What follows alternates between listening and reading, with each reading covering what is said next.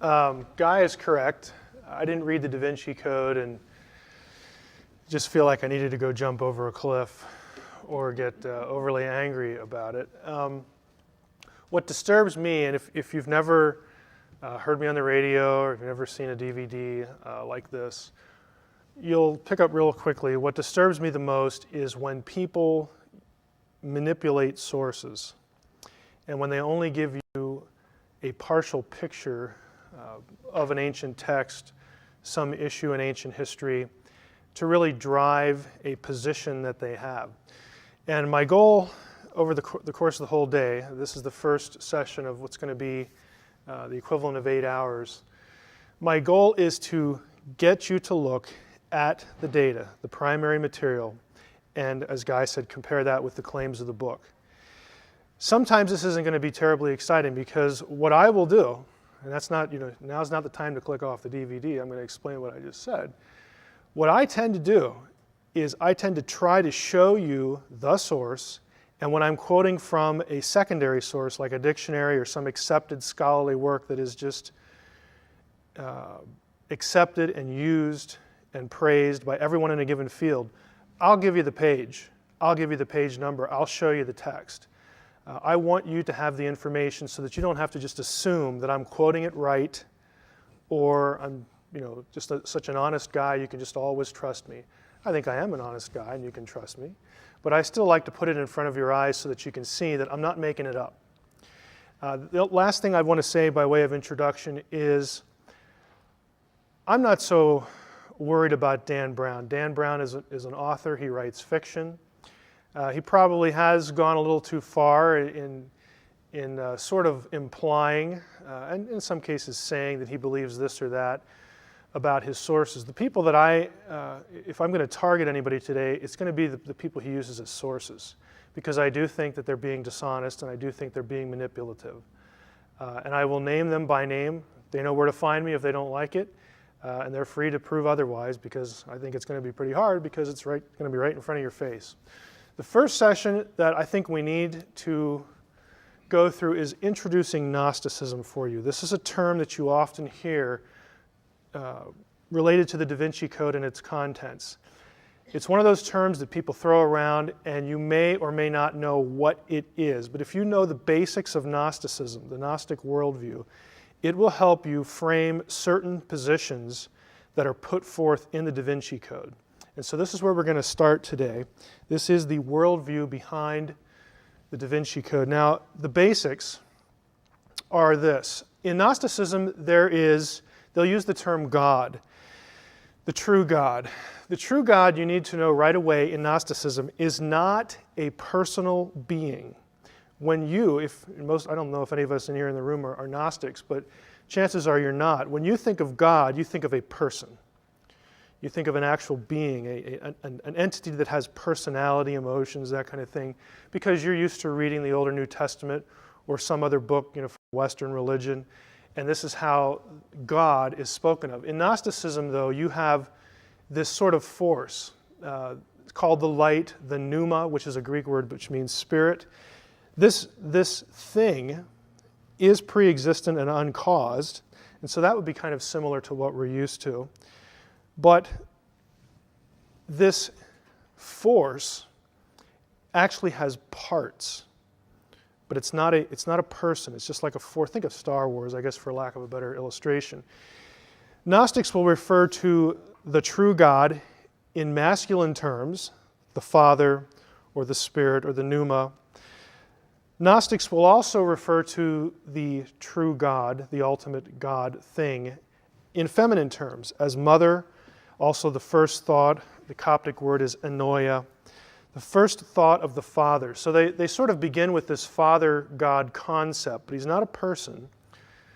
And then as this thing sort of is able to think within itself or do something, this cosmic intelligence, maybe that would be a better way to describe it. The first thing the cosmic intelligence thinks of is called the anoia, the first thought, and that is viewed in terms of feminine terms. Now look at this. This is a circle. I picked a circle for a deliberate reason. In Gnosticism, the ultimate God force is whole. It is complete. It is self-contained. It is self-existent and pre-existent. It has balance, masculine, feminine. It is androgynous. It's not just one or the other. It's not just masculine or feminine. It's both. There's an emphasis in Gnosticism on something called androgyny, which is this union, this sexless sort of thing, or this union of genders.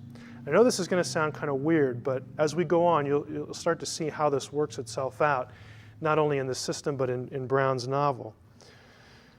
The first thought, according to Gnostics, was, and they'll use the word, impregnated. Now, we're not talking about anything physical here, but they're using procreative language to illustrate for you what they believe. The first thought, the female is impregnated by the father and brings forth other eons or aeons. These are gods. So right away we have, us as, from our background, Judeo-Christian background, this sounds like polytheism, and in some ways it is. But the point I want to stress now is not essentially the nature of the system, but you have the true God. The true God sort of creates other gods. Okay? So you have this thing up above. The thing up above sort of creates within itself lesser things, lesser eons, lesser gods. The circle is androgynous, but the things that it creates are not. They are spoken of in gender. In Gnosticism, the universe is three-tiered. The diagram here has at the top, this is the true God. This is the true God. Where the true God lives is one realm. The bottom realm is the created universe, the world you and I know. And then there's this middle existence. And that's where the other gods reside. So from the true God, the whole entity, there are other divine beings created called aeons. You'll notice by the features here, some are masculine, some are feminine. Now, we're not going to get too far into Gnosticism, but what happens is they pair up and they procreate. Again, I'm using sort of literal language, but they produce other aeons. And so you have a whole system of gods, plural, underneath this divine thing, this cosmic mind or cosmic force. The middle gods are sort of expressions of the greater whole. These are called aeons. The word next to it, pleroma, means fullness. When all the aeons are together and in harmony with the true light, that is called the fullness. It's the way things ought to be. The fullness. We'll come back to that term. They are the true God's essence, and together the parts equal the whole. Now, the true God, again, or the light, produces these aeons. One of them is the Logos. Now, for those of us who are Christians in the room, Logos is a word that gets applied to Jesus in John chapter 1. But now mentally stop yourself. The Logos in Gnosticism here is not Jesus. This is not a one-to-one equation. Jesus is something else to a Gnostic. Just so that you know that one of these gods is referred to as the Logos. And the Logos, if you look at the hierarchy, the row here, the way I have this arranged, the Logos is considered the very highest aeon. He is the highest thing that the light produced. Okay? He's the highest. A few notes there. You will read in Gnostic writings, if you go down to the third bullet, the Logos is called the form of the formless, the body of the bodiless, the face of the invisible, the word of the inutterable, the mind of the inconceivable. The Logos is the primary expression of the light, this cosmic spirit thing that Gnostics refer to as the true God, the ultimate God. The Logos possesses knowledge of all the other aeons. He is the entire image and likeness.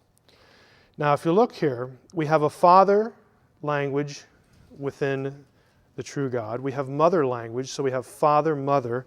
We have the Logos, and that forms in Gnosticism, you notice the triangle, this is sort of their trinity.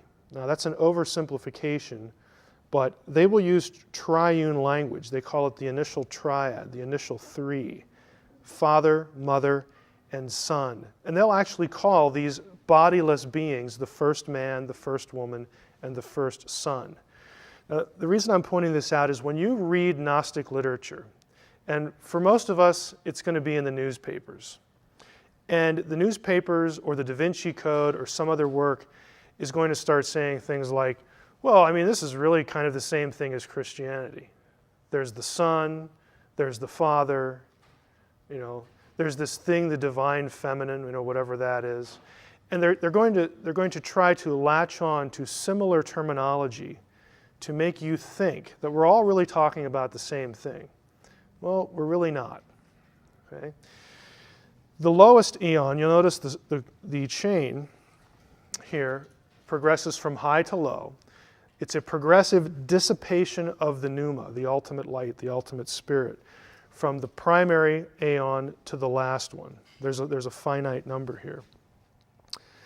The last one, right here, is feminine, and that is called Sophia in Gnosticism. Now, this is a term that comes up in the Da Vinci Code all the time. The Sophia is an extraordinarily important figure, an extraordinarily important aeon to the Gnostic system, the way they understand reality. Sophia is the lowest aeon. You'll notice that I have her chin right on the red line. That is because Sophia was sufficiently far down the line enough that she was close to the material world, and she's going to have some kind of interaction with the material world. She will, in fact, transgress the boundary. She sins and rebels in Gnostic thinking. What she does, the Sophia, and this is a quotation from one of the Nag Hammadi texts, the Sophia wanted to bring forth a likeness out of herself without the consent of the spirit. She wants to reproduce, like the ultimate God did. She doesn't want to involve her consort. Remember, I told you the aeons were paired, masculine, feminine, and then they produce other godlike beings in the Gnostic system. She doesn't want anything to do with her male counterpart. A thing came out of her which was imperfect and different from her appearance because she created it without her consort. So the Gnostic story, the Gnostic mythology is that Sophia says, you know what? I want to be like the ultimate light. I want to be like the Most High. Okay? And I'm going to create of myself something. I'm going to imitate his behavior. And Gnostics view that as sort of a good thing. But, she kind of preempted the way it's supposed to be done, but it's still somewhat okay. Why did she do it? Because she is, according to Gnostic text, unconquerably prunikos, which means lewd. I am the whore and the holy one. I am the wife and the virgin. Holy, whore, wife, virgin. Think Da Vinci Code. This act of, there's this thread running through the novel about how this sexual act, this sexual ceremony somehow is an act of worship. What they're trying to do, what Brown is trying to describe, and not all Gnostics saw it this way, but many did, was that this ritual act of intercourse somehow commemorates not only Sophia's reunion. We're going to talk about when Sophia gets back to the Pleroma, when she repents, but also the initial androgynous male-female togetherness of the ultimate reality. That's why the act of intercourse has a sacramental value to some Gnostics. What does she make of herself? She makes a being called the demiurge, which just means the maker. The demiurge is also known as Yaldabaoth, child come forth, or child of chaos. You will see both translations. He is also called Saklas, the fool. He is also called Samael, the blind one. This being is none other than Yahweh, the God of the Old Testament, in Gnosticism. The God of the Old Testament to a Gnostic is a created being. He is called a fool. Why? Because he runs around saying, I'm the only God. There's none like me. Duh. Okay, Gnostics consider the God of the Old Testament a fool because he doesn't want people to know, and he's going to create humans. He doesn't want humans to know that actually there's a whole bunch of aeons that are bigger than he is, more powerful. And there's even further removed from him this ultimate God thing. The God of the Old Testament to a Gnostic is a fool, is blind, because he doesn't seem to realize that there are other gods. He goes around denying it. He's either blind or he's an idiot. And he's just bad because he doesn't want you, humanity, to know the truth. Now, here's our line separating the middle realm from the realm we know. The demiurge is going to create the world, just like, in the traditional Old Testament.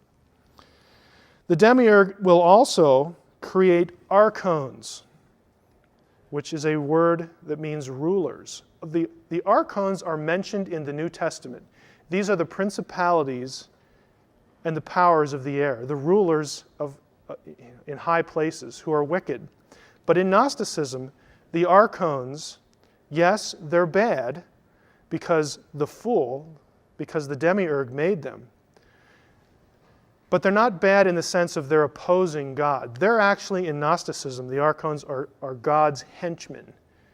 They do his bidding to suppress humanity, to keep humanity from learning something.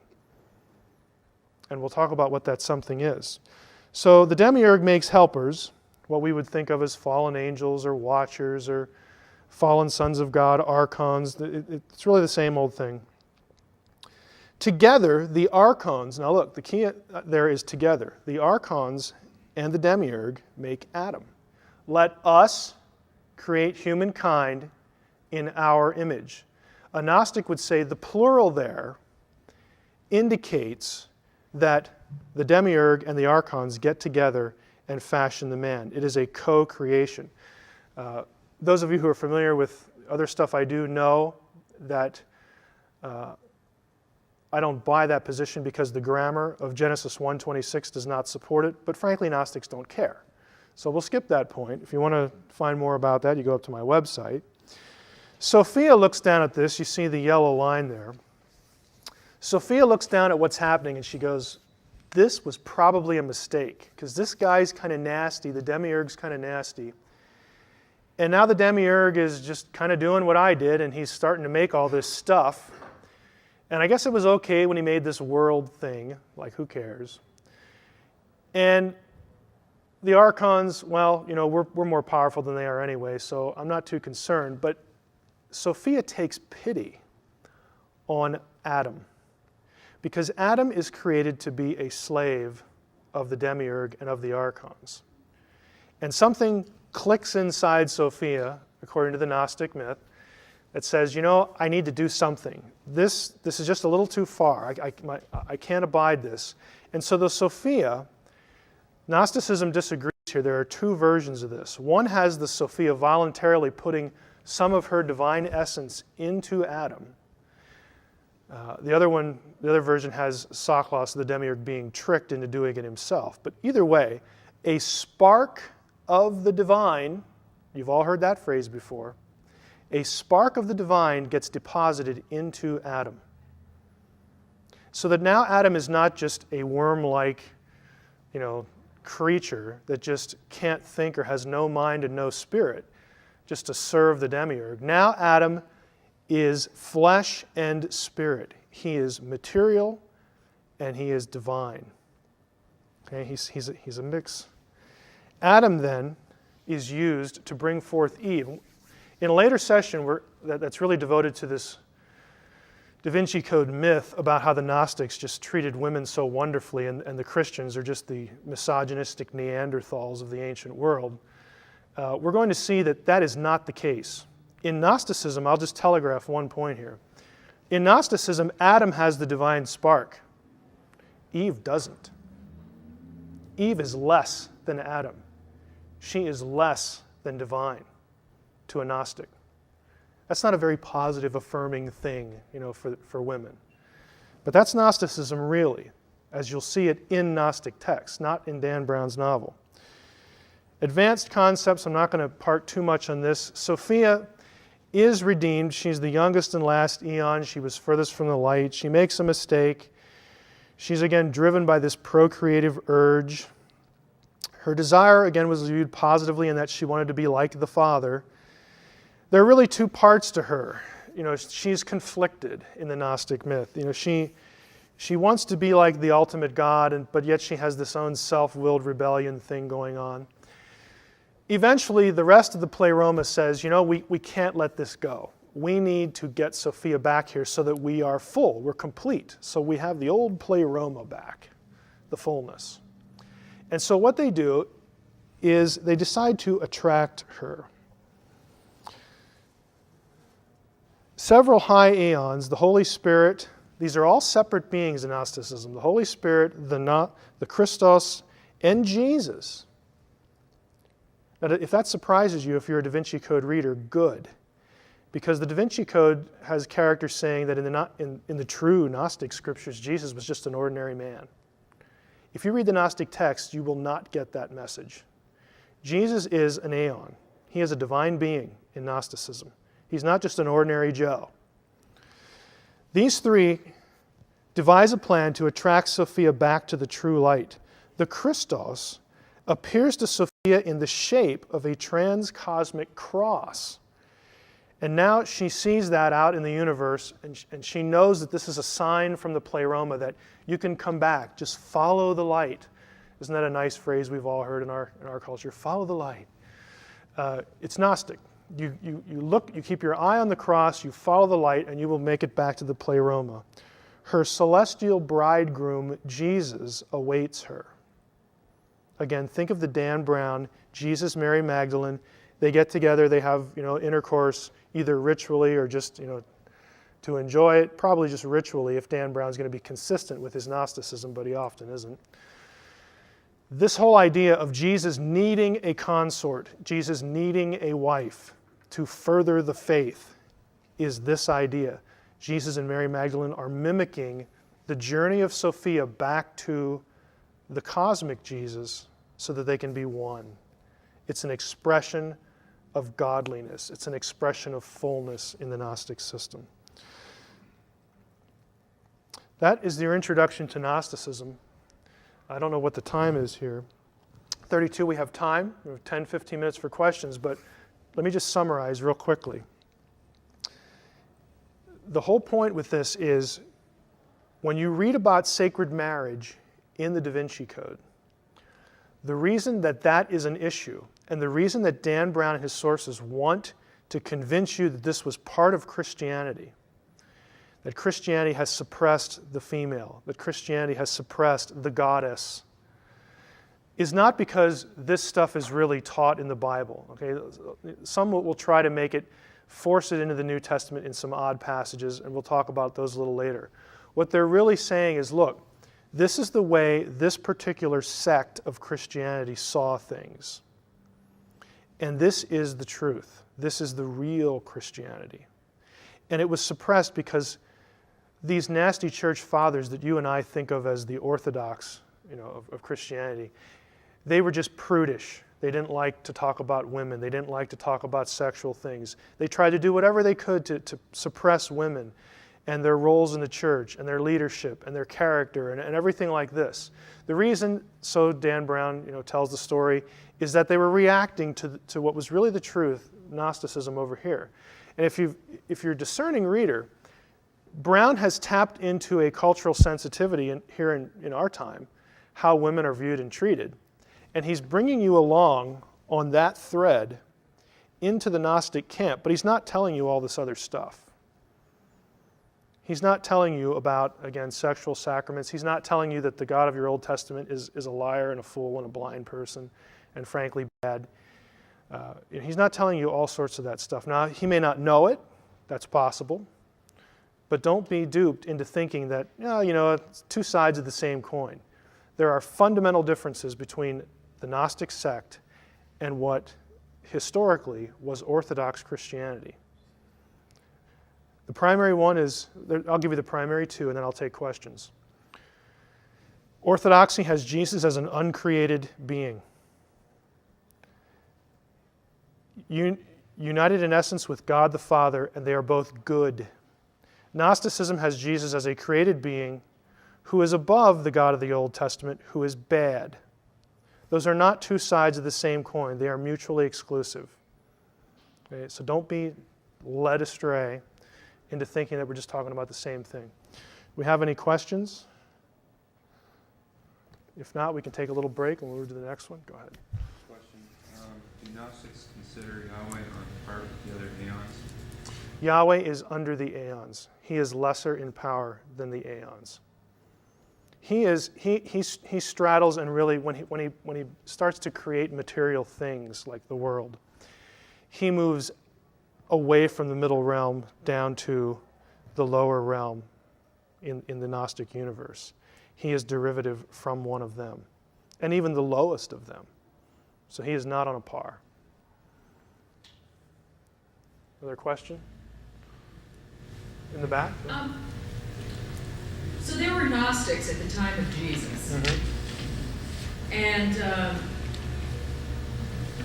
where did they come from? Where did the Gnostic thinking come from? And where did they fit into that time in history we as Christians view? Like, what were they doing? Right. The question is where, the Gnostics were around, they developed, where did they come from? Gnosticism as a full-blown system, you don't have what we call Gnosticism until the 2nd or 3rd century AD as a system. You have elements of its thought, of its worldview prior. And the strands come from different places. One of the more obvious is that it was a struggle, and frankly, if we're honest, it still is to some extent. It was a struggle to understand how you can have a God and 3 persons, but they're all the same, but yet they're not. And the Council of Nicaea was an attempt not to come up with a new position. The Council of Nicaea is arguing for an ancient way of understanding that. And in, I think, the 3rd or 4th session here, we're going to talk about Jesus as God well before Nicaea. And frankly, the idea that there was a Godhead in Judaism. That idea is not a Christian invention. It's Jewish. But backtracking, it's hard to understand. I'll take you through some Old Testament passages today. And you'll look at them and you'll go, well, there's 2 there. How can that be? How can there be 2 gods? I thought Judaism was this monotheist, It is and it isn't. It depends how you define your terms, and it depends what the texts are saying. And they were struggling with this like some of you. When I show you some of these things, you're going to go, well, how did that work? Why didn't they get that? Or if they got it, why did they go over here with it? That kind of thing. Gnostics are trying to they're struggling. And I feel somewhat sympathetic to Gnostics on that level, and to Arius, who was the focal point of the Council of Nicaea, his heresy, because he's just trying to figure this out. Another strand is Jewish mysticism. The idea of, well, what is it really like at home in the Godhead? I mean, what is it really like? Who lives there with God? And we ask these questions now. Well, before there was a creation, what was there? What was God doing? If there was no time, can God have thoughts that are in order? Can there be chronology before time? I mean, they're thinking these thoughts, and when the ancients are thinking these thoughts, they're essentially putting them down either in the heads or in writing. They're trying to systematize their thinking to understand what goes on with God and what's his relationship to these other beings that we see in the Scripture. We see plural Elohim in the Old Testament. We see the Word. We see the name. We see the angel of the Lord. We see the one who rides on the clouds, who isn't Yahweh in Daniel 7. They're reading their Bibles and they're trying to grapple with how to correctly systematize this. Now what happens is you take those questions, which are all legitimate, and Gnostics come from Egypt, and what they did was they started to try to merge what they're seeing in the Old Testament, and in Jewish writings. This is all before the New Testament's written, and it carries on when the New Testament starts getting written. And they start looking for counterparts in the local religion of Egypt. And once that happens, you see this convergence of threads. And out of that comes Gnosticism. Another strand is, what about evil? Why is there evil? You know, Orthodoxy has, I'm not going to say there's just one explanation for this, but Orthodoxy wants to see, and you know, I agree, but I'm not going to go any further than that because there are ways to understand this, and there's difference of opinion. But the Orthodox position is that, look, if there's anybody in control of evil other than God, then we've got problems. Then we're dualists. Then there's a competitor to God out there who's just as powerful as he is, and that isn't reflected in the text of the Jewish Bible. The God of Israel, you know, who is our God, the God of the New Testament, because the church derives from, you know, Judaism in that sense. And so that just wasn't an option. But then that means that God is somehow in control, ultimately, of evil. Now, does God cause evil? Does he passively allow evil to happen? God is bigger than evil, so he can take evil and manipulate it and work it and predestine it to good. Okay, that is taught in the New Testament, these ideas. But to the Gnostic, here's the way the Gnostic answered the question. The reason that there's evil is because that's the way the world was created. There's no fall. It was just created evil. And if you have an earth that's created evil, somebody evil had to do it. And since that person in the Jewish Bible is Yahweh, Yahweh must be bad. That must be why there's evil. Because the fullness, the true God, the light, would never create anything evil. Therefore, there's a separation between the true God and this God over here who creates the world. Gnostics were troubled by the problem of evil. And that's an honest question. That's an honest, issue. So I'm not going to portray Gnosticism as some sinister movement or force that, four guys got in a room one day because they didn't have anything better to do and say, hey, let's create a counter system to Christianity. We all just hate these Christians. Let's come up with something that mocks it and turns it on its head or whatever. No, they were asking the same questions that everybody else was asking. And they were doing some bad exegesis in the process, but the questions were good ones. And they were reacting not necessarily to the Orthodox point of view, but what Dan Brown tries to give you the impression of, and his sources especially, Brown's just a fiction writer, they want you to think that at one time Gnosticism was the dominant view. And that was never true. There is not a scrap of evidence for that. Gnosticism was always a peripheral thing that was reacting against the majority opinion.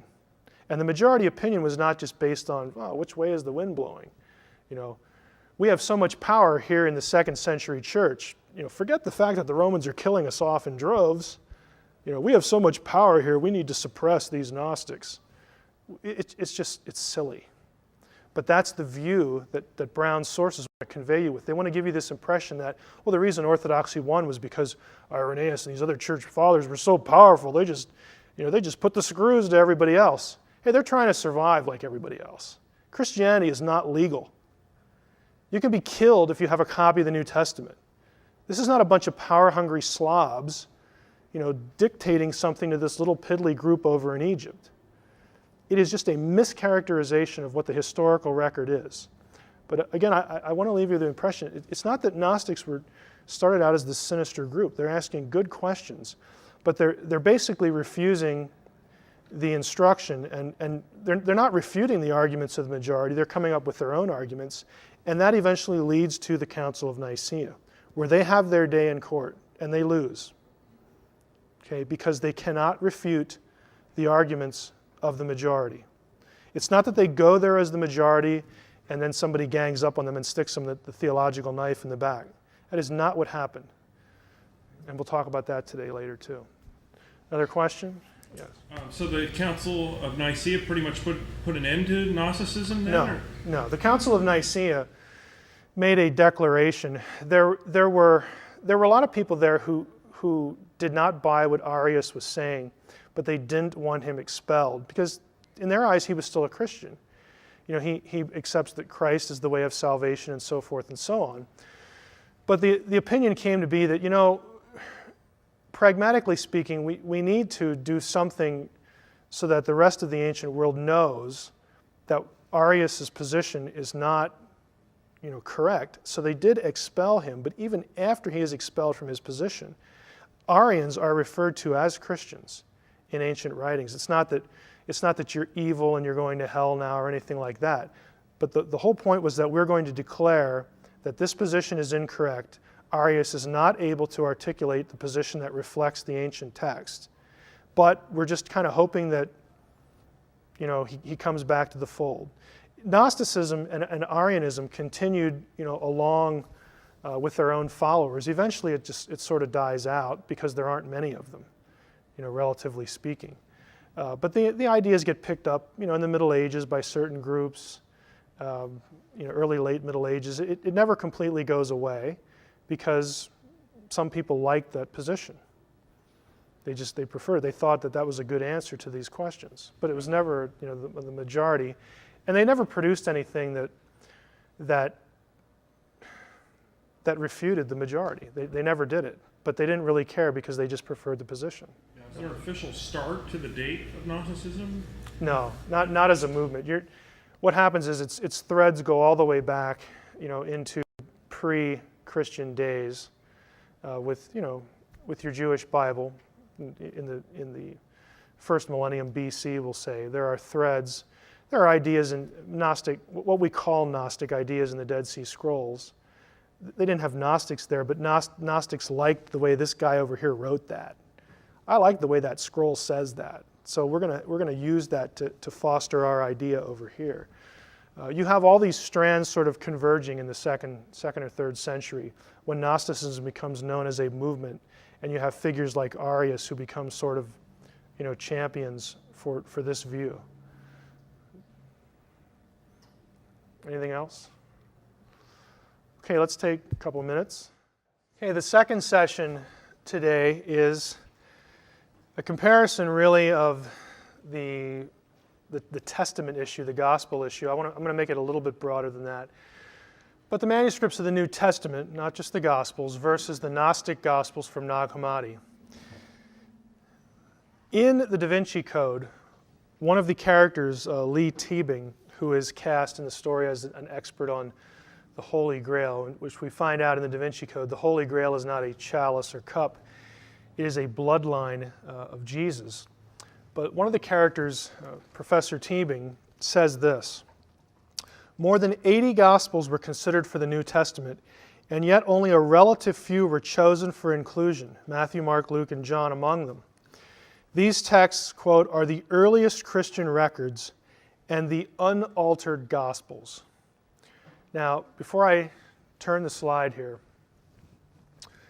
there is a reason why, when the Da Vinci Code came out, every scholar from any theological position, from the most rabid fundamentalist to the most rank atheistic liberal, said, this is bunk. And this is one of the biggest reasons why. These claims, as far as the nature of the Gospels, earliest and unaltered, are just frankly laughable to people who do this for a living. But again, it's like, well, it's just fiction. And everybody could have lived with that if it wasn't for the fact on the first page, or the inside cover of the Da Vinci Code, he talks about the meticulous research that went into this and how this is just going to change everything, and then successive interviews. That's what torqued people off, regardless of their theological position. Because frankly, scholars don't like when people invade their turf and say dumb things about it. Okay? Now, what are the Nag Hammadi documents? You'll notice in red there on the map, the bottom third is Nag Hammadi, the place.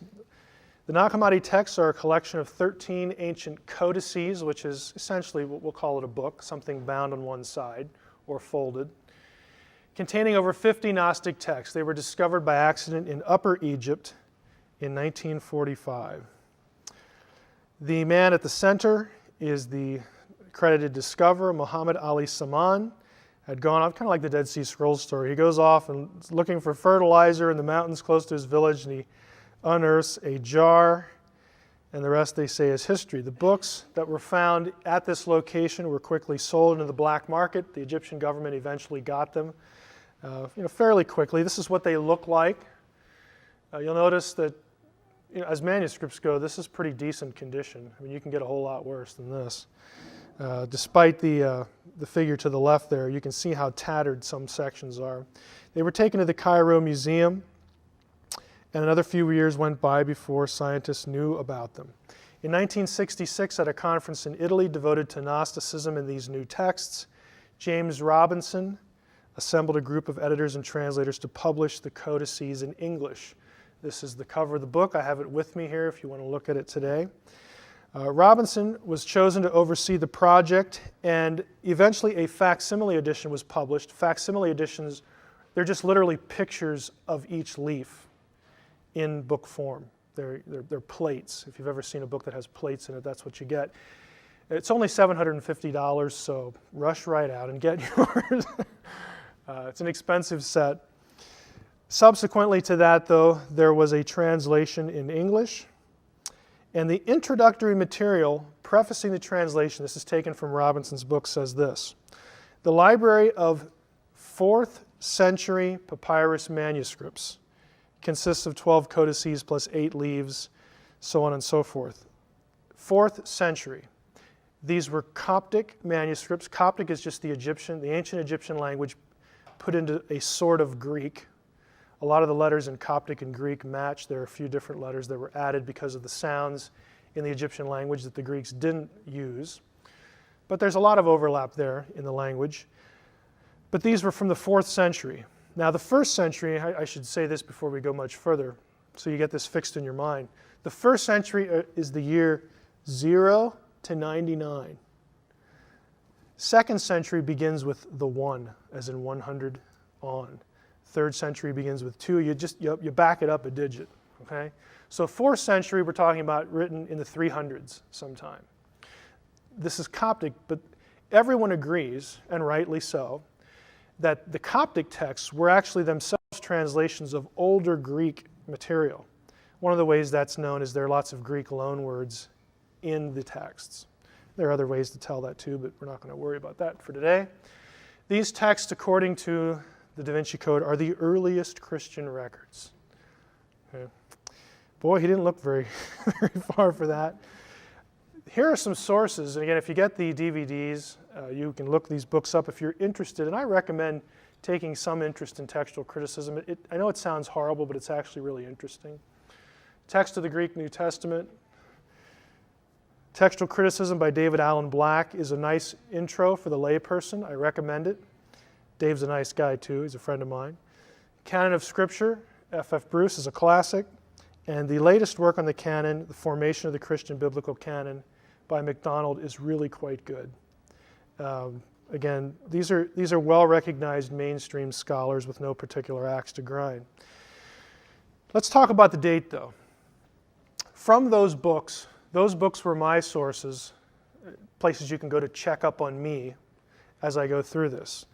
If you look at the timeline here, you have the cross, 33 AD. We'll take that as a sort of a consensus date.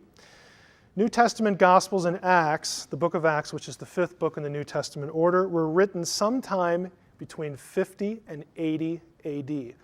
That is not a conservative fundamentalist number. That is a consensus view. There are very few people who would date them before.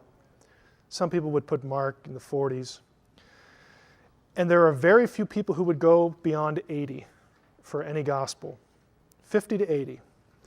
Now you have the presumed Greek originals of the Gnostic texts, and you can see with the blue there that we're talking at least 100 years after the New Testament books.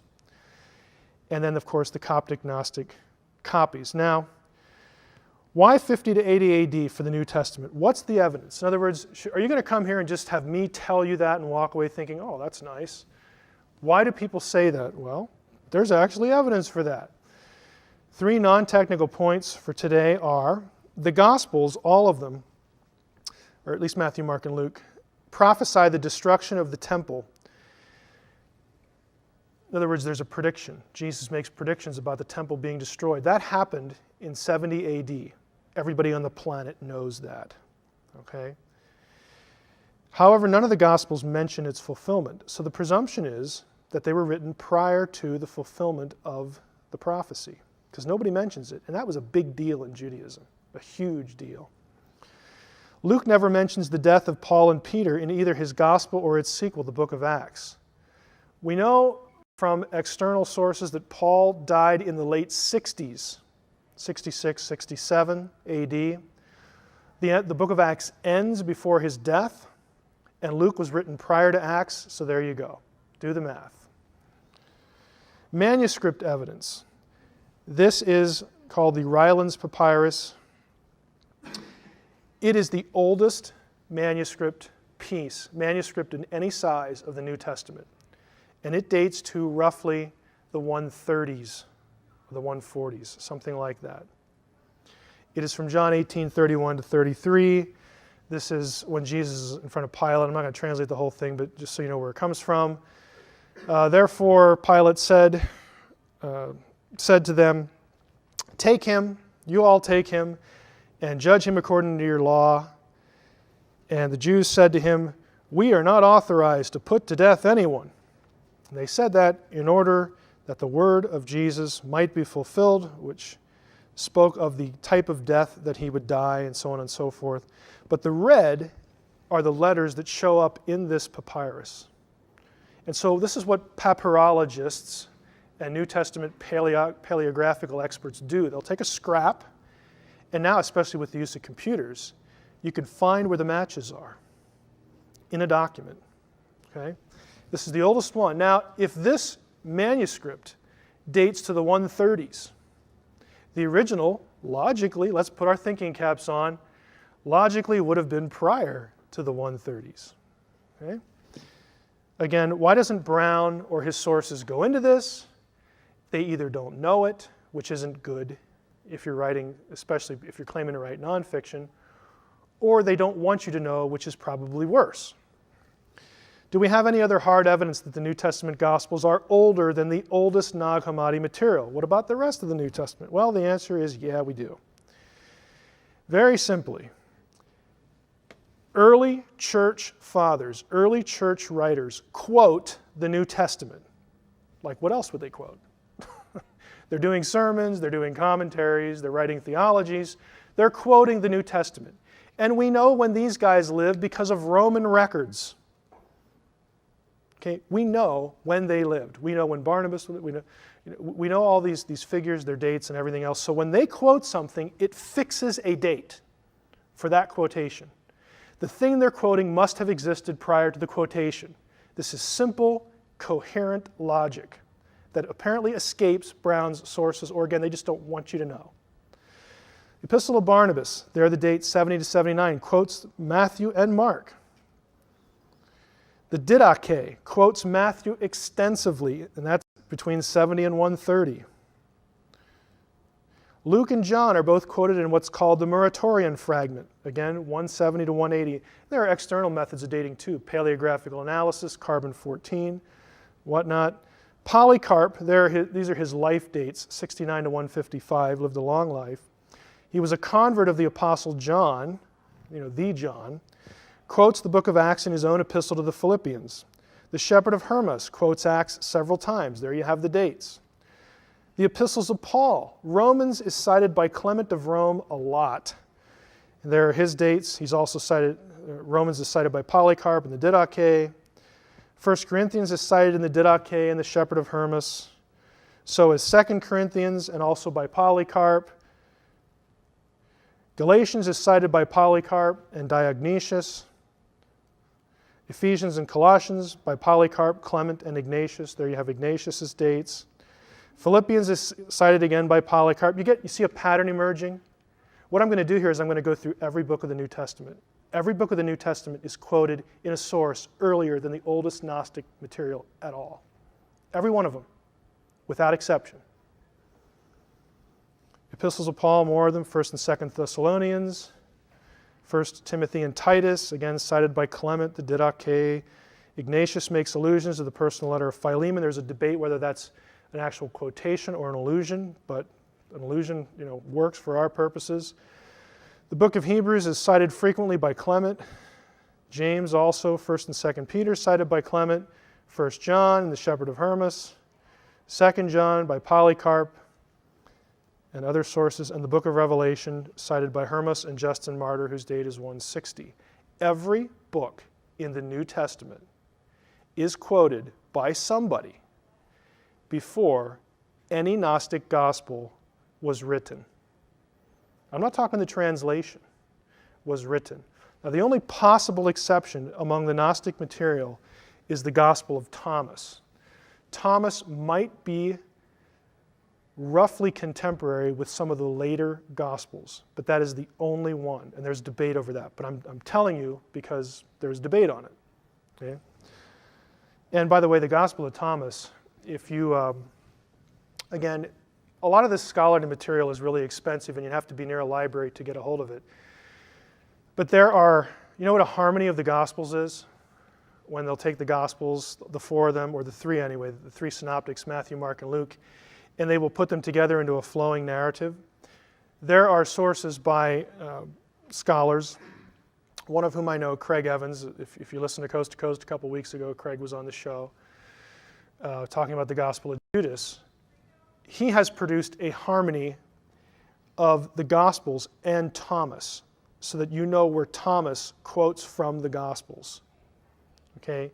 Now, let's put our thinking caps on again. Again, I'm really speaking to people who are going to view the DVD who just are enamored with the Da Vinci Code. If you're quoting from something, that something exists prior to your quote. Okay, it just makes sense. So even in the oldest case, again, it's debated, Thomas might be later, but just so that you know, we're not running from the Gospel of Thomas. The statement implies or assumes several things. Let me go back to the statement. You've seen it before, but repeating it. More than 80 Gospels are considered for the New Testament, yet only a few were chosen.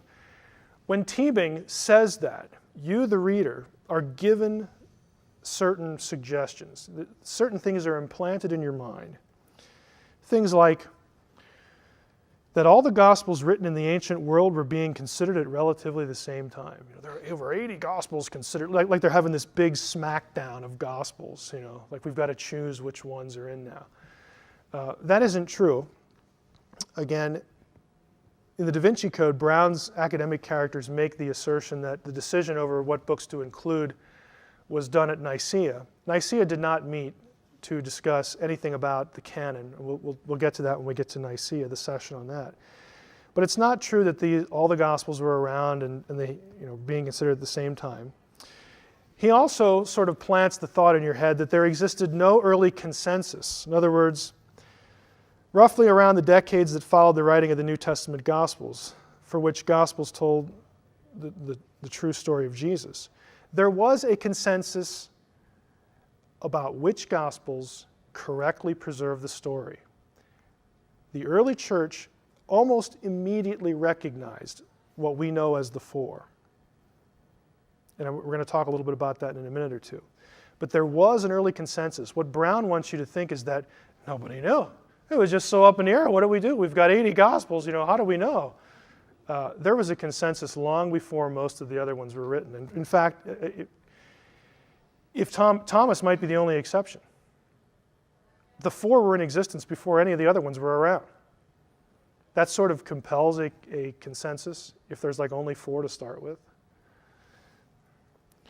Third thing is that he creates the impression that all the Gospels were worthy of equal weight or consideration. Nobody believed that in the ancient world.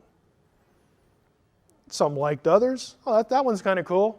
I kind of like the way that guy says that. And some of them, oh, this is just ridiculous. Why would anyone want to read this? Who's the idiot that wrote it? I mean, it was an uneven thing. It was an uneven thing as far as the other Gospels. The fact is that the followers of Christ had chosen the four canonical Gospels very early, again, with the possible exception of Thomas. Now, here's how we know that. Okay, don't just take my word for it. Here's how we know that. John dies roughly 96 AD. We know the Gospels are 50 to 80. John dies right around 100. In 144, this is 50 years, basically a generation afterward, we have a guy named Marcion come along. Marcion produced some writings in which he divided up the books he thought were inspired or were worthy of canonical status, and he grouped them into two headings, the Gospel and the Apostle. Basically, the Gospel he liked, and then certain writings of the Apostles. Marcion was kind of flaky. A lot of church fathers took off after him, but the important point is that he was thinking of which books were accepted. He did not include the Gospel of Thomas. He did not include any of the Nag Hammadi Gospels. Marcion, to call Marcion orthodox is really iffy, so he could have felt very free to include one of the Gnostic Gospels in his, but he doesn't. Again, you can go look up Marcion and read about him if you want. Justin Martyr, in 160, produces a listing of what he calls the Memoirs of the Apostles. In 170, Tatian did something very important. He produced what's called the Diatessaron. It was a harmony of the four. This is 170 AD. Again, this is before most of the Nag Hammadi Gospels are even written. They've never even seen the light of day. Tatian produces a harmony of the four, Matthew, Mark, Luke, John. And it's still available in fragmentary form, mostly in Syriac. The Muratorian fragment, again listed various books as canonical. Again, the Gospels, 170. Describes the four Gospels, 13 epistles of Paul, Jude, and 2 epistles of John, and attributes canonical status to them. Again, this is well before we have Nag Hammadi Gospels floating around. Now, I want to rabbit trail in Tatian's Diatessaron because there's another reason why it's important. 170 AD, he produces this fourfold harmony. This edition proved very popular, especially in Tatian's native Assyria, where the Syriac-speaking church was unwilling to abandon it at the beginning of the 5th century in favor of a new Syriac version of the 4 separate Gospels. Very popular. Now, the Gospel of Thomas, again, some people want to date roughly contemporary with the canonical Gospels, but here's the important point. The Gospel of Thomas is called the Gospel to Didymus Judas Thomas. And it shows that title comes from the eastern part of the Roman Empire, the Syriac-speaking church. That's the only place that designation is found, in that part of the world. That tells us that the Gospel of Thomas, whenever it was produced, was around in the Syriac church. And guess what? They did not include it in the Diatessaron. Tatian did not accept it at the level of the 4 Gospels. If he had, we'd have, the Pentatession or something, whatever it is. I'm being a little flippant here. It's not the proper terminology in Greek, but you get the idea. You'd have 5. You'd have a harmony of 5. Or Thomas would replace one of the other ones. Tatian did not deem it canonical. Guess what else? Tatian does not come from the western part of the empire where the evil bishops, the evil Western church fathers could, twist his arm behind his back and say, you better not, you better say the right things about the Gospels. It's also what? 180 years or 150 years prior to Nicaea. The 4 were accepted hundreds of years before we ever get to Nicaea. If you're going to look at the primary sources, that's the only conclusion you can draw, because that's what they say. At least what we have left. Now, the other claim in the Da Vinci Code, the Gnostic Gospels are the unaltered Gospels. I really love this one. The statement implies or assumes some flawed ideas. 1, that the Gnostic Gospels all agree on the details of Jesus' life and his teachings. The Gnostic Gospels don't all agree about who Jesus was and what he said and where he went and what he did. There are disagreements. They do not match perfectly. Therefore, there could have been some changes, some alterations, whatever. They're not this unified monolithic thing that, perfect agreement. It's just not true. It also implies that disagreements between the canonical Gospels invalidate them as accurate sources for the life and teachings of Jesus. Let's examine the logic a little bit before we move on. If I were to, well, let's just take a look here. Let's go to this one. The Gnostic Gospels do frequently agree or disagree. This is a quote from Dictionary of Jesus and the Gospels. You will notice here the portion that is in yellow. There are significant differences between the Greek fragments of Thomas, and we must therefore have, it must have existed in two versions, two redactions. So on the one hand, the Da Vinci Code wants you to think that the stuff in the New Testament just disagrees all the time about Jesus, and how can any of them be right? There must be errors in there. They don't give us a unified picture of Jesus. Something's wrong here. But over here, the Gnostic Gospels are unaltered. They just present this wonderful story about Jesus, and it's so coherent. And we don't have these problems over with the evil, nasty New Testament where the Gospels disagree with each other on points. It is just buffoonery, okay? On the one hand, the Gnostic Gospels disagree a lot. On the other hand, disagreement doesn't mean error. Illustration. Let's go back to 9/11. Maybe some of you did save the newspaper. If you went to New York the day after 9/11 and you bought 3 or 4 newspapers about what happened on that day, would the accounts all agree word for word? No. I mean, you pick up a newspaper any day and look at a common story, sports page, lifestyle, whatever. You have different people writing. They use different words. They highlight different parts of an event. Does that mean that any of them are wrong? Does it of necessity mean that any version is wrong? No.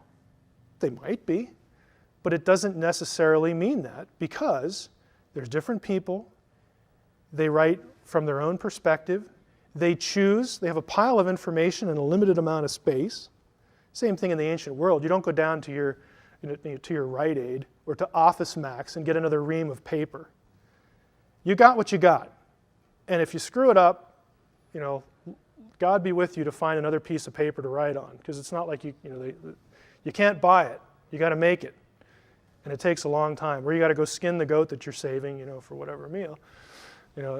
It's just a different world. On the other hand, let's put yourself in the classroom. Let's say you're a high school teacher, professor, whatever, and you've given an assignment to your class to write a paper.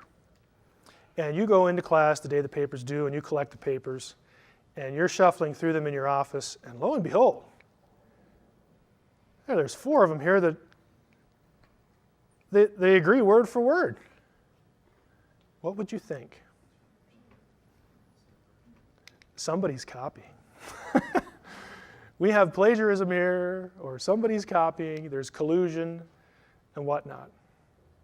Let's take this to the Gospels. Yeah, the Gospels disagree. Disagreement does not necessarily mean that any of them are wrong. This is why it's kind of neat when people come along and produce harmonies and synoptics. Exact agreement would suggest collusion, but that isn't what you find in the New Testament. I'm glad they disagree, because if they all agreed word for word, that would look like they all got together in a smoke-filled room and said, let's get the story right. That's not what you have. The Gospels disagree again because of difference in audience, difference in personality. There are similarities because these guys know each other. They probably pal around with each other periodically, but there's also independent work.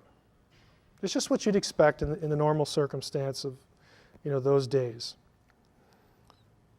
Now, I'm going to recommend some books. Again, check up on me, buy them. They're not expensive, at least these aren't. And these are the best sources for historical reliability of the Gospels from people who are scholars who are aware of the disagreements between the Gospels. Craig Blomberg has produced one on the historical reliability of the Gospels. That's Matthew, Mark, and Luke. He has a companion volume on John's Gospel, same focus.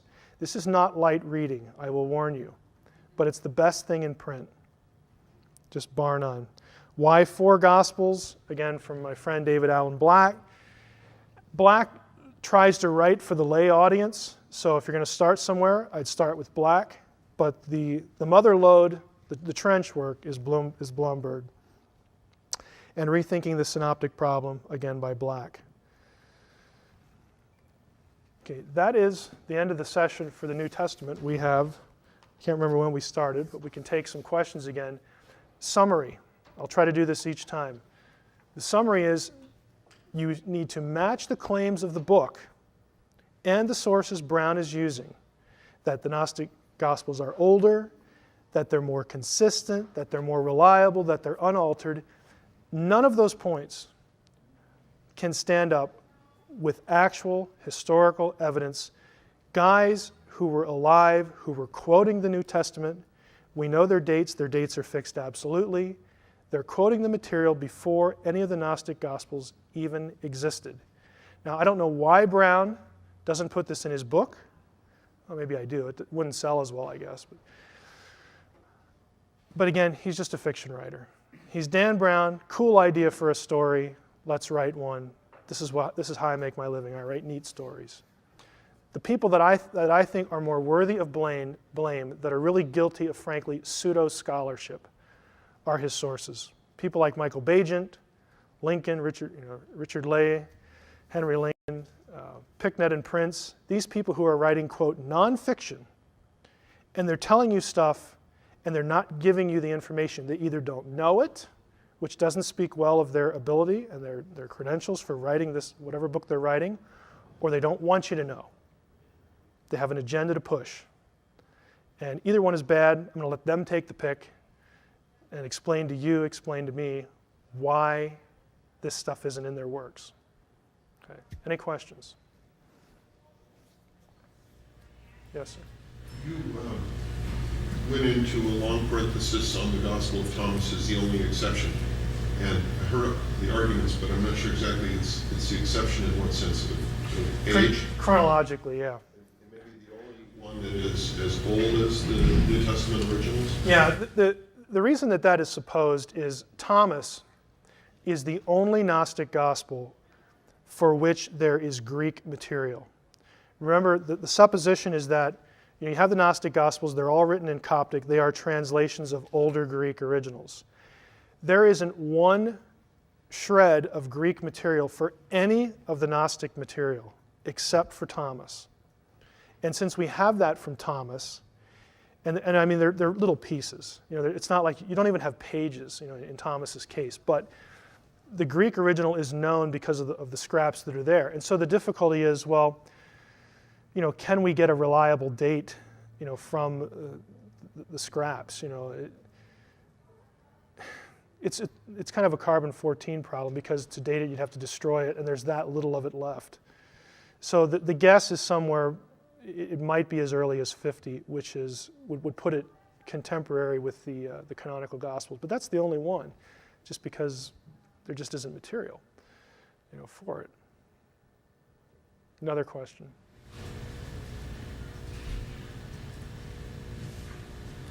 Hopefully this isn't redundant, but Thomas preceding the association with Gnosticism, was it, is it considered, as you're referencing, as a Gnostic text? And how was it viewed beforehand? Are there other references? Well, have any of you ever read Thomas? Thomas is not actually, you've read it? Okay. Thomas is not actually a gospel like you and I think of a gospel. When we think of a gospel, we think of a narrative history of the life of Jesus. That isn't actually what Thomas is. Thomas is a list of sayings. Think of the book of Proverbs and you have sort of an analogy. They're called logions, or logia would be the correct plural. They're just sayings, things that supposedly Jesus said. So the reason that this collection of sayings is viewed as Gnostic is because some of the content of the sayings thematically and conceptually will match Gnostic material that is much longer and more theological treatises. So that's where the association comes in. And even if Thomas is as early as the 50s or the 60s or whatever, what you have is you have pieces, you have threads of the fuller Gnostic thinking that comes later. You have threads of that, little pieces of it resident in Thomas, which comes again as we mentioned last time. Gnosticism as a movement is the result of a convergence of threads of ideas. And so you have Thomas reflecting some of those. If all we had, you could go to some Dead Sea Scrolls, and if you just selectively quoted certain lines, and let's say nobody knew where this was from, and you just put it in front of a Gnostic scholar, and he read this line, he'd say, "Oh, that's Gnostic," because it sounds like something that's going to be expounded in Gnosticism later. But so you have these threads out there, these ideas, and that's where Thomas would get the association. Another question? So now, how did the Essenes fit into this? Like the Cathar Essenes? What period of time were they from?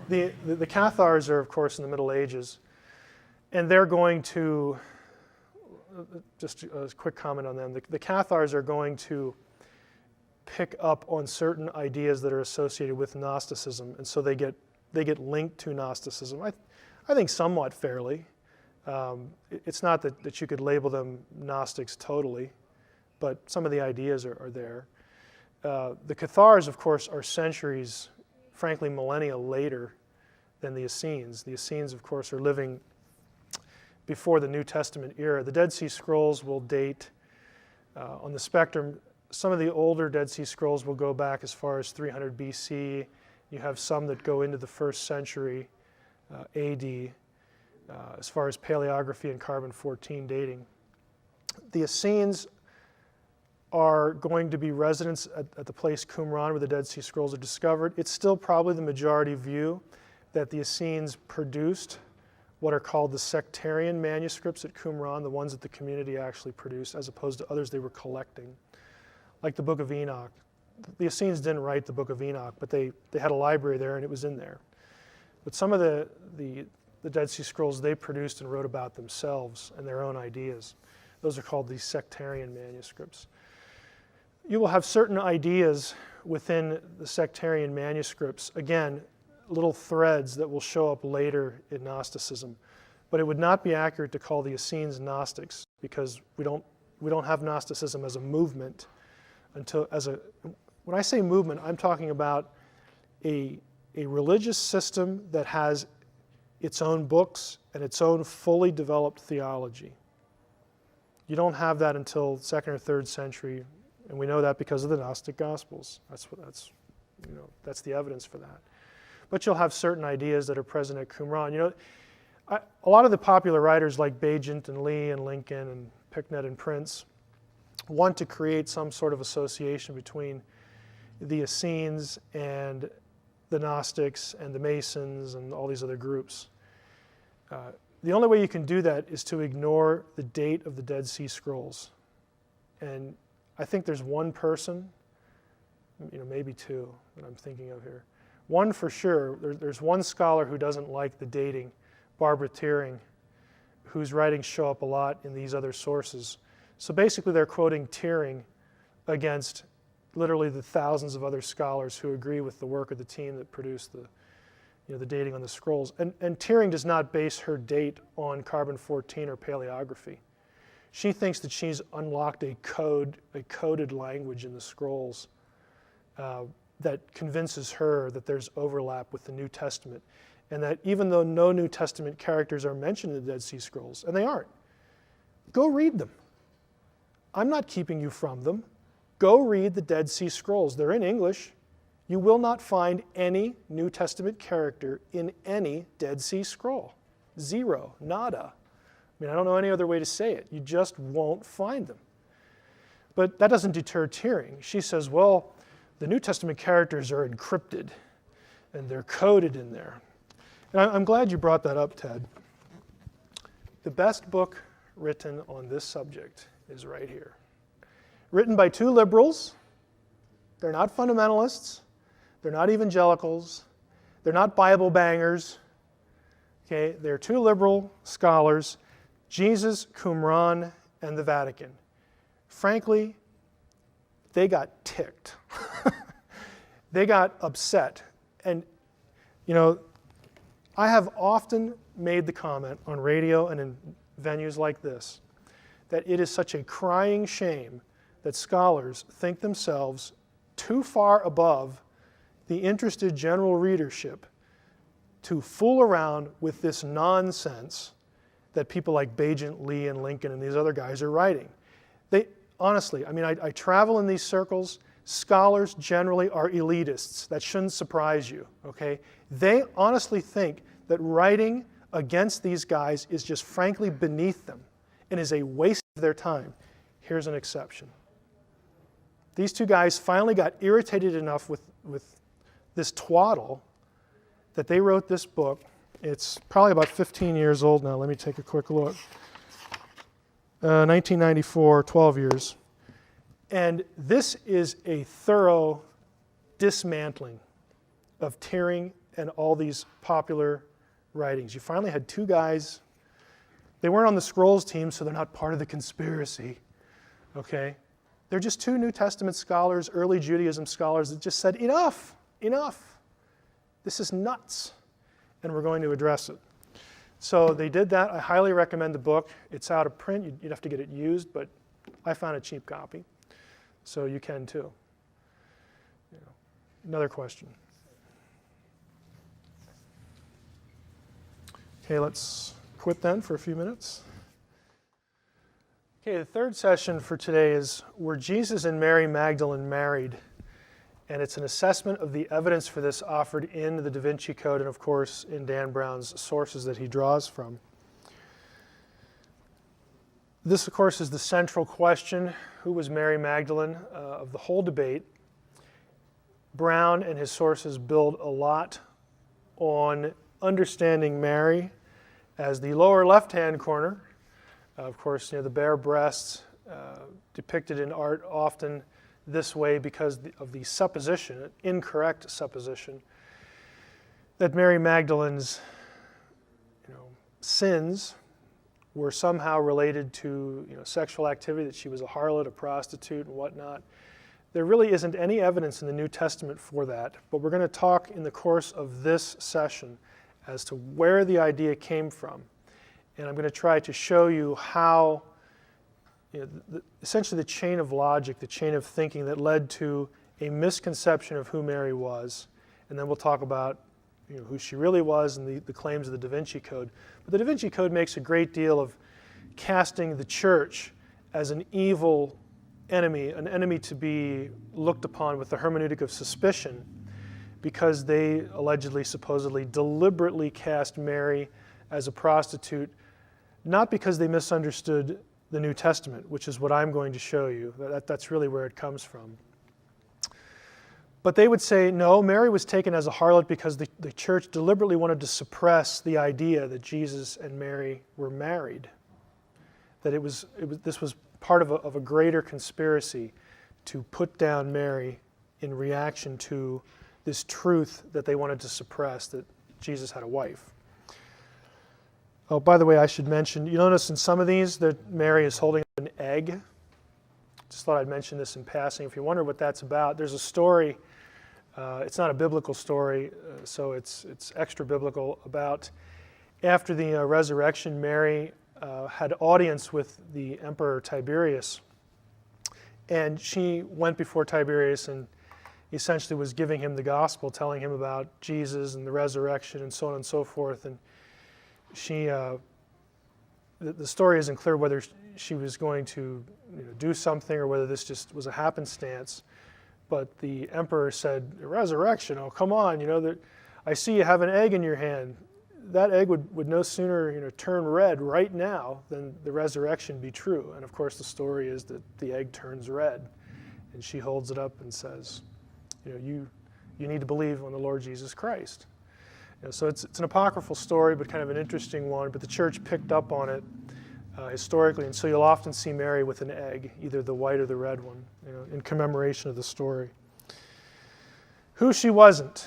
How did Mary Magdalene come to be identified as a prostitute? Now, this you're going to have to pay attention to closely, This is not a shameless plug for the software company I work for, but it is nevertheless our software.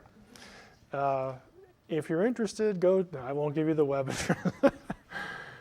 This is the passage in Luke chapter 7 where a sinful woman comes to Jesus and does a certain thing and anoints his feet and whatnot. Let's just take a quick look at the passage. I don't want to read all these passages. I'm going to show you a bunch of them. But this is Luke 7. And so one of the Pharisees asked Jesus to eat with him, and he went to the Pharisee's house and took his place at the table.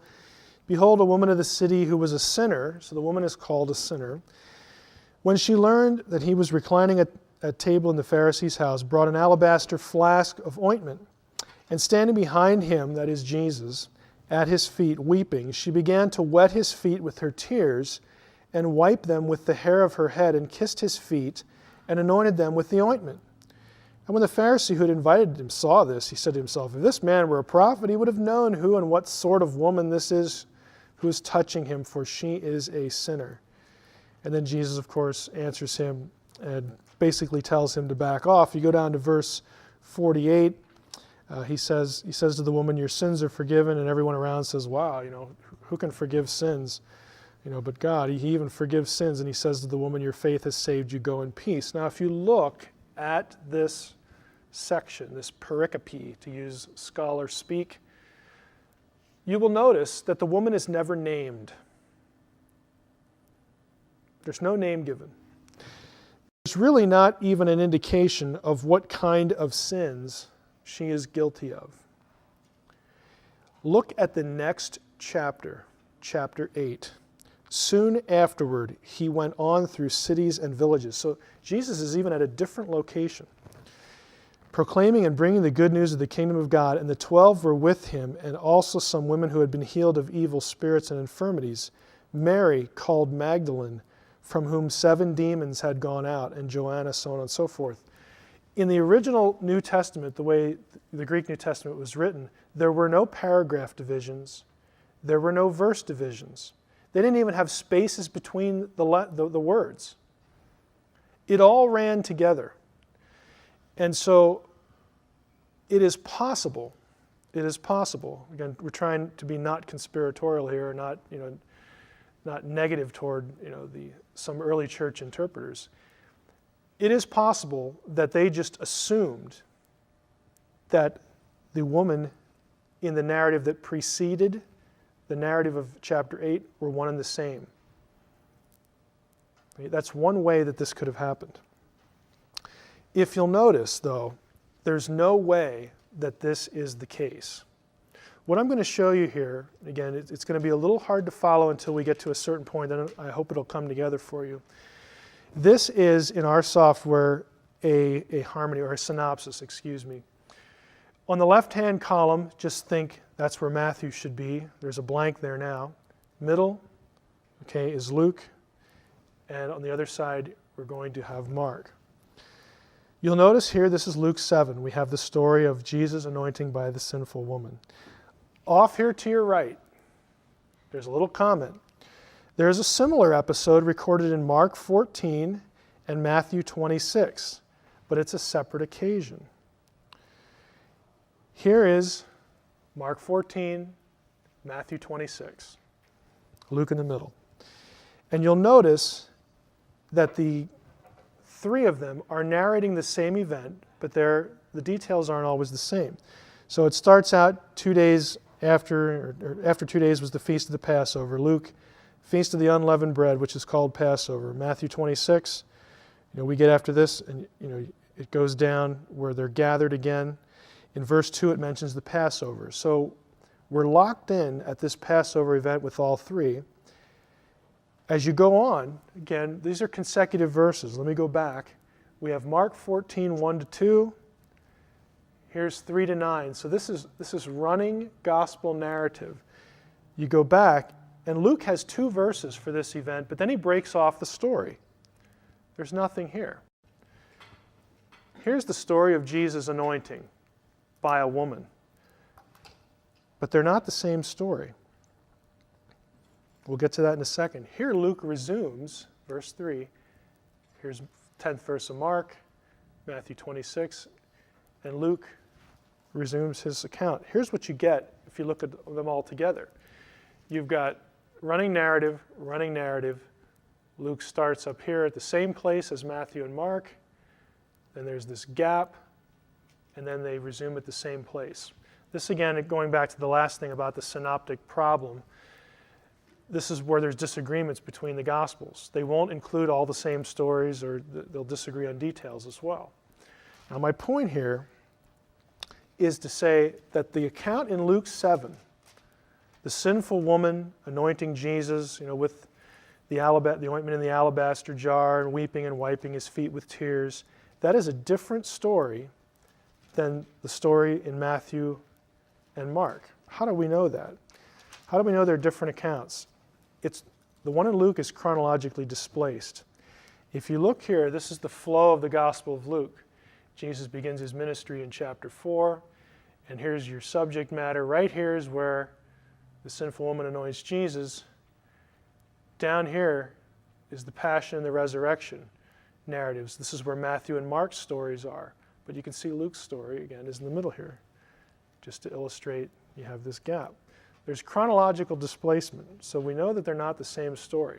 They also disagree in significant details. Here's Mark.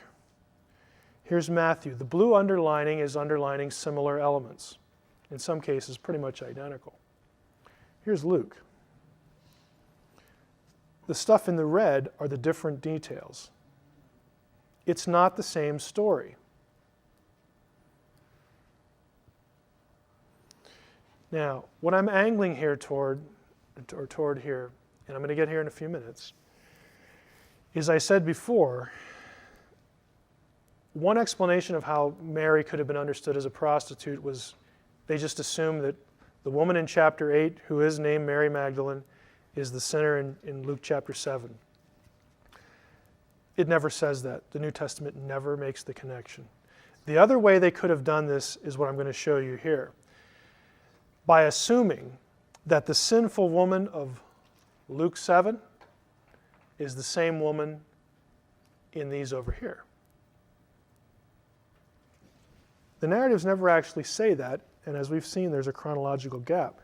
The problem is that the woman in this story and this story is identified in John, the 4th Gospel, as a Mary.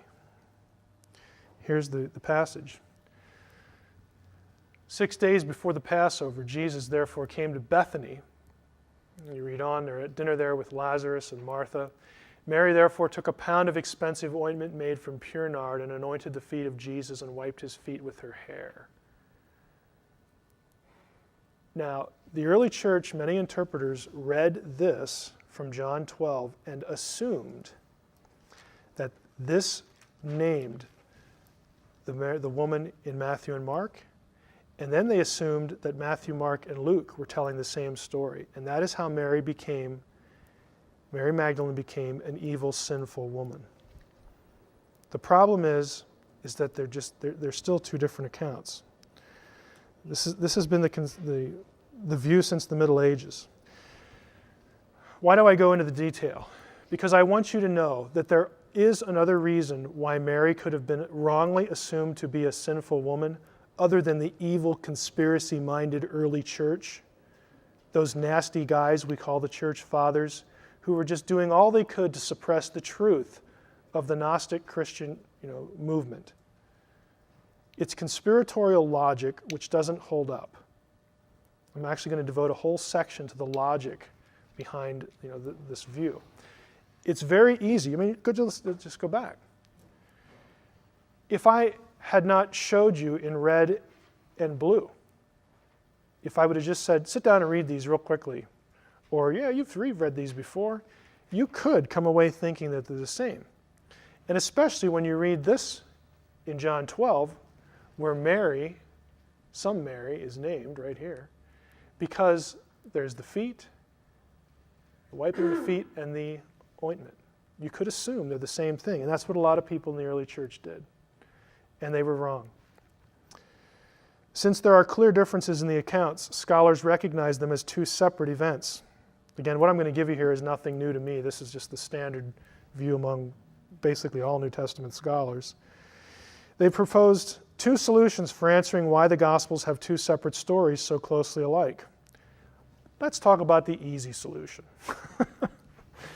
The easy solution is that the separate stories of Matthew and Mark and Luke got mixed in John. They became mixed during oral tradition by the time John wrote, and he frankly just didn't know that they were separate stories. John goofed. He wrote the last gospel. He didn't know they were separate stories, and he mixed them up. That's the easy view. Problem with that though, first, John would have been an eyewitness to these things, so you'd think he would remember what happened, at least, in some sense, enough to not mix them. Or two, John's gospel was the last one written, so the other stories were already around. He could have just looked. Why wouldn't he?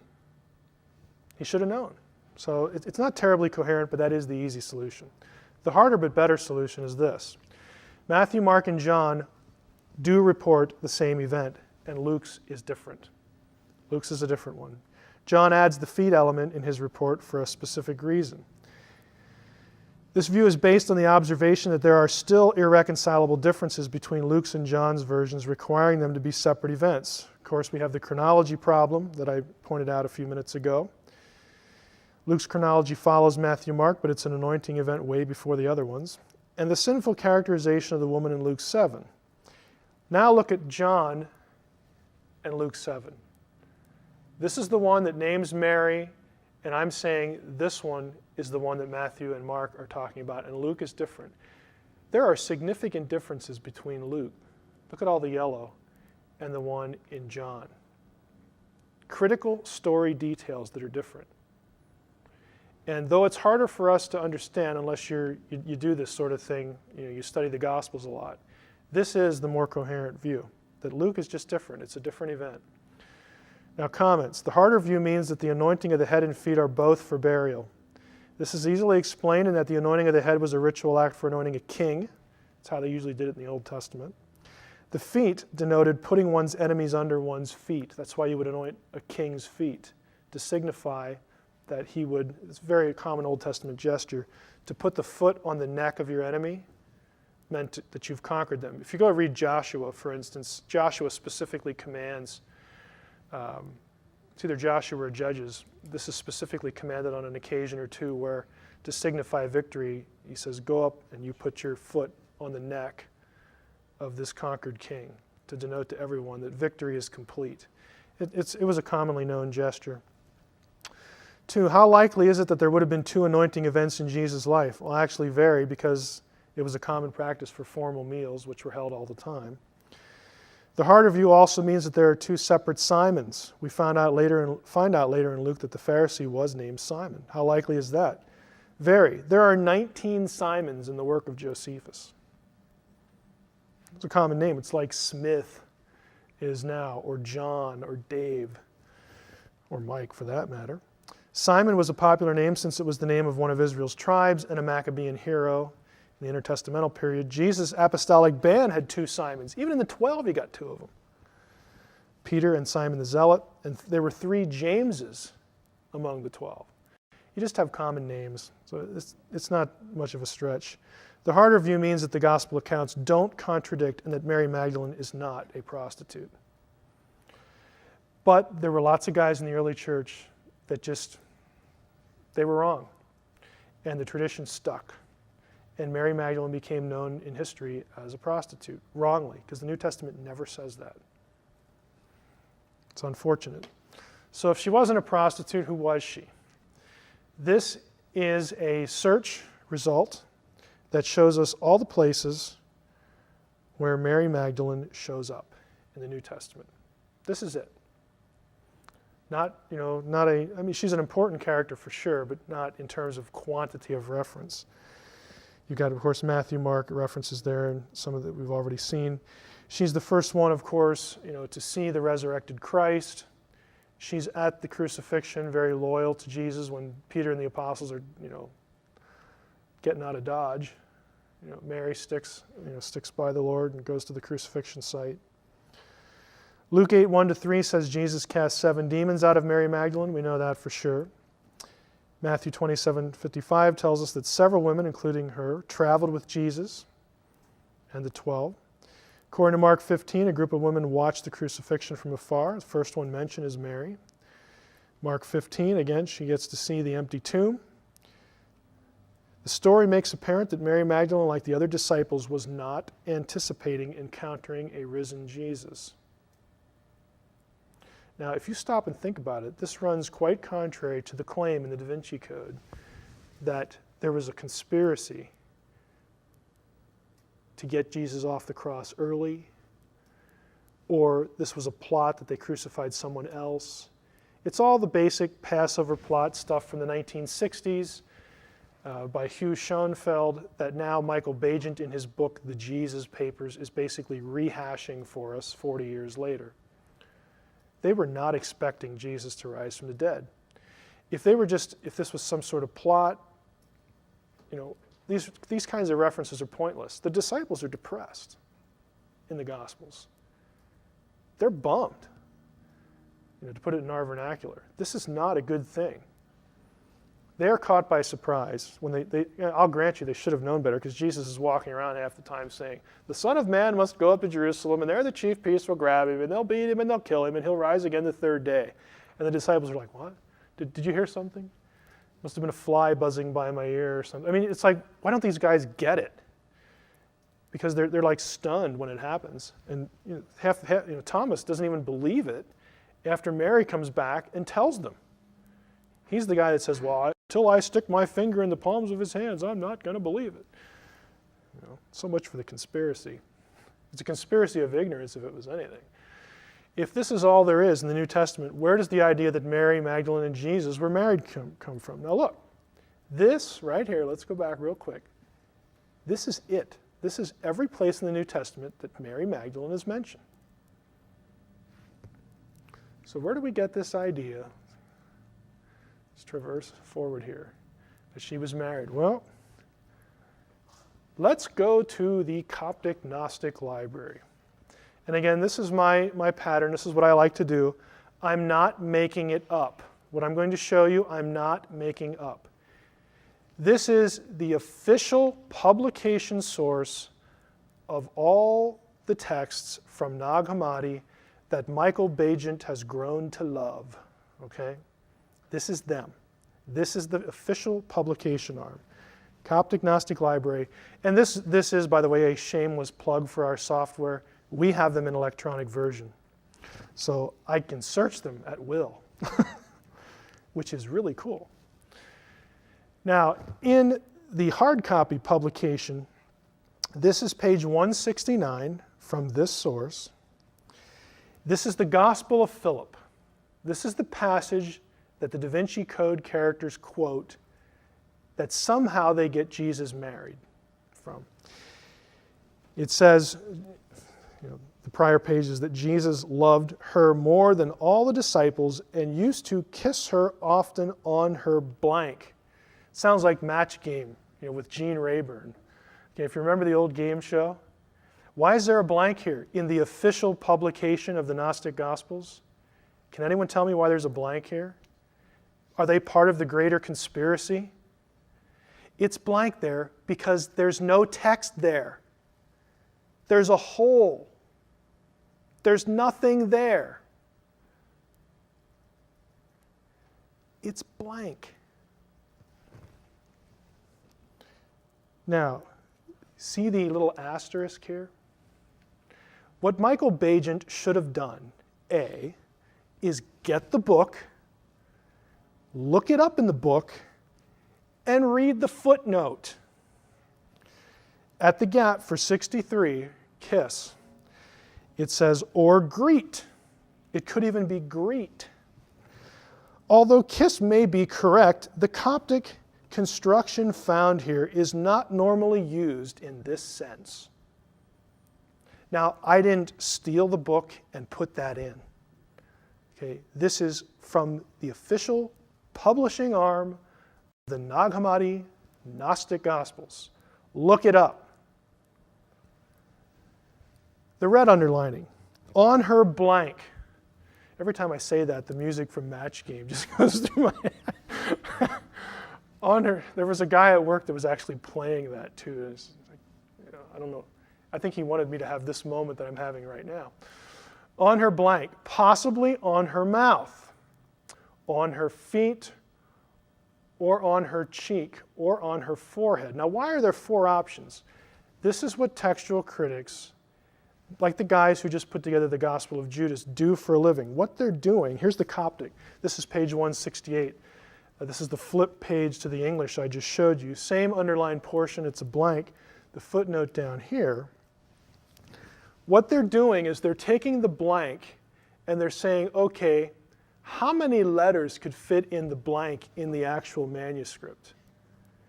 And once they have the number, and they'll actually do this. And I know this sounds horrifically boring, and it probably is.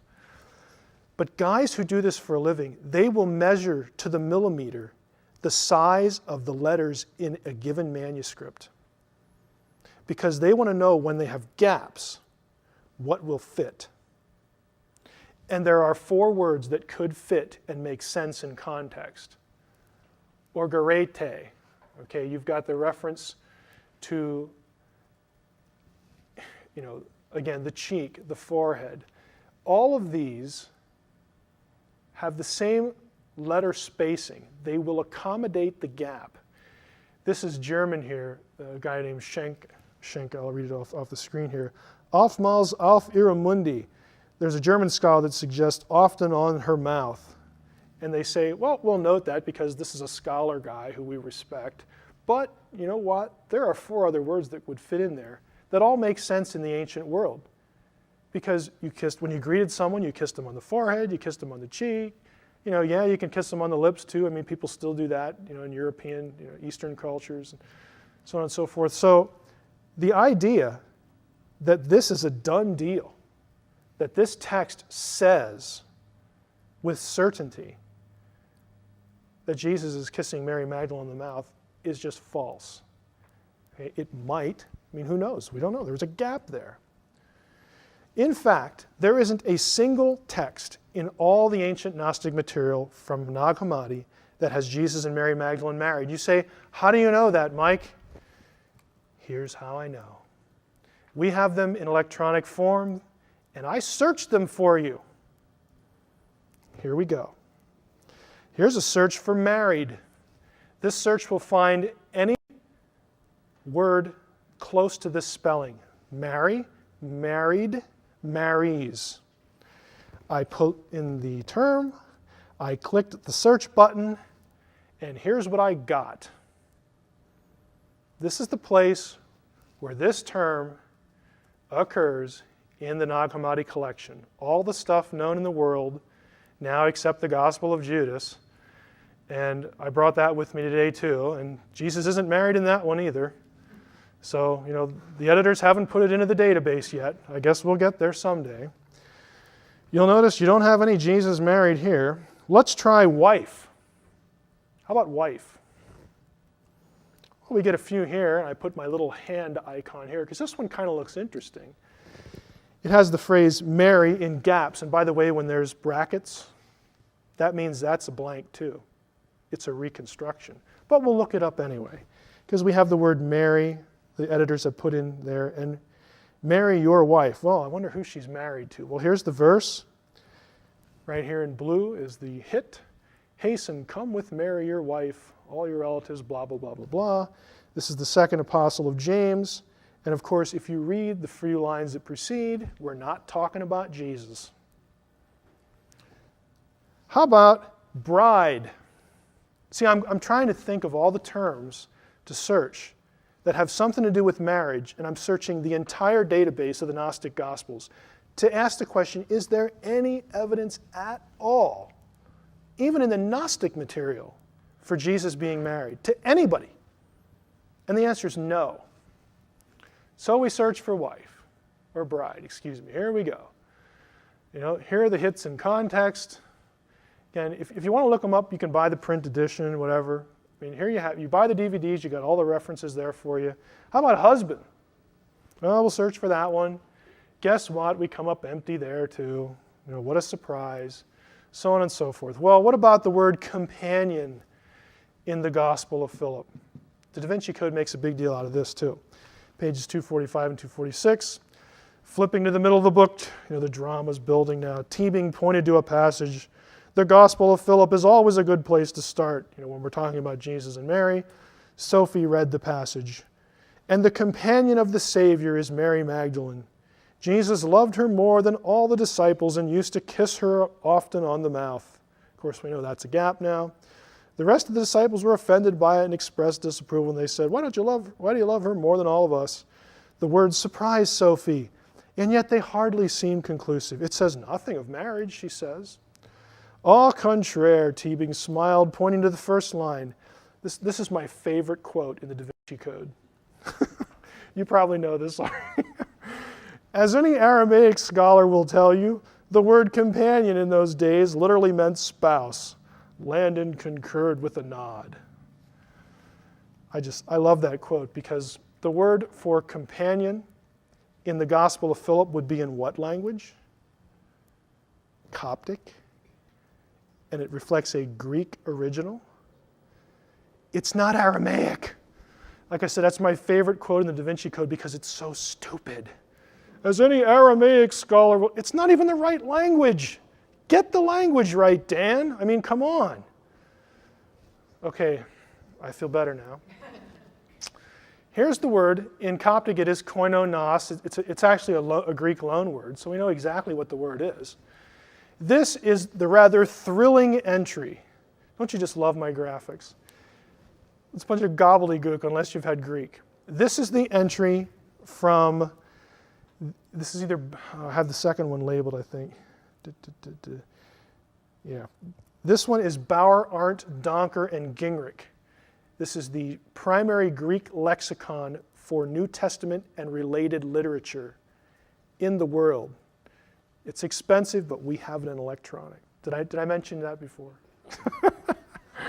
Have a little fun with that.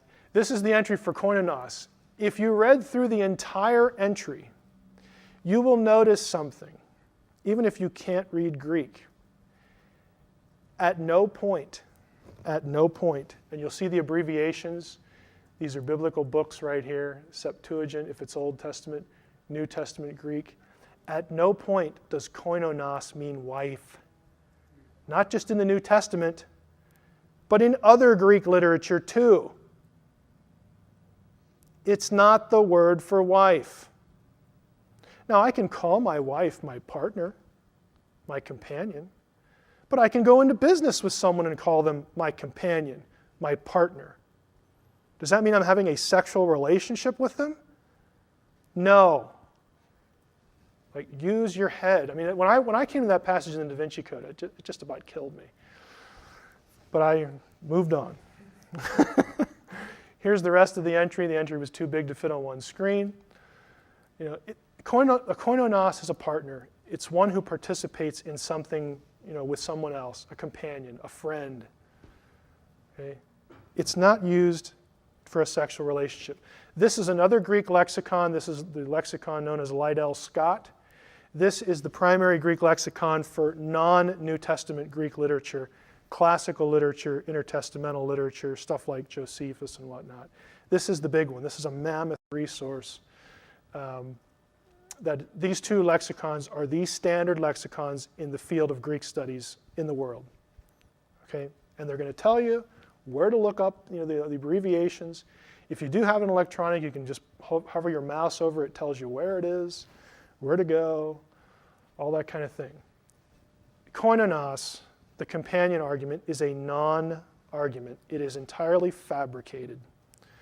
Was Jesus required to have a wife because he was a rabbi? This is another issue that comes up with the Jesus-Mary problem, or issue. Jesus wasn't a rabbi in the sense of the Jewish religious office. Proof for this is self-evident in the Gospels. And again, I'm thinking, why doesn't Bagent, Lee, and Lincoln, and Picknett, and Prince just quote the New Testament?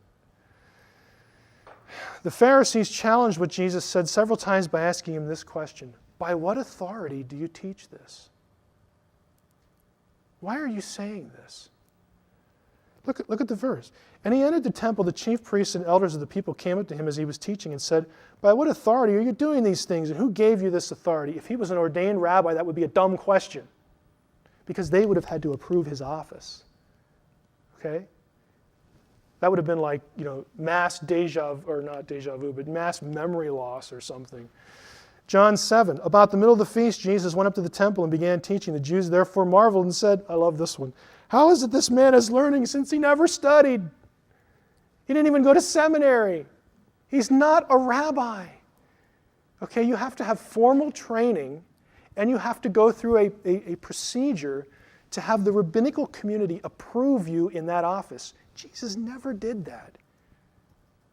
Okay, he never had that. He was not a rabbi. He is not required to be married. He is called rabbi in passages because the word also just means anybody who teaches. He's a teacher. We have the same thing now, like if we use the word instructor. Instructor can be someone who works in a daycare. If you're on a university campus, that's an official title. It usually means you don't have your PhD yet, you're a graduate student. If you are an instructor beyond your PhD, that is a non-tenure track specific designation. But it's the same word. It doesn't mean anything official inherently. It depends on the context. Same thing going on here. Is there anything theologically amiss with the idea that Jesus was married in principle? I would say no. It really wouldn't matter if he was, other than the fact that people would be coming up with these weird theories about his kids being like super holy or something, or supermen. And I think honestly that's probably one of the great reasons why he never was, because people would just come up with loony ideas about his kids if he ever had any. So in principle, no, there's nothing wrong with it. This is from the Apostle Paul, 1 Corinthians 9. Paul says, don't we have the right to eat and drink? Don't we have the right to take along a believing wife, as do the other apostles and the brothers of the Lord, and Cephas? Cephas is Peter. He says, hey, I could be married if I want to. Paul was single. Paul may have been divorced. He may have been deserted by a spouse, or he may have never been married. We just don't know. He refers to himself as unmarried, and unmarried just means the state of being without a spouse. So we don't know why he was unmarried. Who knows? Traditions encouraging a dedicated single life also existed elsewhere in Judaism. This one is a kicker for me, because often Bajent and Lincoln and Lee and all these people want to link Jesus with the Essenes and the Dead Sea Scrolls. That was the place where you had 99% of the men refused to be married. Up until a few years ago, it was assumed that no Essene could be married and join the community. Since then, there have been skeletons discovered that are female and a few that are children. So the assumption is that at least one of these people was married. Okay, but if you're going to put Jesus in the Essenes, why are you talking about him being married to Mary Magdalene? It's completely contradictory. But again, it's like they don't care. They don't care about being consistent. They don't care about the primary data. The Essenes, again, were known for their emphasis on celibacy. And so that is not uncommon to have a teacher, a rabbi, a Jewish leader who wasn't married. There's no evidence that Jesus was. Doesn't really matter, at least in my view. But that is the primary data. Again, to summarize, I'll just say it in one sentence. There isn't a single text, a single line in the New Testament or in the Gnostic material that has Jesus married to anybody, much less Mary Magdalene. It's a myth. Okay. Questions? Wouldn't you think that there's a great appeal for the readers to think that Mary Magdalene married Jesus? I think it gives... Define what you mean by appeal. Well, I'm trying to think of some people, without saying this in a pejorative sort of way, but I know more than a few women who like the idea that Mary Magdalene achieved a sort of state of blessedness through her union. She was redeemed, and I think it gives some people a lot of credibility who otherwise might feel like they're second-rate followers of Jesus. Yeah, I would say, on the one hand, I understand how hanging on to that idea would, I don't want this to sound negative, but to convey the impression that that would give them a warm, fuzzy feeling, that that would just make them feel good. I understand that.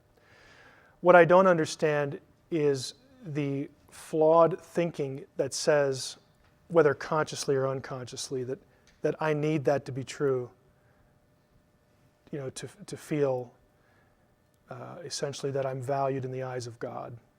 In other words, what I'm saying is if a woman today or even then needed to think that Mary Magdalene was married so that she could feel more worthy or worthy at all in God's eyes, that's really bad theology.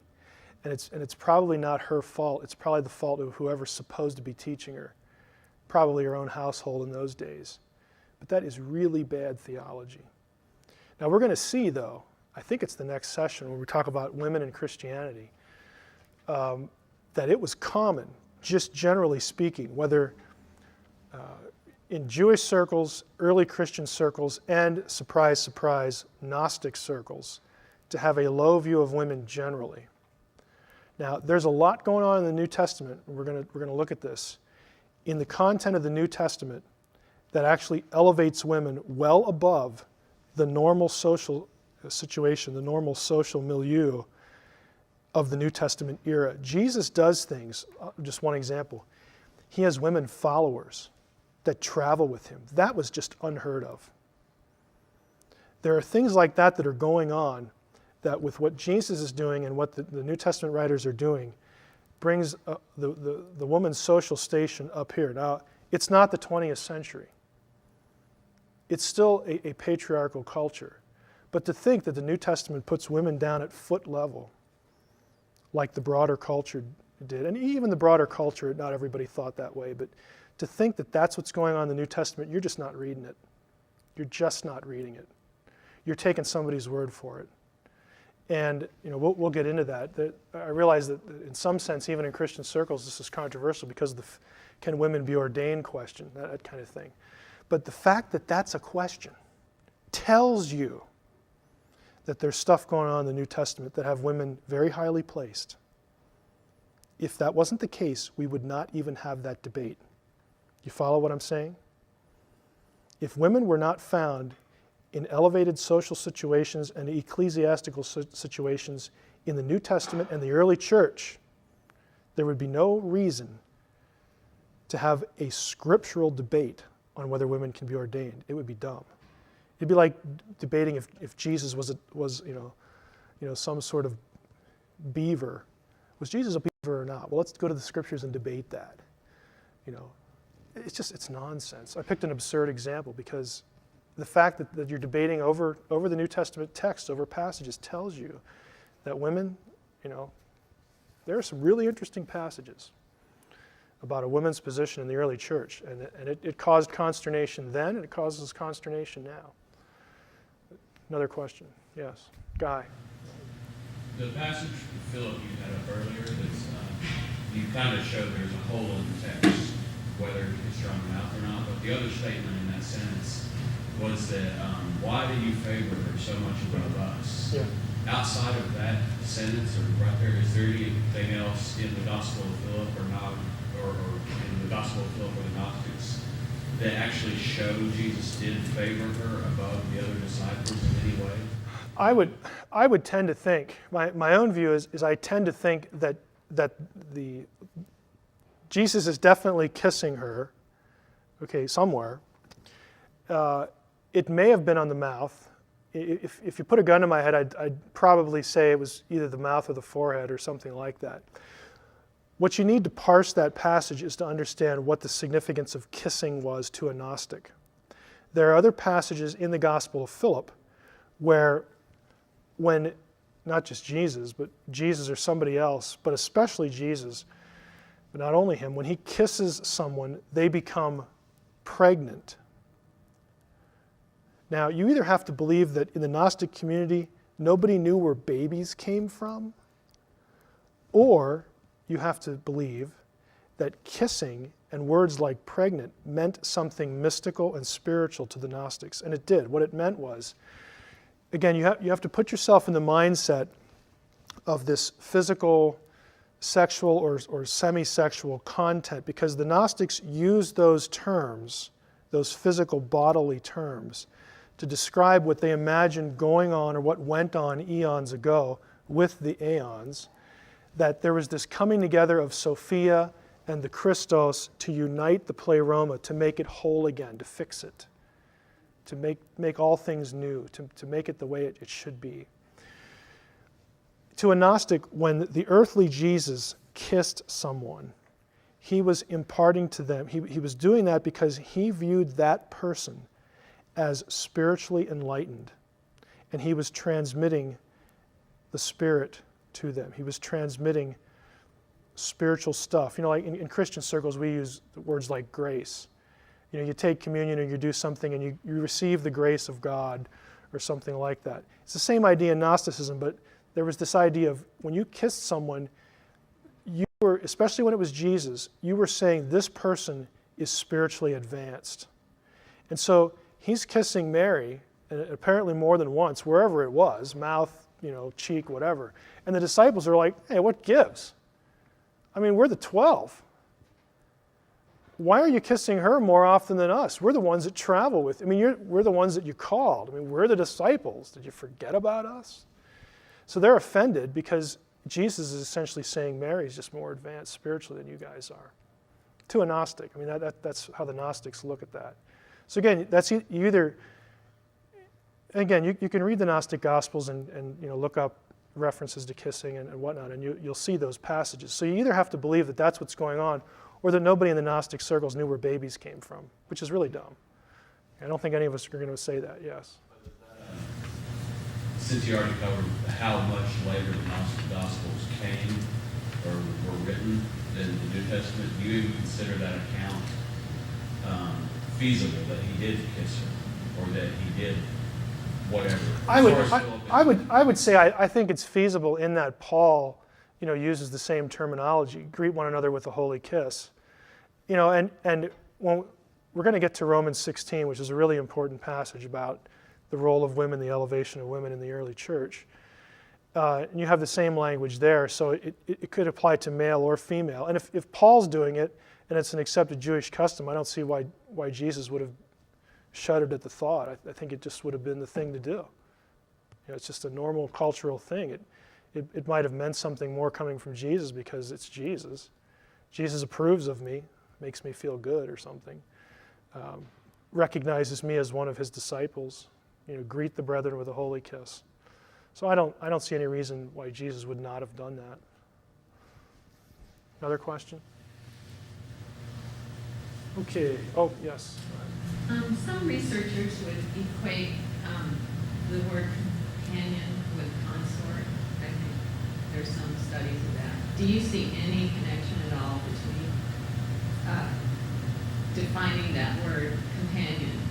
Is that quite a stretch to Well, jump to consort? yeah, the reason it's done is usually based upon English usage, which right there, there's a methodological flaw there. But okay, my wife was here and she's left, but if she was here, I mean, we could, I guess I feel better that she's not here. But I mean, my wife is my companion. That's sort of a base level designation.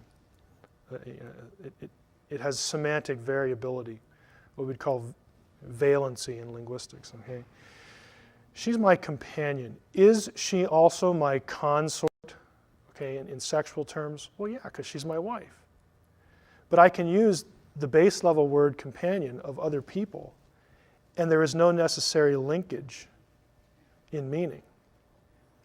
You know, it's just simple vocabulary. You know, we use words in varied ways, and what you have to ask yourself as a reader is, when I read this in the Da Vinci Code or whatever the source is there a necessary cause and effect relationship?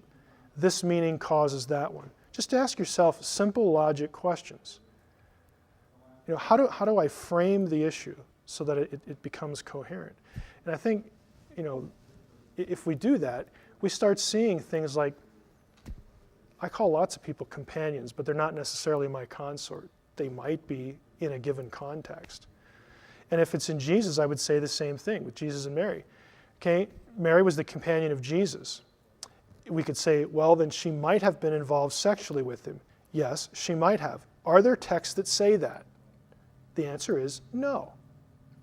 So if you're going to say something either publicly or in writing, and you care about the primary texts that tell us about these people, then I would think the responsible thing to do is go look at them and say what they say and don't say what they don't say. But again, I'm not blaming Brown for this because it's a good storyline. That's where it started with Dan Brown. I have no doubt that this would make a cool novel. Good storyline, good plot line. The people that I object to more are his sources, who are purveying this stuff as though it is just unassailable truth, and we are the real researchers in these texts. And this information has been hidden from the public. Bunk. Okay, if anybody's hiding anything, you are, either by default because you're not looking it up, or if you did look it up and saw it and it didn't fit with your theory, you're not telling people. Right? I don't know which it is. I don't worry about questions like that. I'm just saying, if you're going to say something about figure A, figure B, and you're going to use this text or that text, read the thing and be honest. That's all I care about. That's what drives me when I do stuff like this. Next, any other questions? We can take a little break. Okay, let's take a few minutes. Our fourth session is titled as follows: Enlightened Gnostics and Misogynistic Christians, ? The New Testament attitude toward women. I've made the comment before that much is made in the Da Vinci Code of the, frankly correct, or at least real, abuse and negative attitude toward women that you can find in Judaism, in Christianity, the early church, the wider culture into which the New Testament church was founded, the biblical milieu, as we'll call it. There was a prevailing attitude, and much is made of this prevailing attitude to prop up the idea that Judeo-Christian worldview, and hence, of course, Judeo-Christian Bible, bad, Gnostic Gospels, good, okay, because of this allegedly elevated view of women that the Gnostic communities, the Gnostic sect of Christianity had. And that's what I want to focus on today as far as this session, because again, I think what's going on here is a lack of information and also a little bit of overstatement. I will telegraph this one other way by saying, even if you're a Christian here in the room, there is going to be disagreement on certain issues within the Christian church, the Orthodox, what we would call orthodoxy. This is one of them as far as the role of women in the church. I'm not going to specifically address that in the session. I will bring up passages that are central to the discussion, and if you want to ask me after, during the question and answer period and have that on tape, that's fine. You can ask me anything you want, and I'll tell you what I think. I'm just not zeroing in. This isn't going to be necessarily a theology class, although it'll sound like it at some certain points. Now, women in the social cultural context of the first century AD, the general attitude, I'm going to have a few quotations here from primary sources again, that if you're a woman, this isn't going to make you feel real good. But this is the prevailing attitude into which Jesus was born and had his ministry. Quotation from Josephus, but then what are our laws about marriage? This is a discourse on marriage. The law owns no other mixture of sexes but that which nature hath appointed of a man and his wife, and so on and so forth. He says that this may be used only for the procreation of children. So this idea that you should engage in sexual intercourse only if your intent is to have a child. Again, Josephus was a Jewish personality of the time. And he has in the last line, this is kind of an amazing quote to me. This is a Jew, and it tells me that, boy, you didn't really know that much about your Bible. But, I just don't know where you're coming from here, Josephus. But he says,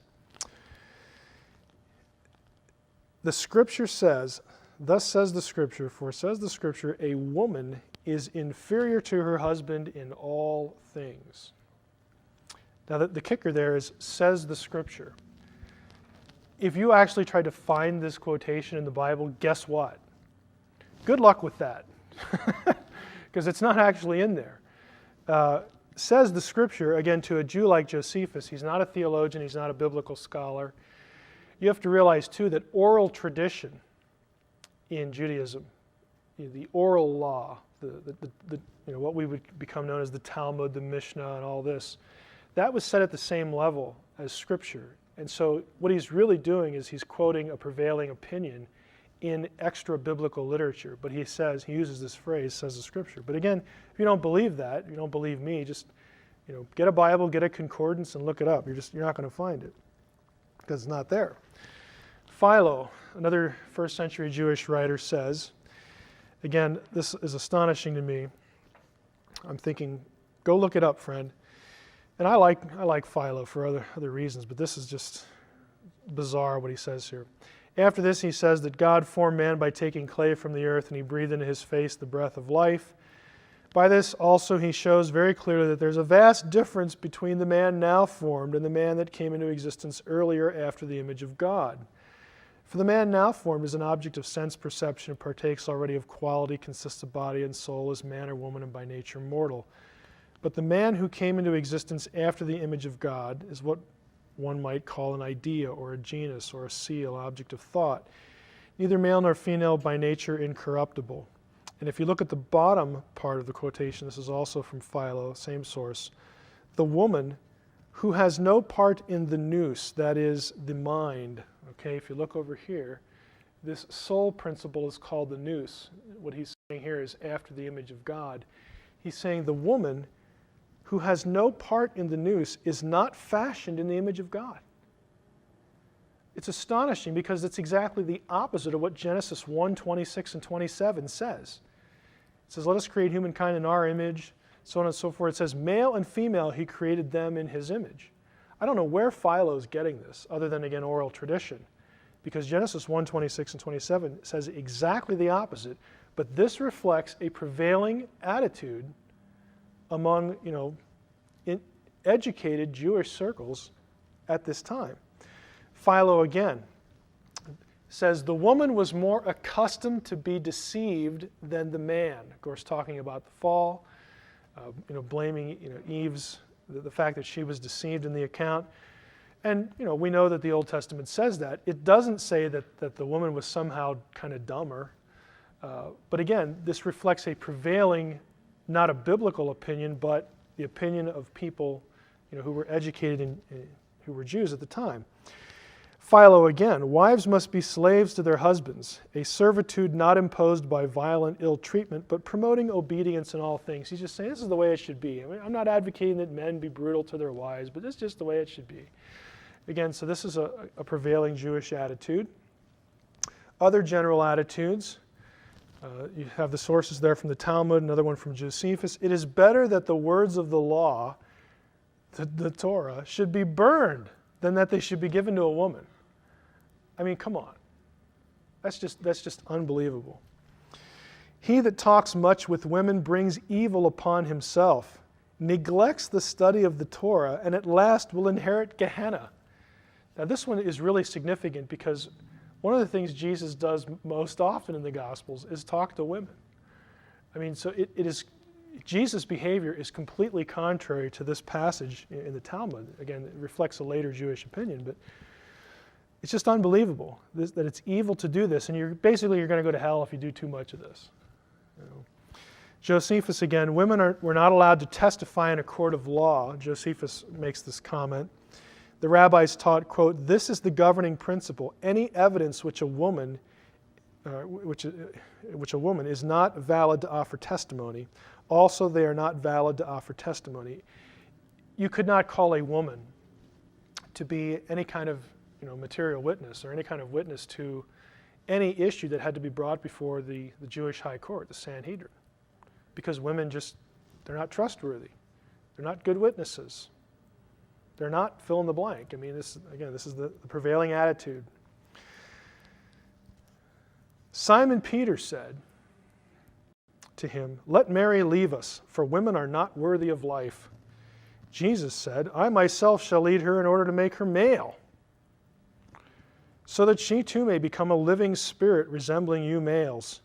For every woman who will make herself male will enter the kingdom of heaven. Does this sound negative toward women? Everybody's going, yeah. Guess where this comes from? Are you ready for this, Dan Brown? Are you ready for this, Michael Bajent? Picnic Prince, the whole bunch. That's from the Gospel of Thomas. Oops. Dan Brown didn't tell us about that one. If you want a misogynistic statement, that's my candidate. And it's from the Gnostic Gospel of Thomas. Now, I'm prepping you with this because one thing I want you to go away with from this session is the fact that the idea that Gnosticism elevates women and these Christians over here are basically Neanderthals is just a myth. It is another myth. Now, we move on here. There are exceptions in the wider culture. We're not at the New Testament yet. There were exceptions to the attitude toward women that you do see here and there in different texts. There is evidence that some women held the office of a ruler or a president of a synagogue. There's a woman called Beruriah, 2nd century rabbi. So she's a fact of history. The non-canonical book, the Testament of Job. Job's 3 daughters speak the language of angels. They were prophets or prophetesses. You get that? There were infrequent exceptions until you get to the time of Jesus and the apostles, when those Neanderthal Christians came along, and they did all sorts of things that were against the prevailing attitude. Now, I'm not going to lie to you and tell you that the New Testament was just like it is today. It wasn't. But I will tell you this, it was a whole lot better than the wider culture. And Jesus did some things that were just utterly would have, well, like the quote I gave you from the Talmud, they would have said, Jesus, you're just going to hell because you spend time talking to women and teaching them the law. Jesus did all sorts of things that were contrary to the cultural expectation. What is the New Testament attitude toward women, and what did Jesus' actions tell us? Again, lots and lots of differences. Here's one. This is Matthew 19. This is a famous passage on divorce. At the time, if you look at the actual narrative, the Pharisees in verse 3 come up to him and tested him by asking, is it lawful to divorce one's wife for any cause? Now the question is important because there was a very popular rabbi at the time, Hillel and his followers, that they said you could essentially divorce your wife for anything that didn't make you happy. There's really only one major passage in the Old Testament that talks about divorce, and that's Deuteronomy 24, verses 1 through 4. And it says, a man can put away his wife for uncleanness. And there's a big debate over what uncleanness means. Hillel said it's basically anything you don't like. She burns a toast, give her a bill of divorcement. She doesn't give you the newspaper when you come home, tell her to take a hike. So they asked Jesus, and they said they want to know what he thinks. Do you think this is right? You divorce your wife for anything you want? He answered, haven't you read that he who created them from the beginning made them male and female, and said, therefore a man shall leave his father and mother and hold fast to a wife, and they shall become one flesh? So they're no longer two, but one flesh. What therefore God has joined together, let not man separate. They said to him, why did Moses then say divorce was okay? You could send her away. He said, because of the hardness of your heart, Moses allowed you to divorce your wives, but from the beginning it wasn't so. Basically, Moses faced reality and allowed it because of you. Because of people like you. Not because of God. I say to you, whoever divorces his wife except for sexual immorality and marries another commits adultery. Now, the point being that Jesus does give permission. He doesn't necessarily mandate it, but if your spouse is sexually unfaithful, he doesn't condemn the woman to living with that situation. But it's a pretty narrow list. It's not like she burned the toast, kiss her goodbye. So he takes an unpopular view there, and the disciples say, oh boy, then better not to get married. Man, it's tough to get out of marriage according to Jesus. Jesus had respect toward a woman's situation in that instance. This is a classic passage. Jesus and the woman at the well in John chapter 4. This is directly against that Talmudic statement I gave you earlier. Verse 7, there came a woman of Samaria to draw water. Jesus is at a well. Jesus said to her, give me a drink. For his disciples had gone away into the city to buy food. The Samaritan woman said, how is it that you, a Jew, ask for a drink from me, a woman of Samaria? For Jews have no dealings with Samaritans. The Jews and Samaritans did not get along. There was a racial problem there, interracial problem. Plus, she was a woman. Jesus answered, if you knew the gift of God and who it is that it's saying to you, give me a drink, you would have asked him and he would have given you living water. And they get into this conversation. And you'll notice when it's over, if you go down to verse 27 at the bottom, just then his disciples came back. They marveled that he was talking with a woman. Holy cow, what's he doing now? We never know what to expect, do we? But no one said, what do you seek, or what are you doing? Why are you talking with her? So the woman left her water jar and went away into town and said to the people, come, see a man who told me all that I ever did. Can this be the Christ? Maybe this is the Messiah. And she was, frankly speaking, pretty immoral. Jesus sat down, talked with her, told her who he was. In fact, this is the first person in the New Testament that Jesus tells who he is. He picks a woman and he picks a Samaritan. That is going to raise eyebrows. She's the first one. You go to Luke 13. Now he, Jesus, was teaching in one of the synagogues on the Sabbath, and there was a woman who had a disabling spirit for 18 years. She was bent over and could not fully straighten herself, and when Jesus saw her, he called her over and said to her, woman, you are freed from your disability. And he laid his hands on her, and immediately she was straight and she glorified God. But the ruler of the synagogue, indignant because Jesus had healed on the Sabbath, said to the people, there are 6 days in which work ought to be done. Come on those days and be healed, not in the Sabbath. And Jesus answered him, you hypocrites, does not each of you on the Sabbath day untie his ox or his donkey from the manger and lead it away to water it? Ought not this woman, here's an important phrase, a daughter of Abraham, whom Satan bound for 18 years, be loosed from this bond on the Sabbath day? Daughter of Abraham is a significant term. It signifies that she is spiritually worthy. She's a believer. Jesus, in essence, doesn't say things like, you have to become a man to enter the kingdom of God. You have to become a man to go to heaven. You got to be male, like the Gospel of Thomas does. He says, God had me do this because you're one of his. Go down to Galatians 3, you have the phrase, we are all. For in Christ, verse 26, you are all sons of God through faith. For as many of you as were baptized into Christ have put on Christ. There's neither Jew nor Greek. There's neither slave nor free. There's neither male nor female. It doesn't matter who you are, male or female. You are all one in Christ. And if you're Christ, then you're Abraham's offspring. Jesus does not make maleness a condition for being spiritually enlightened or a member of the believing community. You don't need to become male to go to heaven. Matthew 12, while he was still speaking to the people, behold, his mother and his brothers stood outside asking to speak to him. But he replied, again, Jesus speaking to the man who told him, who's my mother? Who are my brothers? Stretching out his hand toward his disciples, he said, here are my mother and my brothers. For whoever does the will of God, or will of my Father in heaven, is my brother and sister and mother. Jesus publicly identifies himself with women as his disciples. All four Gospels attest to the fact that a group of women followed Jesus in Galilee and to Jerusalem. The verb used to designate these followers is akalutheo in Greek, a term which occurs over 75 times in the Gospels and normally means following Jesus in the sense of being a disciple. The Greek noun for disciple is mathetes. The feminine form occurs in Acts 9:36, where Dorcas, also known as Tabitha, is called a disciple. Here's the quote. Now there was in Joppa a disciple named Tabitha, a mathetes, which translated means Dorcas. She was full of good works and acts of charity. The New Testament doesn't have any qualm with using words like disciple of women. Apparently the Gospel of Thomas did. unless you were male.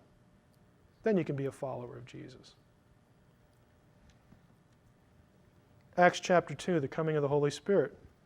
This is kind of interesting here. When the day of Pentecost arrived, they were all together in one place. Remember, after the resurrection and the ascension, Jesus says, they're directed to go gather in this upper room and wait for the coming of the Spirit. And so his disciples do that. And if you look at the wording here, suddenly there came from heaven a sound like a mighty rushing wind, and it filled the entire house where they were sitting. And divided tongues as of fire appeared to them and rested on each one of them. And they were filled with the Holy Spirit and began to speak in other tongues as the Spirit gave them utterance. Okay, if you go down to verse 14, it happens, they're astonished. Peter, standing with the 11, lifted up his voice and addressed them. By the way, notice that even in the larger group of disciples, there's still the inner group, the 11. Judas isn't there because he's gone out and hanged himself by this time. But you've got the apostles, and then you've got the rest. Standing with the 11, lifted up his voice and addressed the men of Judea and all who dwell in Jerusalem. Let this be known to you, and give ear to my words. For these men are not drunk, as you suppose, since it's only the third hour of the day. But this is what was uttered through the prophet Joel. In the last days it shall be, God declares, I will pour out my Spirit on all flesh. Your sons and your daughters will prophesy. And your young men shall see visions, and your old men will see dreams.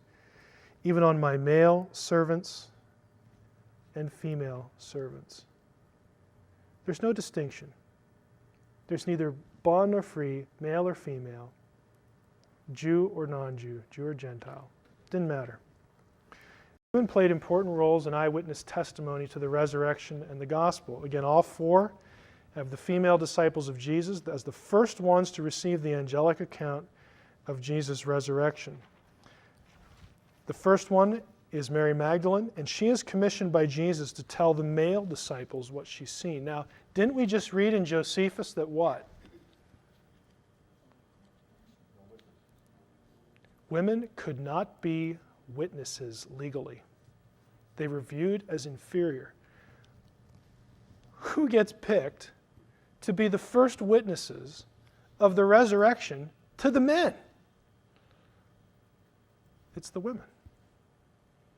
If that isn't contrary to reader expectations, I frankly don't know what is.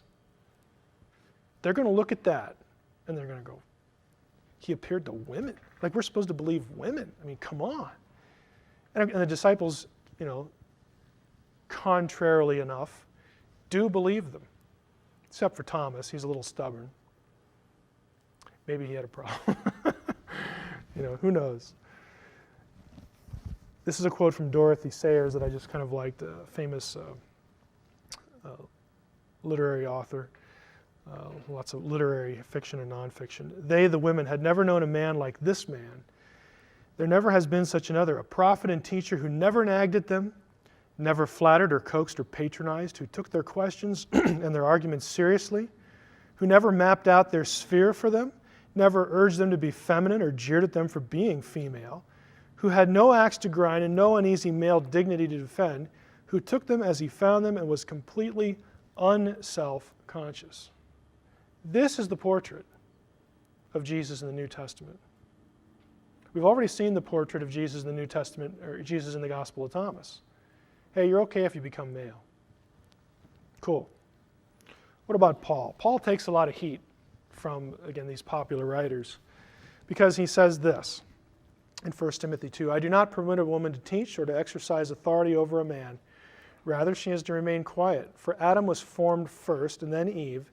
Adam was not deceived, but the woman was deceived and became a transgressor. Now, there's an incongruity here. While Eve was deceived, and of course she is the first sinner, it's a matter of chronology, Adam was not deceived. Adam sinned willingly. He was informed and still did it. Which is why when Paul blames the course of sin, blames the fall on one person and the effects of the fall on all humanity, he does not blame Eve. Who does he blame? Adam, all over the place in Romans 5. I have these highlighted for you. Therefore, just as sin came into the world through one man, the transgression of Adam, who was the type of the one who was to come. But the free gift is not like the trespass, for if many died through one man's trespass. I mean, I'm not going to read the whole chapter. It is very clear. The same guy who says this blames men for the fall. There's an incongruity here. We'll get a little bit to this Pauline stuff. My own opinion is that this statement here was conditioned by a specific set of circumstances. Because if this applies to everything across the board, and in verse 14, if we assume that Paul's point is that Eve gets the blame, then Romans 5 doesn't make a whole lot of sense. Then Paul is basically schizophrenic. Adam gets the blame because he sinned with knowledge. He had the greater responsibility. This is again Galatians 3 again, and 1 Corinthians 7. My point in Galatians 3 is this phrase right here. There's neither male nor female. You're all one in Christ. Let's talk about 1 Corinthians 7. Whereas Philo said, you should only have sexual relations to procreate. What does Paul say? What does the misogynistic, evil Paul say? How does he contribute to the suppression of women's sexuality? Well, he says this in 1 Corinthians 7. Now, concerning the matters about which he wrote, it is good for a man not to have sexual relations with a woman. Literally, it says it's good for a man not to touch a woman, but in the context, probably that's what he's talking about. But because of the temptation to sexual immorality, each man should have his own wife, and each woman her own husband. The husband should give to his wife her conjugal rights, and likewise the wife to her husband. For the wife does not have authority over her own body, but the husband does. And he doesn't stop there. Likewise, the husband does not have authority over his own body, but the wife does. Do not deprive one another, except perhaps by agreement for a limited time, that you may devote yourselves to prayer, but then come together again so Satan doesn't tempt you for your lack of self-control. Okay, this is Paul. Where in this passage do you read that you should only have sexual relations if your intent is to have children? Paul's saying you should have sexual relations because you're going to want to. And husband, wife, you should give that to your respective spouse at their pleasure, because they should have control over your body. And you're, vice versa. I mean, each spouse is supposed to be able to, have the say over the other person's, self, over the other person's body, so that there's mutual pleasure and satisfaction for the specific purpose of avoiding immorality. Paul is hardly a prude in this passage, or a misogynist, I would say, especially when you compare him to guys like Philo, who were very influential writers of his time. Now here is we get into some controversial stuff. Notice here, these are the qualifications for, ESV has overseers. Other translations will have bishops. The word is episkopos in Greek. These are the qualifications for who the church leaders are. It says here, the husband of one wife. Deacons likewise, this is overseer, this is deacon. Deacons likewise should be the husband of one wife. Mentions their wives. So we're talking about, it looks like men should be the overseers and men should be the deacons, but there's a problem. These are the Greek words highlighted in corresponding colors. We have Romans 16, 1 and 2. I commend to you our sister Phoebe, a servant of the church at Cenchrea, that you may welcome her in the Lord in a worthy way of the saints, so on and so forth. Again, this is Paul writing, the evil, nasty Paul. The word for servant is the word diakonon, the same word right here. The directions, one would argue, or could argue, are not just aimed at men because they mention wives and the husband of one wife. Because lo and behold, you get at least one female diakonon in the New Testament. Priscilla, or Prissa in her abbreviated form of the name, the female expositor, we'll call her that, or the teacher. You can't very well do exposition without teaching. So remember, the same Paul who wrote 1 Timothy 2, I suffer not a woman to teach, is the same Paul who runs into these two people, Priscilla. And we're going to introduce her here because Paul's going to say something about her in a little bit that will seem quite contrary to 1 Timothy 2. After this, Paul left Athens and went to Corinth and found a Jew named Aquila, native of Pontus, recently come from Italy with his wife Priscilla, because so on and so forth. Notice that the order here is Aquila and then Priscilla. The male's name is first. I mention that because every other time the two appear together, Priscilla is first. Now a Jew named Apollos, a native of Alexandria, came to Ephesus. He was an eloquent man, competent in the Scriptures. He had been instructed in the way of the Lord, and being fervent in spirit, he spoke and taught accurately the things concerning Jesus, though he knew only the baptism of John. He began to speak boldly in the synagogue, but when Priscilla and Aquila heard him, they took him, not just him, they took him and explained to him the way of God more accurately. Explained is this word in Greek, exathenta, and that is the same word that shows up in this interesting passage. This is Paul in Rome. This is the end of the book of Acts. When they had appointed a day for him, they came to him at his lodging, him as Paul in this narrative. This is the life of Paul. They came to him at his lodging in greater numbers. From morning till evening, he, that is Paul, expounded to them, testifying to the kingdom of God and trying to convince them about Jesus, both from the law of Moses and the prophets. Paul's preaching and he's teaching.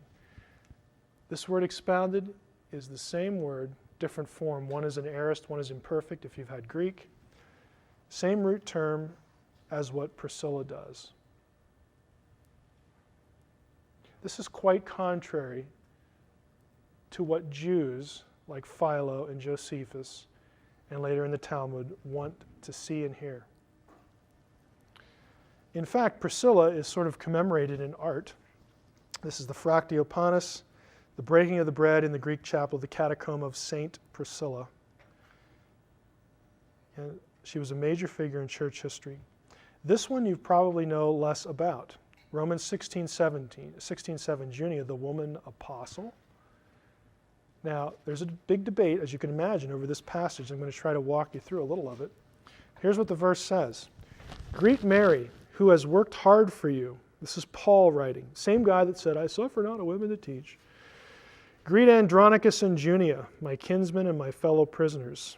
They are well known to the apostles, or the phrase could be translated, they are well known among the apostles. And they were in Christ before me. They were believers before I was. The word Junia, right here, look carefully at those two words. What is different about them? The little accent marks. One, the one on the top, is feminine. The other one is masculine. In the original Greek New Testament, the manuscripts, the papyri, they did not use accents. They were added later. That means that Junia here could very well be a woman who was known among the apostles. Andronicus would be her husband. They appear in a natural pair. Here is the entry in a book called Metzger's Textual Commentary of the Greek New Testament. Metzger explains significant textual issues and variants in his book. And he says here, on the basis of the weight of manuscript evidence, the committee, the ones who assembled that particular edition of the Greek New Testament, was unanimous in rejecting Julian as a reading for union, right here. So some manuscripts have Julia, and they say, oh, that wasn't it, because they probably get that from later in verse 17. But it was divided as to how the latter should be accented. Some members, considering it likely or unlikely that a woman would be among those styled apostles, understood the name to be masculine, Union, Junius, thought to be a shortened form of Junianus. Others, however, were impressed by the facts, and get this. The female Latin name Junia occurs more than 250 times in Greek and Latin inscriptions found in Rome alone, whereas the male name Junius is unattested. There are 0 attestations of the male form of the name. That argues quite strongly that this is a woman. 250 to 0, okay? It's not close, all right? Now you ask, well, what does that mean? Let's go back here. Among the apostles or to the apostles? Here's the issue. It's really clear that this is a woman from all the external evidence. Do we understand, though, that Junia was well known to the apostles? Like, those guys over there, they knew about her. They thought she was cool. Or does it mean that she was well known among them? Now, without getting too technical, the weight of evidence is on this view. If you're going to use external sources to the New Testament, this is probably a person known among the apostles. Does that mean that Junia was an apostle, that we had female apostles? The answer to that question is it might, and here's why I hesitate and why my qualification. Because go back to the upper room. Apostle just means sent one. In the New Testament, you have the 12 called apostles. That's pretty obvious. They're the 12 that were called. You also have people after the resurrection called apostles who were not in the 12. So there are other apostles besides the 12. That doesn't mean that these guys or girls were members of the 12. I mean, that's logical because there's only 12 of them and they're going to die and they get old and stuff like that. So the real question is, what does it mean to be an apostle? This is probably a woman who is an apostle, but the real question is, what does that mean? Does that mean something as simple as a church commissioned her and her husband, or maybe just her, and sent her out? Apostle means sent one. Sent her out to do the work of God? Or does it mean that there was some idea of apostolic succession? Now, if you're a Catholic, apostolic succession is transmitted through Peter in your tradition. It's a male succession, and it comes from Matthew 16. I think it's 16, or Matthew 18. One of those two. I'm drawing a blank on that now, where he says to Peter, "Thou art a rock, thou art Peter, and upon this rock I will build my church," so on and so forth. So it really doesn't answer the question, because even if you believe in apostolic succession, you want to go to Peter, and then, as it's transmitted in church history, as far as the Bishop of Rome. It doesn't really answer the question whether women were at the level of the 12. That's possible. And I'll guarantee you this, you're not going to find that in the Gnostic Gospels. You will not find anything near that level of authority. What it has to mean in the least is that you had women sent out to preach. Now that might be different than ordaining an office, but at the very least, why would you send one out? Go out and be quiet. Go out and don't say anything. Like, well, what am I supposed to do then? Okay? Again, I realize it's controversial, but the point of the session today is basically that it is a myth when it comes to the apostleship. Now, how much time do we have yet in this one? A few minutes? I hold here a book called, this is a scholarly dissertation that was published. I will give you the date because, again, I'm doing this for people who are going to be viewing the DVDs. I ain't making it up. It's real, it's a book. Okay, it's Edward Mellon Press, 1995 by Daniel Hoffman, and the title of this book is The Status of Women and Gnosticism in Irenaeus and Tertullian. Irenaeus and Tertullian were two church fathers who talked a lot about Gnosticism. I'm going to read to you from the preface, actually the foreword of this book. The guy who wrote the foreword is a guy named Craig Evans. You're going to meet Mr. Evans, Dr. Evans, in another couple sessions. Dr. Evans, who I met a year ago, I can say he's a friend of mine now. This is the guy that I was able to get on Coast to Coast AM to talk about the Gospel of Judas, because Dr. Evans is an authority on Gnosticism. He was a member of the secret National Geographic team that put together the Gospel of Judas. I didn't know that until about 2 weeks ago. When I found out, got a hold of him and said, hey, now that I know you're on this team, would you like to go on this show so that you can inject a little sanity into this subject? And he said, fine, got him on. It was a great show. But here's what Evans writes about this book. The timely appearance of Dr. Hoffman's study will be welcomed by all scholars who are committed to the interpretation of ancient texts in their context as opposed to ours.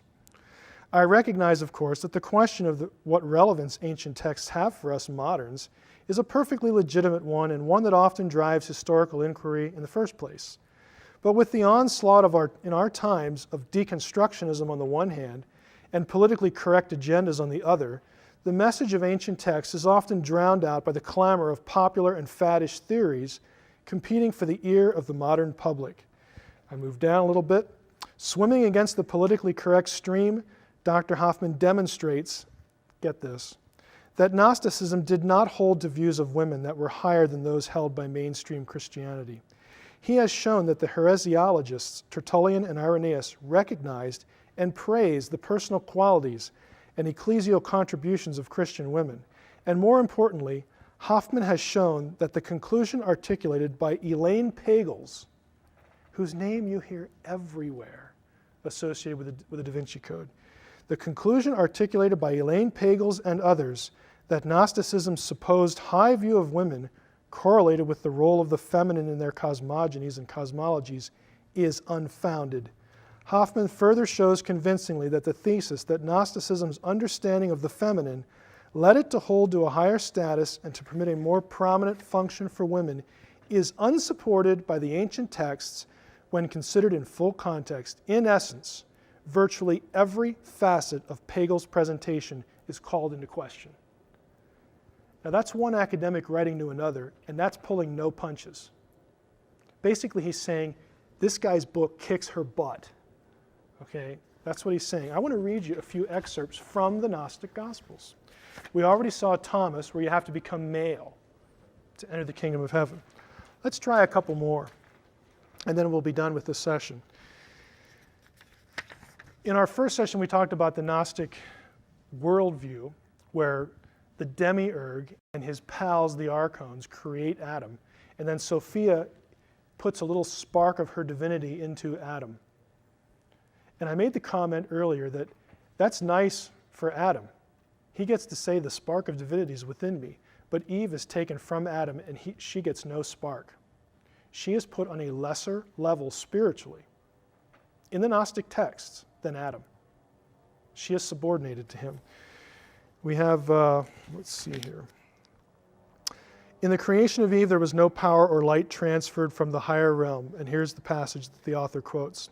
Key passage in, let me get the source here, the Apocryphon of John, chapter 22, verse 28, beginning there. Then the epinoia of the light hid herself in Adam, and the chief archon wanted to bring her out of his rib, like, get out of there. But the epinoia of the light cannot be grasped. Although darkness pursued her, it did not catch her, and he became part of his power, or out of him. And he made another creature in the form of a woman, according to the likeness of the epinoia. Epinoia is another one for the first thought. Remember we talked about that in the first session, the divine feminine in Gnosticism. So we're going to create Eve to be like her. And he brought the part which he had taken from the part of the man into the female creature, and not as Moses said, in his rib bone. And then it's over. The point is, she doesn't get the spark. If you go over, here's another one. In verse 36, attitudes towards sexuality. And Dan Brown hits on this all the time about how the Gnostics were just so more enlightened when it came to sexuality. The origin of all sexual desire, according to Gnostics, comes from Eve. She's the reason why men lust. It's her fault. Now, here's the passage, Apocryphon of John again. Now, up to the present day, sexual intercourse continued due to the chief archon, And he planted sexual desire in her, Eve, who belongs to Adam. And he produced through intercourse the copies of the bodies, and he inspired them with his counterfeit spirit. So women is the transmitter of the counterfeit spirit, the bad lust. This is 180 degrees removed from where Dan Brown is in the Da Vinci Code. If you've read the book, you know that by now. 180 degrees.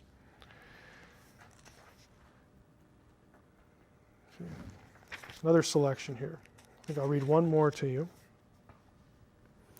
The Gospel of Philip. This is a selection from the writer. I'm not quoting a passage. As noted by Pagels, the Gospel of Philip refers frequently to a feminine Holy Spirit. However, these references do not have clear positive implications for women, since the role of the Holy Spirit is ambiguous in this book in a manner reminiscent of the role of Sophia in other Gnostic texts. The Holy Spirit, quote unquote, has a double name, according to the author of the Gospel of Philip. And this apparently meant that this being had both a higher pleromatic self, the pleroma, and a lower worldly self. Worldly features in contrast to the features of the Father and Son, whose names are single names. An example of the lower negative character of the Holy Spirit, get this, is in the Gospel of Philip, chapter 59. It's the same gospel with Jesus kissing Mary. Same gospel. The Holy Spirit is said to blind the saints into pursuing evil ways. And the Holy Spirit is Sophia, who is the divine feminine. I realize this is kind of throwing a lot of stuff at you. Okay? But if you think that what Dan Brown and his sources are telling you about the elevation of the divine feminine is like it's way up here and virtuous and wonderful in Gnosticism, and then again you have the Neanderthal Christians over here who are doing things like appointing them deacons, and letting them speak in churches. Get a clue. I just have to say that to Bajent, because I just think, again, my problem isn't with Brown, it's with these people who just have an agenda and are not giving you the texts. You should insist as a reader to get the primary material and go look it up. You should insist that they tell you where to go for the research, rather than just saying something and leaving you hanging. Those who go astray are the ones that the Spirit begets. They go astray because of the Spirit. It's the Gnostic Gospels. Again, I'm not quoting anything from a Roman Catholic source that was part of the greater conspiracy. Okay, I'm not quoting something from a fundamentalist Christian. I'm quoting something from a guy's dissertation on the role of women in Gnosticism, which, by the way, is approved by one of the guys on the team who put together the Gospel of Judas, an expert on Gnosticism. Okay. By way of summary again, go and insist in these writers, the ones who are proclaiming what they're giving you as research, as the truth. You should insist from them, I want to know where you got that. You give me chapter and verse in the Gnostic texts, and I will go look it up. Because if you do, if they're brave enough to do that, you're going to find a quite different story than what you're getting. Questions? Yes. The first woman the Samaritan woman at the well, what was that was from? John chapter 4. Gospel of John chapter 4. Yeah. The very first person who proclaimed is, I am the return, Messiah. Yeah. All his ministry. Yeah, this was the first person that Jesus lets know who he is. She goes back to town and says, boy, guess who I met today? And the whole town, the amazing thing is that, again, these are Samaritans. The Samaritans are essentially half-breeds. They were viewed as impure by Jews. If you know a little bit of Old Testament history, what happened was the nation of Israel was 12 tribes, and at one point the kingdom split. They had a civil war, 10 in the north, 2 in the south. The northern kingdom of the 10 tribes was eventually conquered and carried away by the Assyrians in 722 BC. What the Assyrians did to people was they would take one population and move it out, and then they would take other people from some other area in their empire and move them in. And so, just things being what they are, you had Jewish people who were left behind who transgressed the Torah. You weren't supposed to marry Gentiles. And they married Gentiles, they married who was there, and they started having mixed children, mixed marriages. And since the region of the 10 tribes, their capital was Samaria, they became known as Samaritans. It was a pejorative term. It's not always the same in the Bible. Samaritan isn't always pointing to that situation, but the Samaritans were not popular. In fact, Jesus in that chapter said he's going to his destination, and he says, "I must needs go through Samaria. I need to go through Samaria." And the disciples are like, "Why?" Because the usual road was you went from Galilee and you hit Samaritan territory, and then you went around. You just avoided the whole place. And then you went down and you came back over to Jerusalem. And he says, "I need to go through it." Because he knows he's going to meet this woman. And she's the first one he picks. Another question? Okay, for our 5th session, the topic is neither Lord nor Christ, the belief in Jesus as God before Nicaea, and the exalted Christ of Gnosticism. If that title is a little bit unexpected, I do want it to draw your attention because part of this session is going to deal with the Gnostic view of Jesus. Now, in the Da Vinci Code, Dan Brown has his characters, and again, this is typical of his sources, tell us that Jesus, in the wonderful, unaltered, more ancient, add to the adjective list as you want, Gnostic texts, that Jesus was just an ordinary man, just an ordinary guy. This whole idea of Jesus being a divine being was invented by the Council of Nicaea, specifically at the behest of Constantine for political purposes and whatnot, some variation of these themes. And Gnosticism itself, I'm going to show you a few texts again, right out of the Gnostic Gospels. Gnosticism itself has a very exalted view of Christ. Jesus, the Jesus of Nazareth to a Gnostic was not just an ordinary guy. Their idea was not the same as those who would have penned the Nicene Creed. It's not the same position, I think, correctly, that was arrived at before Nicaea that became the majority opinion in the early church very, very quickly, that Jesus was God in the flesh. It's not that, but the Gnostic view of Jesus is nevertheless still that Jesus is a very exalted being who is more than a man. And for those of you who have just read the Da Vinci Code only, or again the sources that Brown uses, that might strike you as quite a surprise. And if it does, that's a good thing, because again you'll see that there's more than meets the eye than what Dan Brown is telling you.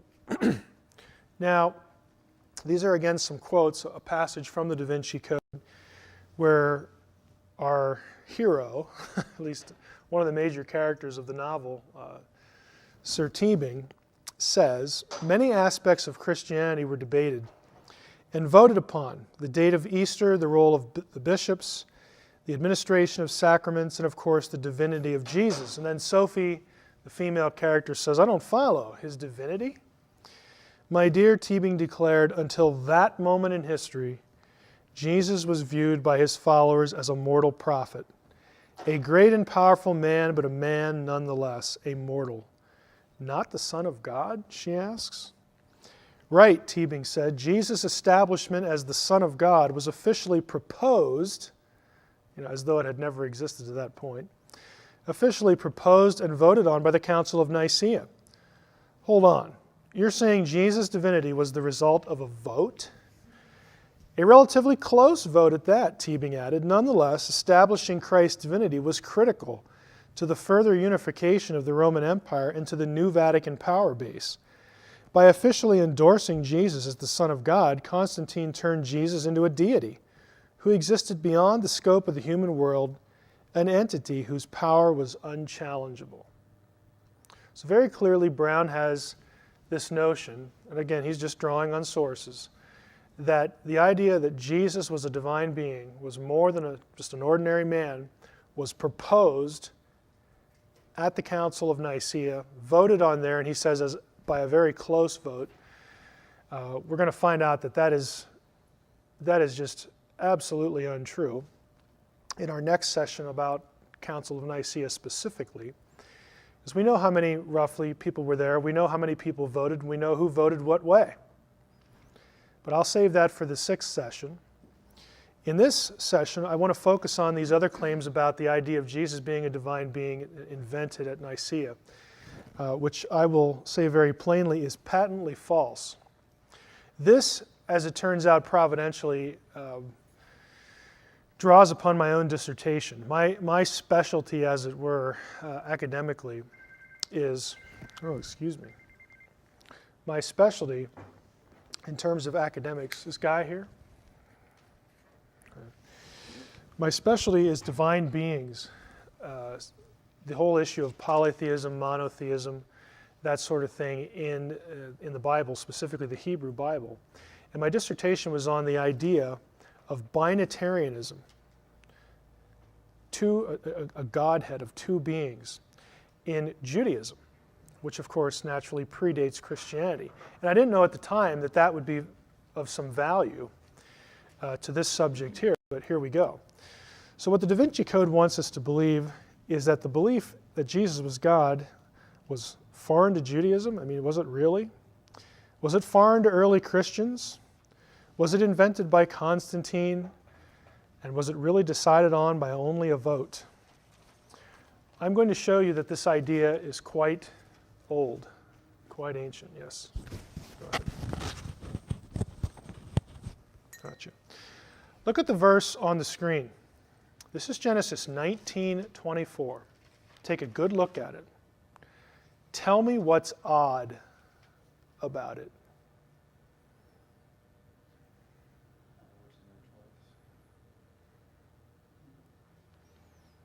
Anybody, what's odd about this verse?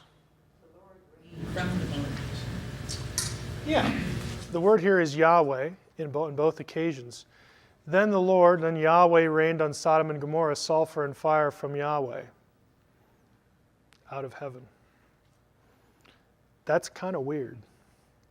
And the rabbis and other Jewish scholars noticed that. And it gave them pause to wonder, what is going on here? Let's try another one. Genesis 31:10 through 13. Now this is the account where Jacob, one of the patriarchs, is having some problems with another fellow named Laban, who he is related to by marriage. And Jacob's flocks, his herds, are multiplying exponentially, and Laban's are not. And we read in Genesis 31, in the midst of this little anecdote, in the breeding season of the flock, I, this is Jacob speaking, lifted up my eyes and saw in a dream that the goats that mated with the flock were striped, spotted, and mottled. Then the angel of God said to me in the dream, Jacob. And I said, here I am. And he said, lift up your eyes and see, all the goats that mate with the flock are striped, spotted, and mottled. For I have seen all that Laban's doing to you, basically saying, I know Laban's been cheating you, and I'm going to multiply your wealth here. The important observation for our point is who tells Jacob that? Anybody? Who speaks to Jacob? The angel of God. Well, no, wait a minute. The angel of God says in the next verse, I am the God of Bethel. Now wait a minute. How can the angel of God be the God of Bethel?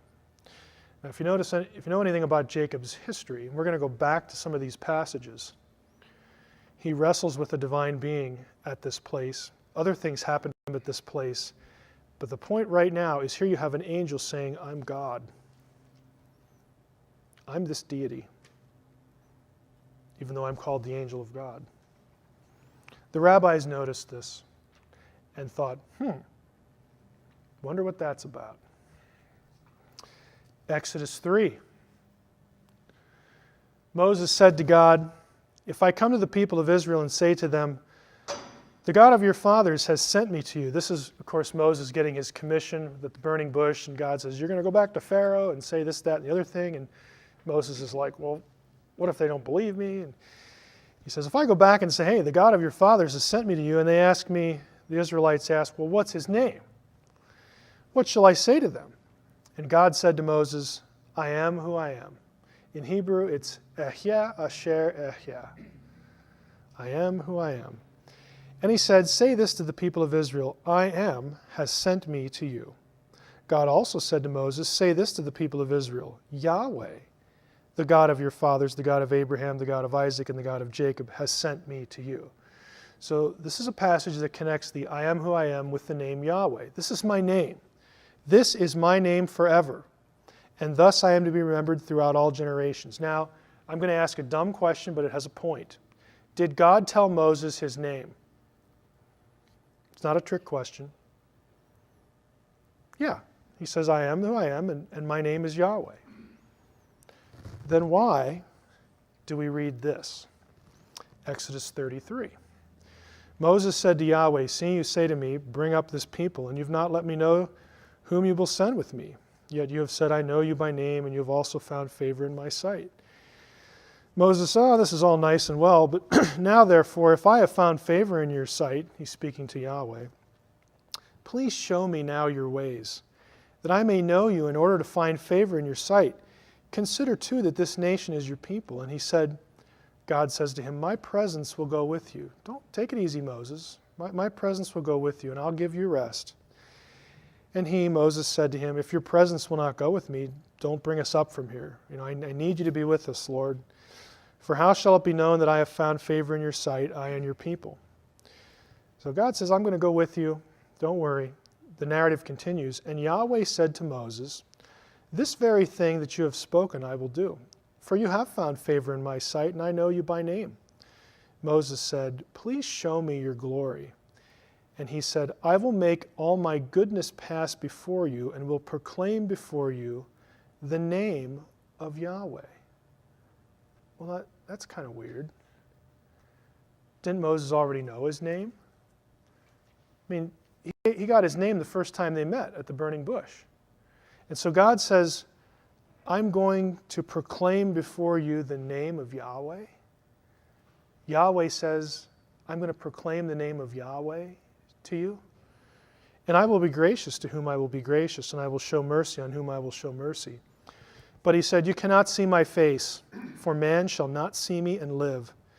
And Yahweh said, behold, there's a place by me where you shall stand on the rock, and while my glory passes by, I will put you in a cleft of the rock, and I will cover you with my hand until I have passed by. I mean, Moses wants to see God physically. And God says, he answers him by saying, I'll show you the name of Yahweh. I heard your question, Moses. I'll show you the name of Yahweh. But you can't see my face. I mean, catch the incongruity in the language here. You can't see my face. That would be trouble. You'd die. So I'm going to put you in this little cleft of a rock and protect you. When I take away my hand, you shall see my back, but my face shall not be seen. Well, now, wait a minute, God. I mean, Moses doesn't say this, but am I going to see you or somebody else? Because you said I'm going to see the name of the Lord, and then now you're talking in the first person. Like, what? I'm a little confused. Introduction to the Jewish Godhead. We're going to go back to that passage because there's something that is kind of remarkable about it. We will get there in a second. These passages and this language was noticed. This is not new with me. Okay, I'm not presenting this or myself to you as something like nobody's ever seen this before. No, lots of people saw this and other passages where it seems to be that there are two Yahwehs in the text. The Jews noticed this, and they devoted a lot of time to thinking about it and articulating what is going on. Known as the two powers in heaven of ancient Judaism. This was an idea, two powers in heaven, that was well accepted in Judaism, no problems with it, not a heresy. Yeah, we know this is going on. Good for you, you noticed this, until the 2nd century AD. What's significant about that? Well, that's post-Christianity. After Christianity came along, the two powers in heaven became declared officially a heresy in Judaism for pretty obvious reasons.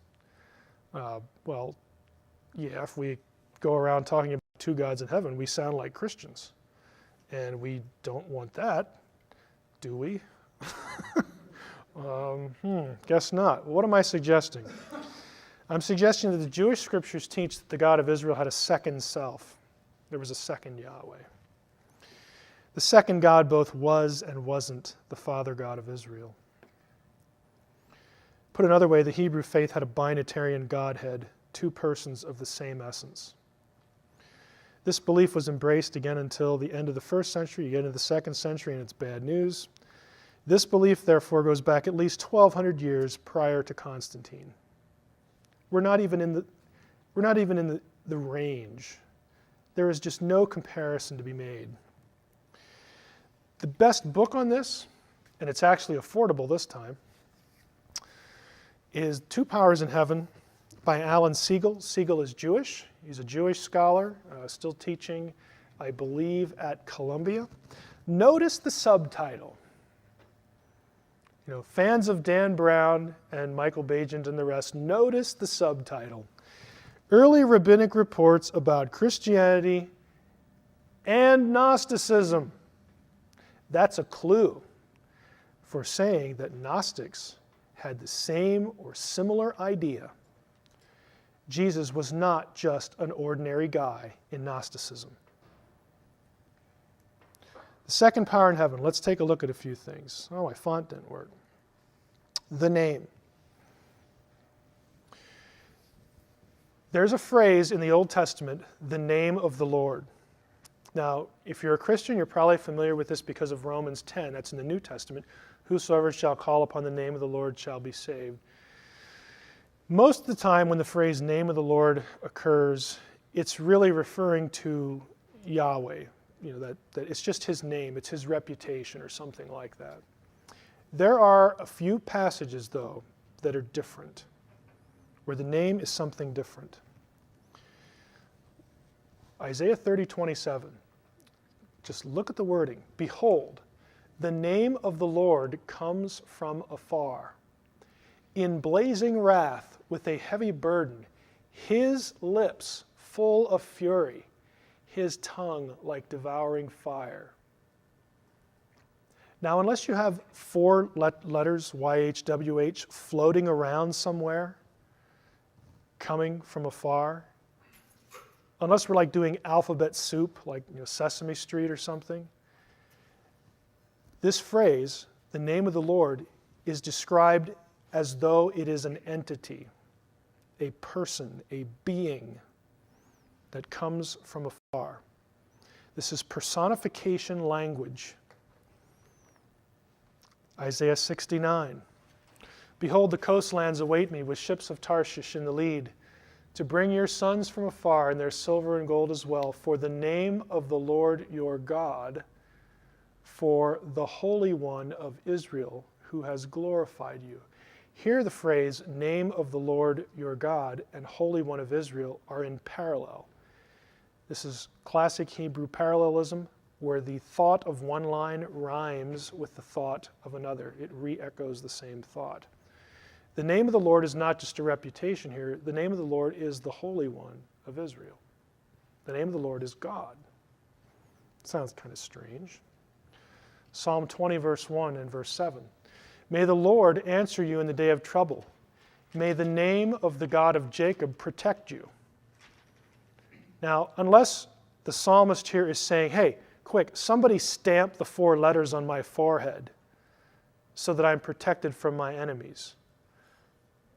No, he's saying, I want the name of the God of Jacob to protect me. It's not just 4 letters, protecting. 4 letters don't protect anybody. A person, a divine being protects those who are his. Some trust in chariots and some in horses, but we trust in the name of the Lord our God. 4 letters scrawled on something don't win battles for you. Psalm 44, verses 5 and 6. You are my king, O God. Decree victories for Jacob. Through you we gore our foes. Through your name we trample our adversaries. So when the army of Israel goes out, they just shout Yahweh and like they win. No, it's through the power of their God, who here is called the name, your name. The name used as though it were an entity, a person, a being. Deuteronomy 12. This is describing again the installation of the tabernacle, the place of worship. Verse 4, do not worship the Lord your God in like manner, like the other people do, but look only to the site that the Lord your God will choose amidst all your tribes as his habitation, the place where God lives, to establish his name there. There you're to go, so on and so forth. Verse 11, you must bring everything that I command you to the site where the Lord your God will choose to establish his name. Now, we get a better idea what that means when we hit 1 Kings, when the temple is built. When the priests came out of the sanctuary, for the cloud had filled the house of the Lord, and the priests were not able to remain and perform the service because of the cloud, for the presence of the Lord filled the house of the Lord. Then Solomon declared, the Lord has chosen to abide in a thick cloud. I have now built for you a stately house, a place where you may dwell. Skipping to verse 27, but will God indeed dwell on the earth? Well, we know that the heavens and highest heaven can't contain you, how much less this house. Next chapter, but when Solomon had finished building the house of the Lord and the royal palace and everything Solomon had set his heart on constructing, the Lord appeared. Look who appeared. Yahweh appeared to Solomon a second time. Okay, building from chapter 8. As he had appeared to him at Gibeon, the Lord said to him, I have heard the prayer and supplication which you have offered to me. I consecrate this house which you have built, and I set my name there forever. There are other passages in Deuteronomy and Kings that talk about that interchange, here's the point, interchange the name with Yahweh. They're interchangeable statements, interchangeable entities. Back to Exodus 34. Now, we said in Exodus 3 that Moses knew what God's name was. And then Moses says, hey, I want to see you. And God said, my presence will go with you. And Moses said, it's not quite good enough. I want to see you. And God says, I will proclaim my name to you. You will see the name of the Lord. And then in the next chapter, we get this. Yahweh said to Moses, cut for yourself 2 tablets of stone like the first, and I will write on the tablets the words that were on the first tablets which you broke. Be ready by the morning and come up in the morning to Mount Sinai and present yourself there to me on the top of the mountain. No one shall come up with you, and let no one be seen throughout all the mountain. Let no flocks or herds graze opposite that mountain. So Moses cut 2 tablets of stone like the first, and he rose early in the morning and went up on Mount Sinai, as Yahweh had commanded him, and took in his hand 2 tablets of stone. Now, just catch this. Yahweh descended in the cloud and stood with him, with Moses there, and proclaimed the name of Yahweh. Yahweh passed before him and proclaimed, Yahweh, Yahweh, a God merciful and gracious, slow to anger, and abounding in steadfast love and faithfulness. Now, I want to illustrate something for you. Guy, can you come up here? You got 2 ways to look at this, and I'm going to ask you which makes more sense. Let's just pretend, for the sake of the illustration, that Guy is Moses, and I'm Yahweh. I descend in the cloud. I stand next to him. Now, are there 2 characters or 3 in what happens? You look at the text. Yahweh descends in the clouds, stood with him there, and proclaimed the name of Yahweh.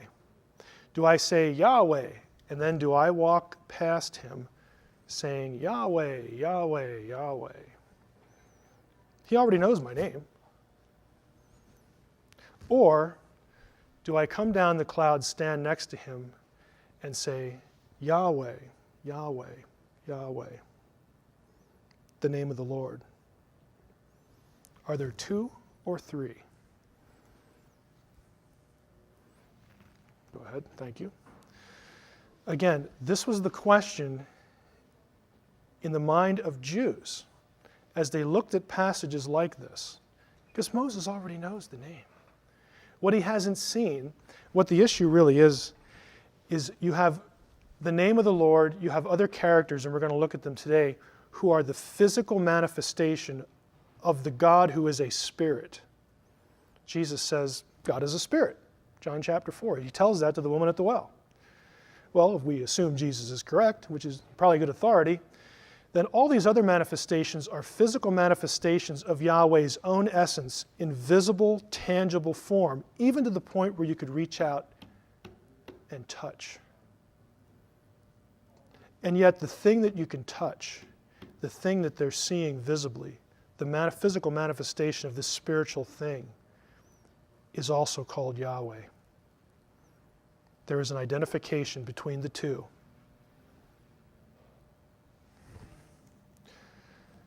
It also occurs in texts outside of the Old Testament that are not canonical. Jubilees, this is a pseudepigraphical book.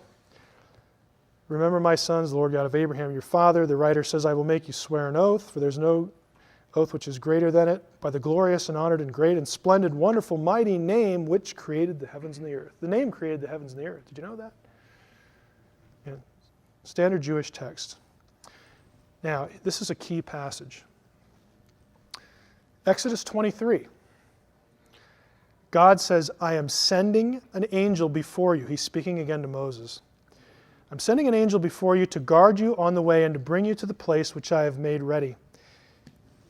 Pay heed to him and obey him. Do not defy him, for he will not pardon your transgressions.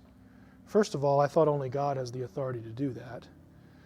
But he says, this angel, you better obey him. He will not pardon your transgressions, since my name is in him.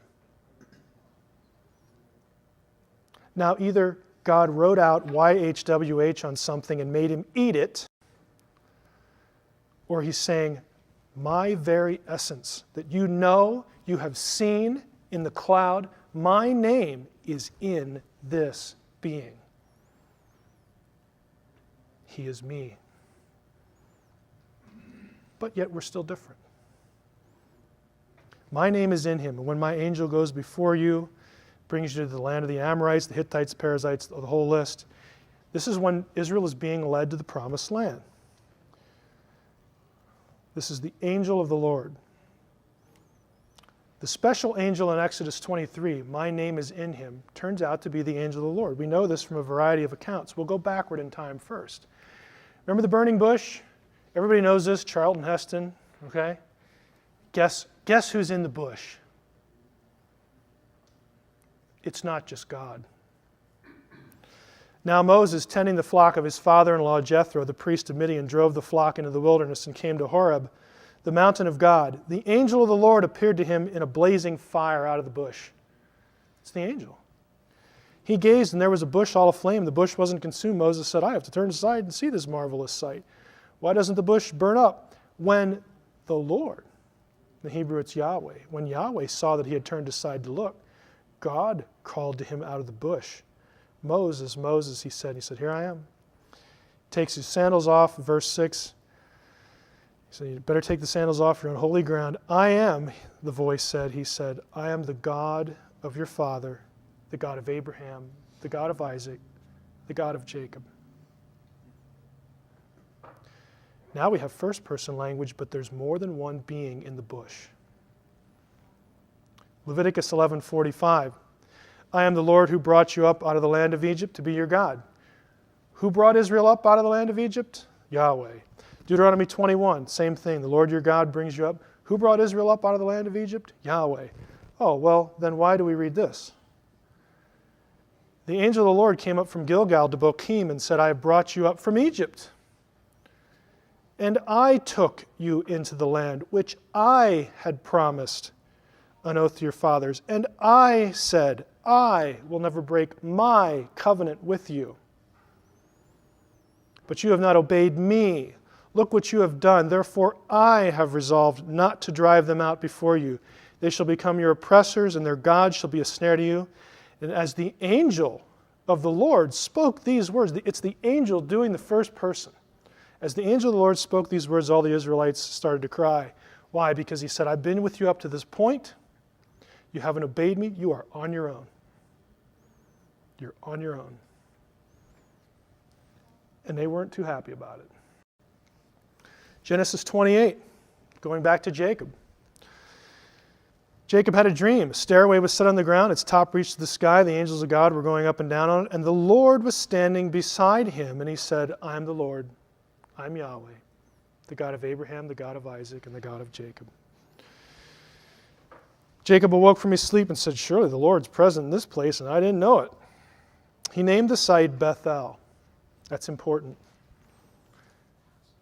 Genesis 32. The same night, this is a little bit later in Jacob's life, Jacob arose, Jacob was left alone, and a man wrestled with him. This is a physical entity, described as a man wrestling with Jacob. They're actually touching. Okay?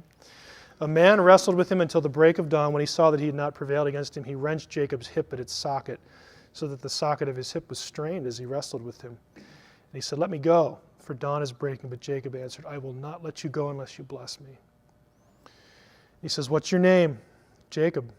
And he said in verse 29, your name shall no longer be Jacob, but Israel, for you have striven with an Elohim. You've striven, you've fought with God, or a God. Either way, it's a divine being. And man, and you've prevailed. Jacob asked, pray me, tell me your name. And he said, you must not ask my name. And he took leave of him there. So Jacob named the place Peniel, meaning I have seen Elohim. I have seen El. I have seen God. Hosea, the prophet, referring back to this chapter and to this episode, says this. The Lord once indicted Judah and punished Jacob for his conduct, requited him for his deeds. In the womb, this refers to the way Jacob was born. In the womb, he, Jacob, tried to supplant his brother, grown to manhood. He strove with a Elohim. He strove with an angel and prevailed. Point blank, the angel is an Elohim. This is my favorite passage in the Old Testament. I just love this one. This is cool for language geeks like me. But Israel, that is Jacob, remember Jacob's name got changed to Israel. Israel stretched out his right hand and laid it on Ephraim's head. This is when Jacob is about to die. He's blessing his children, Joseph's children. He stretched his hand out, lays it on Ephraim's head, though he was the younger, and his left hand on Manasseh's head, and crossed his hands, although Manasseh was the firstborn. And he blessed Joseph. These are Joseph's two kids. He blessed Joseph, saying, the God in whose ways my fathers Abraham and Isaac walked, the God who has been my shepherd from my birth to this day, the angel who has redeemed me from all harm. And here's the kicker. May he bless these lads. Who's the he? Is it God or is it the angel? And the answer is yes. The verb is singular. This is a complete, tight identification of the Malach Adonai, the angel of the Lord, as God. There are two. And this is where the idea of a Godhead comes from. These passages. This is not a Christian invention. This is not something Constantine came up with and sucked out of his thumb for political reasons. This is in the text. Jude 5, and here's some of the neat things about what the New Testament does with this. Jude writing, it says, now I want to remind you, although you once fully knew it, that Jesus, who saved a people out of the land of Egypt, afterward destroyed those who did not believe. Well, now wait a minute. I thought God delivered them out of the land of Egypt. I thought the angel delivered them out of the land of Egypt. Jesus delivered them out of the land of Egypt.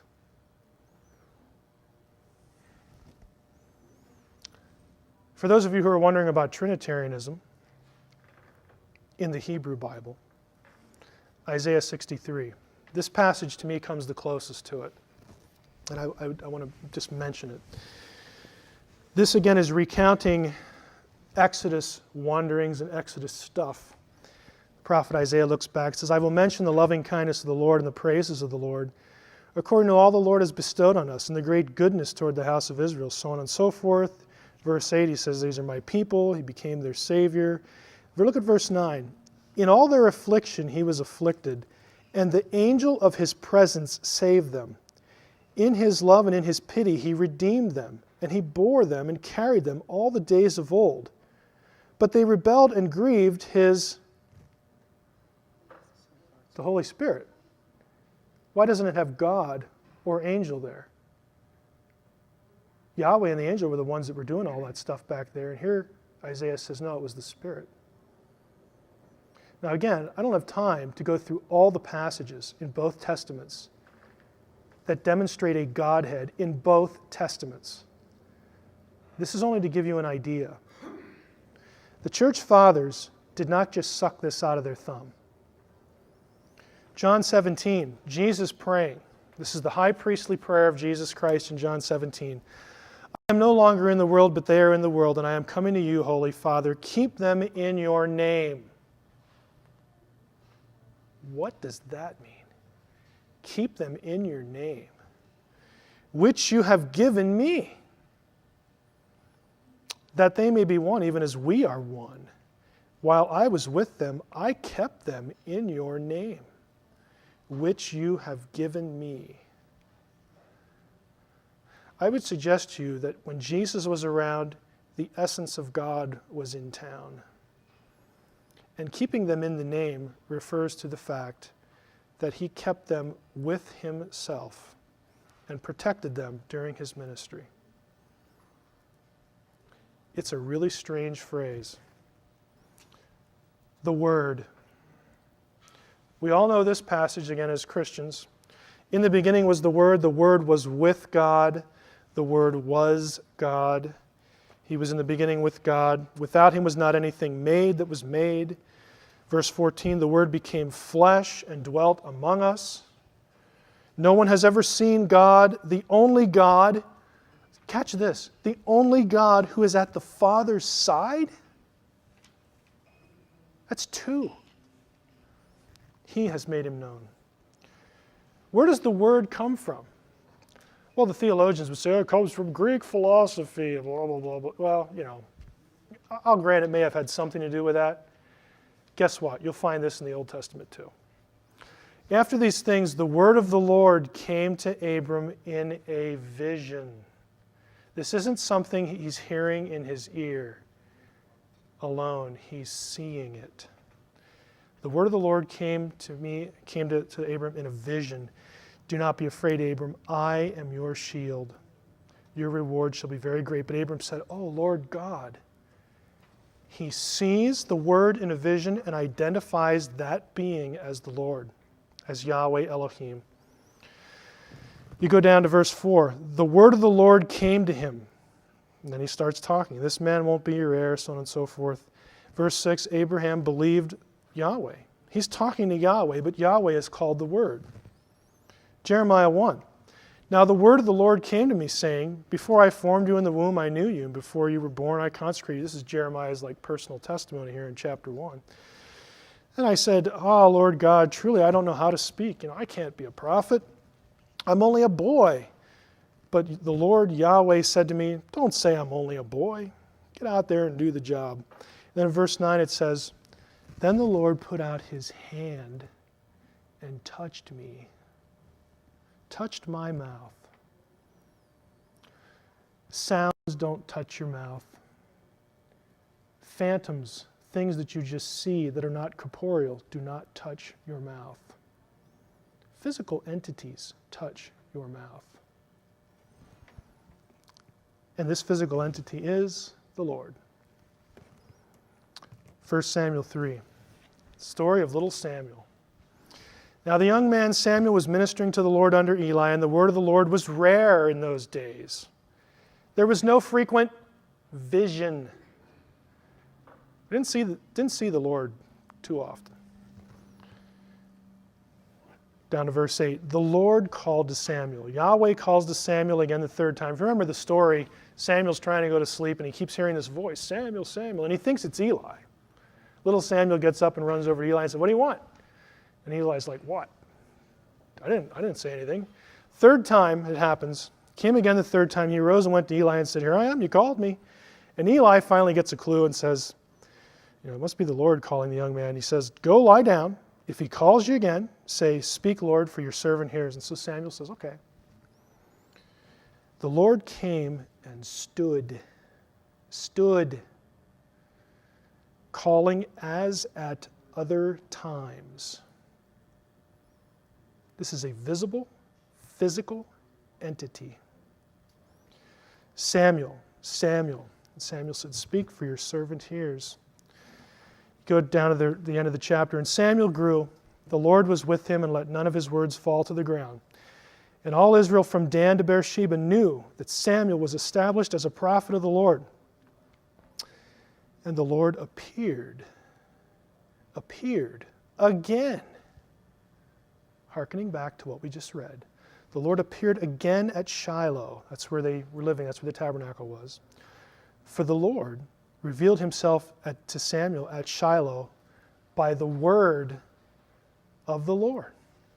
The word is a being in these passages. Philo, our Jewish friend, also picked up on this concept. He refers to the logos, which is the Greek word for word. He actually calls the word God. But he maintained a distinction between the logos and the God of Israel. Gnosticism actually is very close to what Philo believed. Philo said that there was a second God. This is a Jew who wrote lots of stuff and was very influential. He referred to the logos as the deuteros theos, the second God. But he believed that the second God was a created being, an intermediary. And that's essentially what Gnosticism held, as we saw in our first session.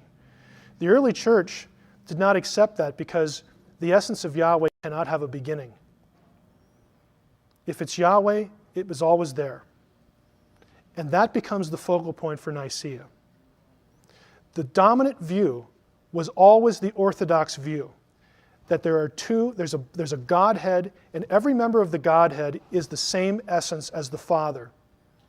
They didn't get it because Constantine liked it. He wasn't a theologian. They got it from all those passages I just showed you and others. Okay? And the Jews of the day, again, not everybody could wrap their minds around that. And Philo came up with, this sounds a little more reasonable. Yeah, he's a second God, but he had to have a beginning because. And those became the two tracks, the two views. The rider on the clouds. Guy, how much time do we have?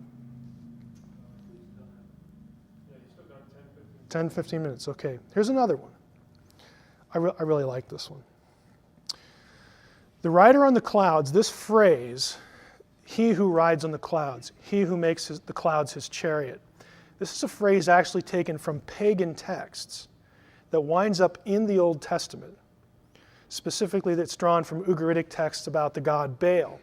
I mention that because it's very common for Old Testament prophets and writers to draw from literature around them and put it into the Hebrew Bible, as it were, to make a theological point. One of the things they do is they take this title, because Baal was like the big enemy in the Old Testament. Baal against Yahweh happens all the time, like with Elijah at Carmel. And they take the title, the one who rides the clouds, and they put it on Yahweh, as if to say, no, Baal isn't the one who controls the heavens and rides the clouds. It's Yahweh. 5 times, this title is used in the Old Testament for the God of Israel, for Yahweh. Here they are. Deuteronomy 33. There's none like God, O Jeshurun, who rides through the heavens to your help, through the skies in his majesty. None like God. Psalm 68. O kingdoms of the earth, sing to God, sing to the Lord, to him who rides in the heavens. Okay, clearly it's God, it's Yahweh. Psalm 104, bless the Lord, O my soul, O Lord my God, you are very great.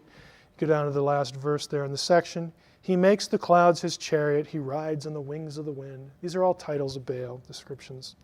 The point is, everybody in the ancient world knew Baal was a god. Or, they believed that. And the writer's saying, no, Baal is, whatever. Baal's an entity, but he is subordinate. Yahweh's the one who really has this position. And they kept at putting the phrase to Yahweh.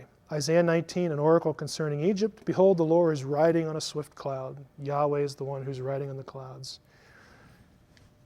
The lone exception.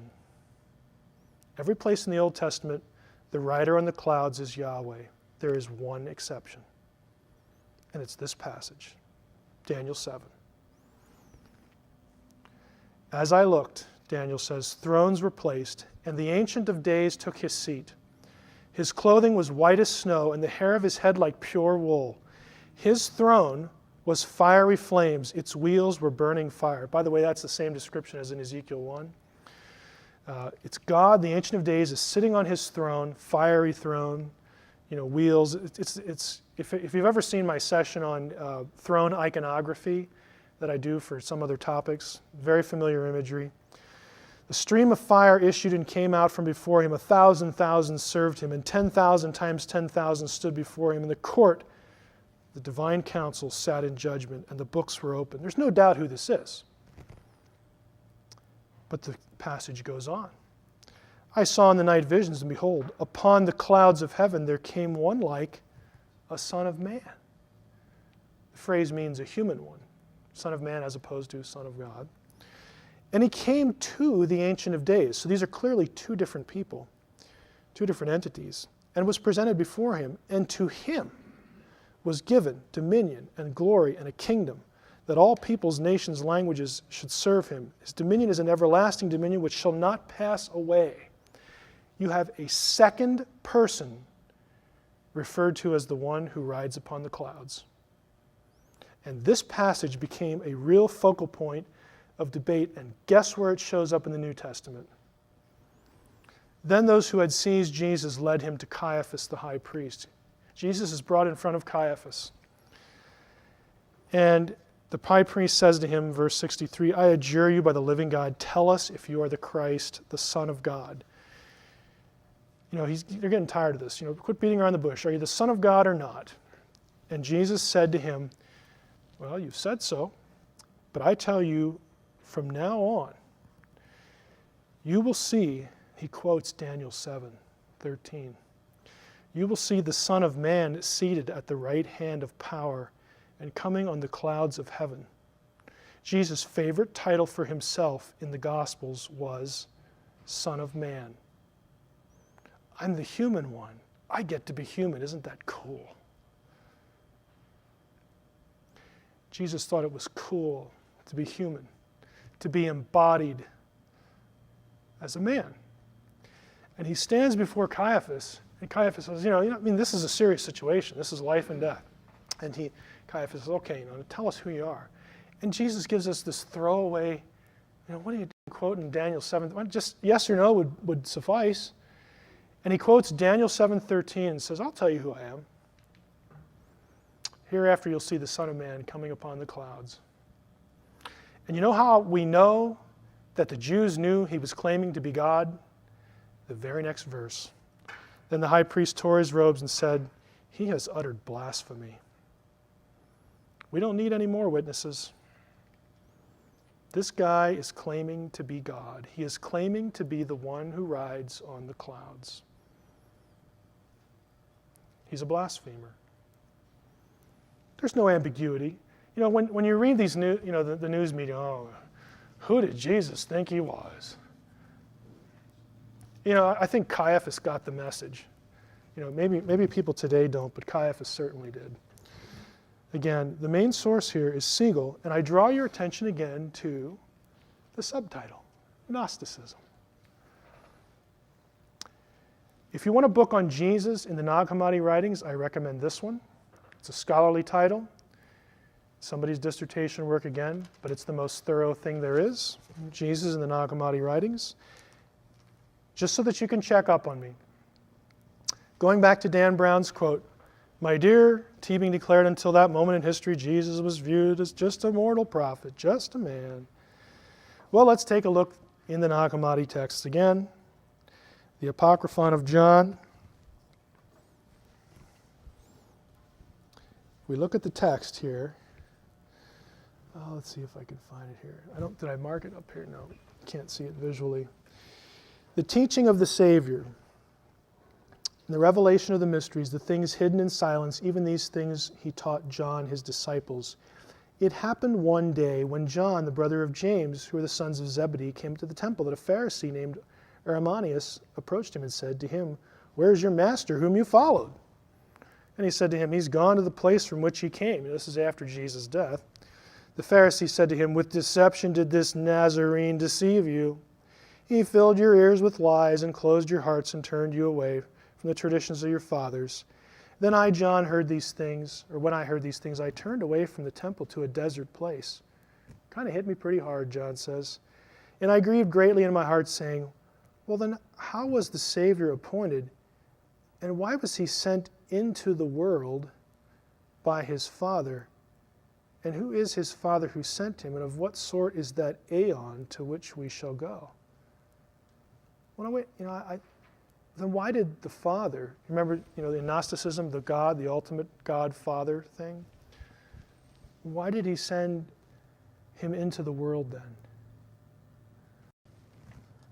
Not just an ordinary guy if the ultimate God is sending him somewhere. Know who Christ is. This is the teachings of Sylvanus, another Gnostic text. "And acquire him as a friend, for this is the friend who is faithful. He is also God and teacher." I'm sorry, Dan Brown, you are incorrect. Okay, these are the Gnostic texts. Know who Christ is. He is God and teacher. This one, being God, became man for your sake. Frankly, folks, this could go right into the New Testament. This could go right into orthodoxy. Now, I'm not saying that the Gnostics understood the language the same way, but they're saying this is a God who became man.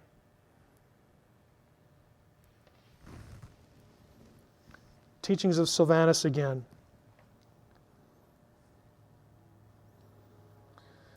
Let's see. "Do not tire of knocking on the door of reason," the middle section here. "Do not cease walking in the way of Christ. Walk in it so that you may receive rest from your labors. If you walk in another way, there will be no profit in it. For all those who walk on the broad way will go down at their end to perdition of the mire. For the underworld is open wide for the soul, and the place of perdition is broad. Accept Christ, the narrow way, for he is oppressed and bears affliction for your sin." Even sounds like substitutionary atonement there a little bit. "O soul, persist in what ignorance do you exist? For who is your guide into the darkness? How many likenesses did Christ take on because of you? Although he was God, he was found among men as a man." You could put that in the New Testament too. The only thing different is likeness says, the plural. Because the Gnostic view of what's going on here is a little different than the Orthodox view. This is the classic passage from, guess where? The Gospel of Philip, the one that everybody quotes in relation to the Da Vinci Code. Same text. "Jesus took them all by stealth, for he did not appear as he was, but in the manner in which they would be able to see him. He appeared to them all. He appeared to the great as great. He appeared to the small as small. He appeared to the angels as an angel, and to men as a man. Because of this, his word hid itself from everyone. Some indeed saw him, thinking that they were seeing themselves. When he appeared to his disciples in glory on the mount, he was not small, he became great," so on and so forth. What the Gnostic view of Jesus was, and again, we'll have to quickly go through this, the Gnostic position about Jesus was this: Jesus is not just a man. He was a God. He was one of these aeons. And so was the Christ. Jesus and the Christ are two different things, two different entities in Gnosticism. What the Gnostic scriptures, and Michael Agent and others make a big deal about this, there are certain Gnostic passages, and this is one of them and some of the other ones, where Jesus he's crucified, but yet it's not really him. Jesus is like looking at some man they're crucifying and standing there laughing, thinking, the archons, those evil entities think they got me, but they really didn't. I'm over here. It's not really me. And Bajent and Lee will take this in their minds as evidence that it wasn't the real Jesus. They don't understand Gnosticism. To the Gnostic, the eon comes down, becomes a human being, but it's like a shell. It's like a facade. It's like a, I'll use the word deception, but I don't mean it to be negative. It's just as the Gospel of Philip said, Jesus appeared as he needed to appear when he needed to appear as that. So Jesus is faking them out. He comes down, he manifests himself as this man, Jesus, the heavenly Jesus. If you're familiar with Platonic philosophy, this is another stream in Gnosticism, that there's the ideal, there's the cosmic Jesus, and there's the earthly Jesus. And the earthly Jesus gets killed, but the cosmic Jesus is still up here having a good time, untouched, unscathed. Okay. If anything, what the Gnostics did was they downplayed the humanity of Christ. They didn't think he was really, really, really, this God in flesh, and that was it. It's sort of a disguise, is what they're looking at. Treatise of the Great Seth, again talking about the crucifixion here. I know I have to hurry a little bit. Right up here, I did not die in reality, but in appearance, lest I be put to shame by them, so on and so forth. This is the Gnostic view, and I've just summarized it for the sake of time. Summary again. What I want to convey to you, I know this was a longer session because there's a lot here, and I'll grant you this is my favorite part of the whole thing, which is why it took longer. The idea that Jesus was the second power in heaven, a God in flesh, is built upon stuff that's in the Jewish Bible, and the church comes out of Judaism and accepts the Jewish Bible as inspired revelation from God. This idea precedes the Council of Nicaea by at least 1,200 years. That's a millennium plus some. Constantine did not invent this. Okay? This is something that Jews, before there even was a Christianity, noticed, tried to deal with, tried to articulate. And when Jesus came along and the Christians said, we know who the second power is. It was this guy who lived among us. And by the way, you just crucified him. But there was a reason for that. And we'll tell you about it. Okay? It's not something that was contrived at the Council of Nicaea. Any questions? Yes? I've always had a little bit of problem with the concept of Trinity, and that it seemed to be too limiting in what the essence of God really was.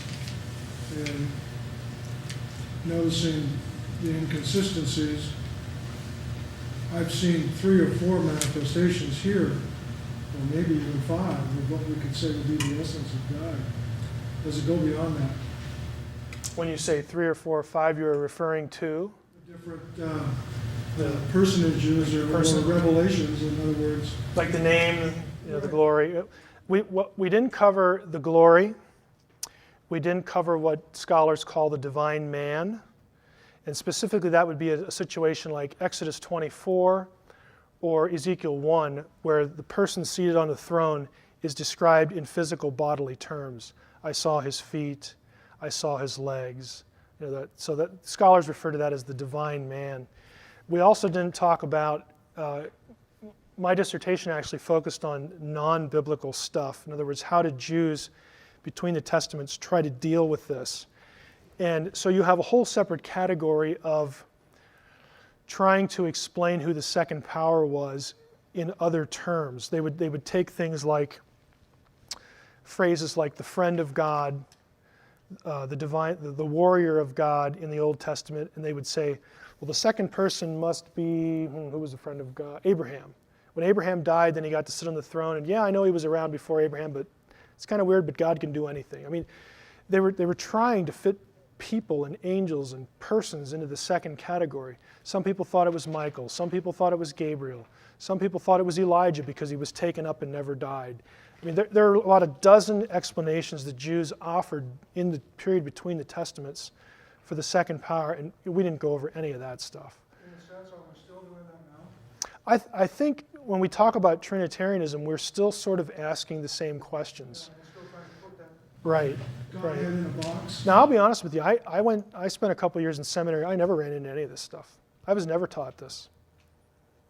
What changed my life, and it sounds goofy, but when I tell people this, I really mean it. Ugaritic changed my life, because for the first time, I had to study an ancient alphabetic cuneiform text, and the reason why it's important is because the description of the divine host, the heavenly host at Ugarit, is often used in the Old Testament.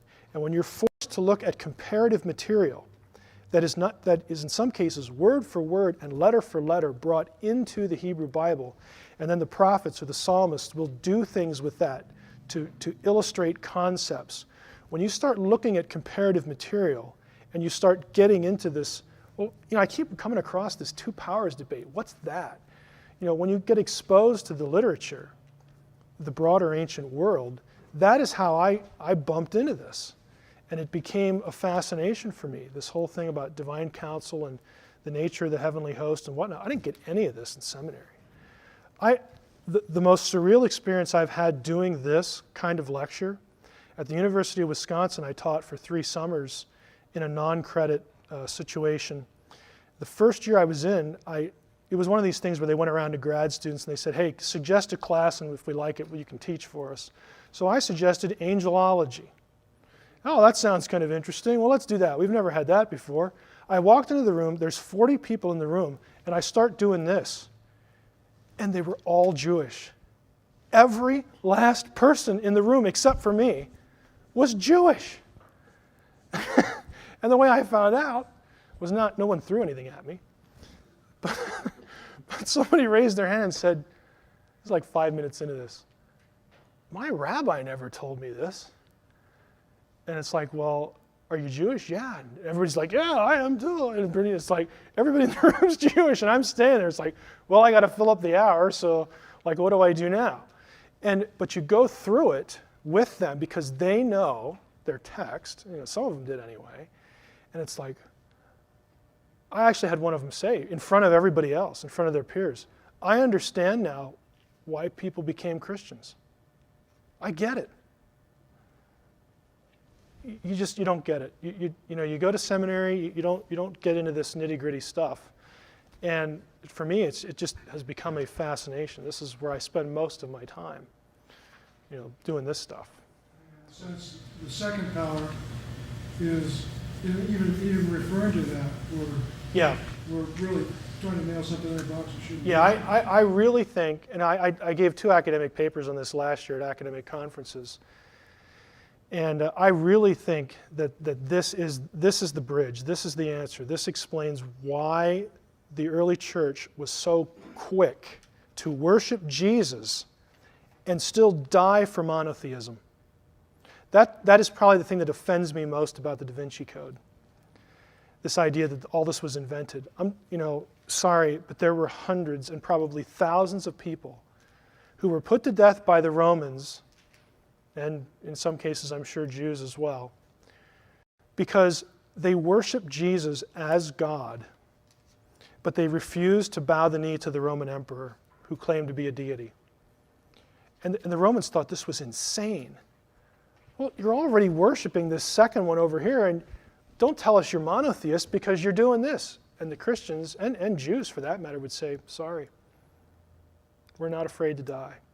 And I think what Dan Brown and his sources do with this material just makes that a mockery.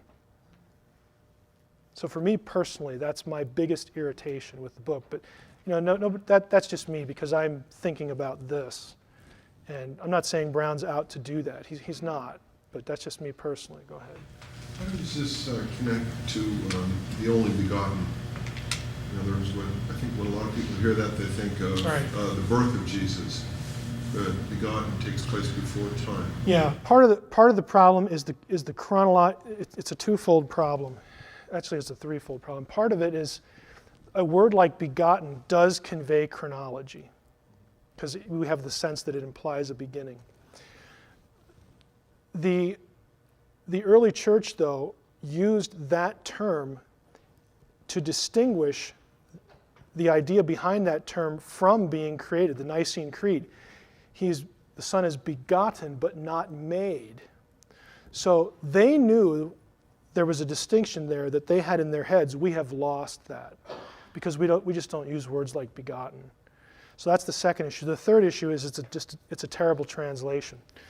There's a translation problem. The word that is used that we typically think of as only begotten in the New Testament is monogenes. It used to be assumed that came from monos, which is alone or only, and it came from the verb genao. So only, genao means to beget, to give birth to. And so the supposition was that it meant only begotten. After there was a lot of other Greek papyri discovered in the late 19th century and early 20th century, by the way, when papyri are discovered, the neat thing that does is it widens the vocabulary, the known vocabulary and the known meaning range of a certain word. It was discovered, and this is 100 years old, it was discovered that monogenes does not come from monos and genao. It comes from monos and gene, which means unique or kind. So Jesus is the monogenes. He is the unique kind. He is the only kind of something. And the way we know that that's what's going on in the New Testament is in Hebrews chapter 11, the word monogenes is used of Isaac. Think back to your Old Testament. The writer of the Hebrews calls Isaac the monogenes. Isaac is the son of Abraham. Here's the question. Was Isaac Abraham's only son? No. He had Ishmael first. Isaac wasn't even the firstborn. So that tells you that monogenes cannot mean firstborn or only born. What it means is unique. There was something unique about Isaac out of all the sons of Abraham. And what was it? Isaac was the son of the promise. He was the one that came from Sarah, which was the original prophecy that God gave to Abraham and said, you're old and your wife's old, but from Sarah you will have a child. And that child will be the chosen one of my covenant. Same word that's used in John 3:16. So there's a translation issue. So back to your original question, it relates because Jesus is unique. We have plural sons of God in both testaments. Haven't you ever asked yourself this question? Why is Jesus called the only begotten Son of God when there are plural sons of God in the Old Testament? It's a good question to ask. The reason is there's something unique about him. What's unique about him with respect to all the sons of God, all the heavenly host? He's the essence of the Father. They are not. He is uncreated. They are not. He is Yahweh. They are not. He's unique. He is species unique. Go ahead. Is there more of a more familiar pattern that maybe we see day to day now that you could liken the Godhead to? As far as an illustration? Correct. Like something like Oh boy.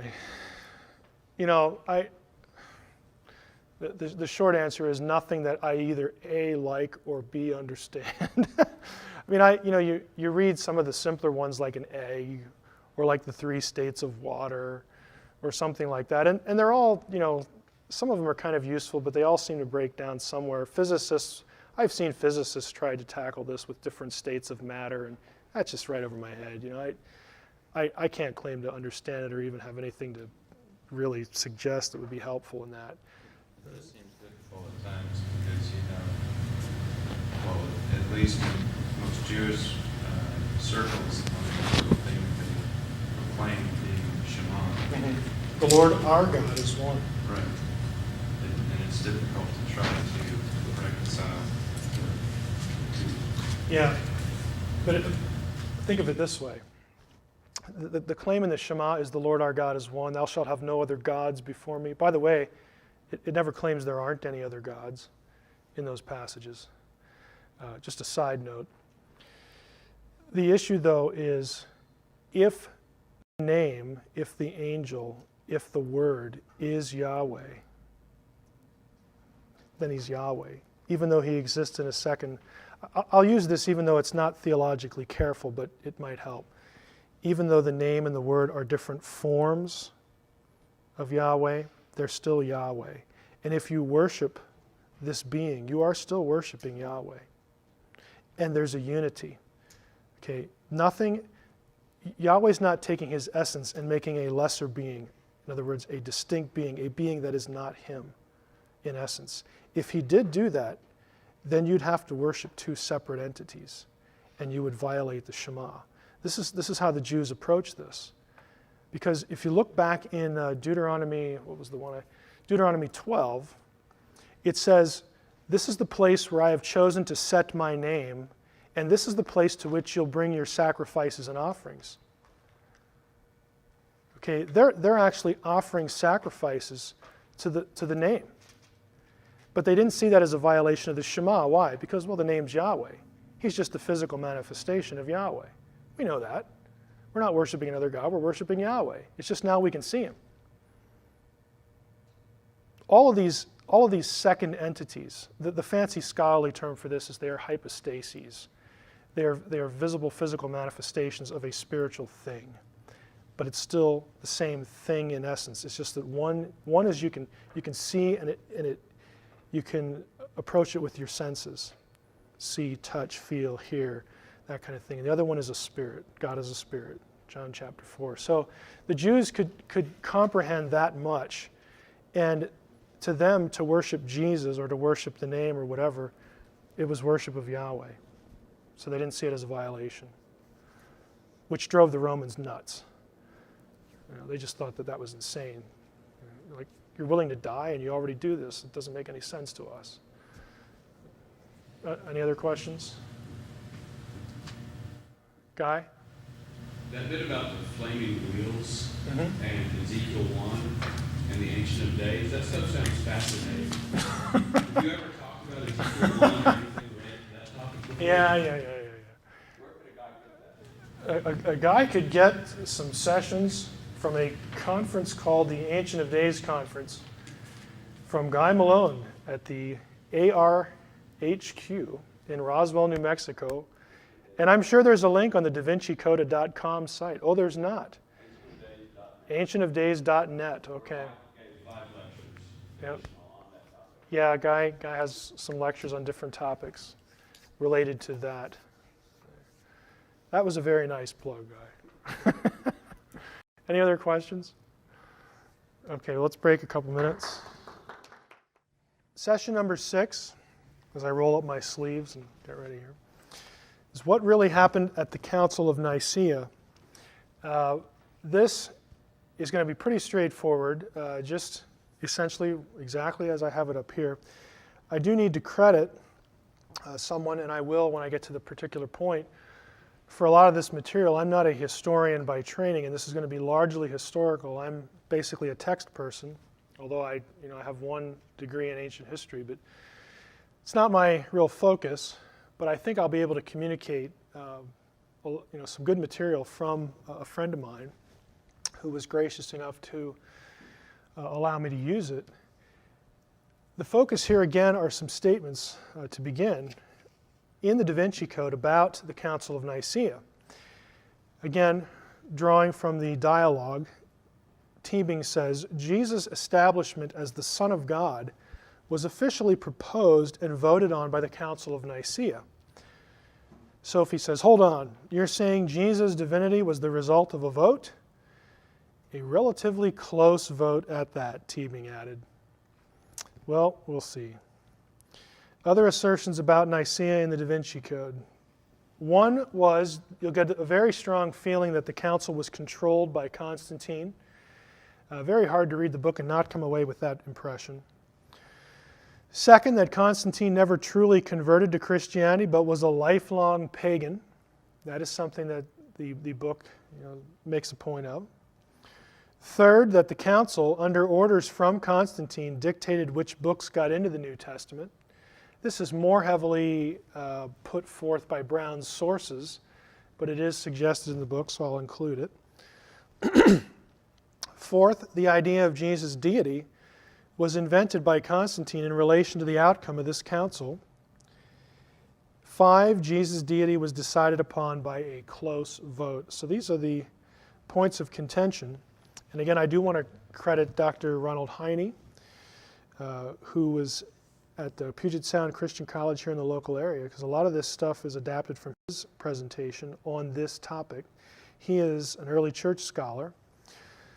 But let's just jump in here, since we've credited him. Constantine and the Christian faith. Constantine's conversion does get associated with an incident that happened at the Milvian Bridge in a battle near Rome against Maxentius, the emperor of the Western Roman Empire. Again, if you remember your world civ, the Roman Empire was divided into two portions. There was an east and a west.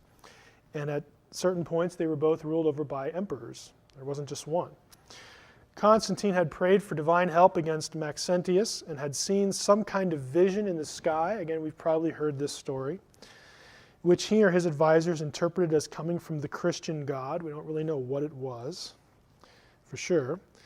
Constantine's victory at the Milvian Bridge appears to have influenced him toward a policy of favoring Christianity.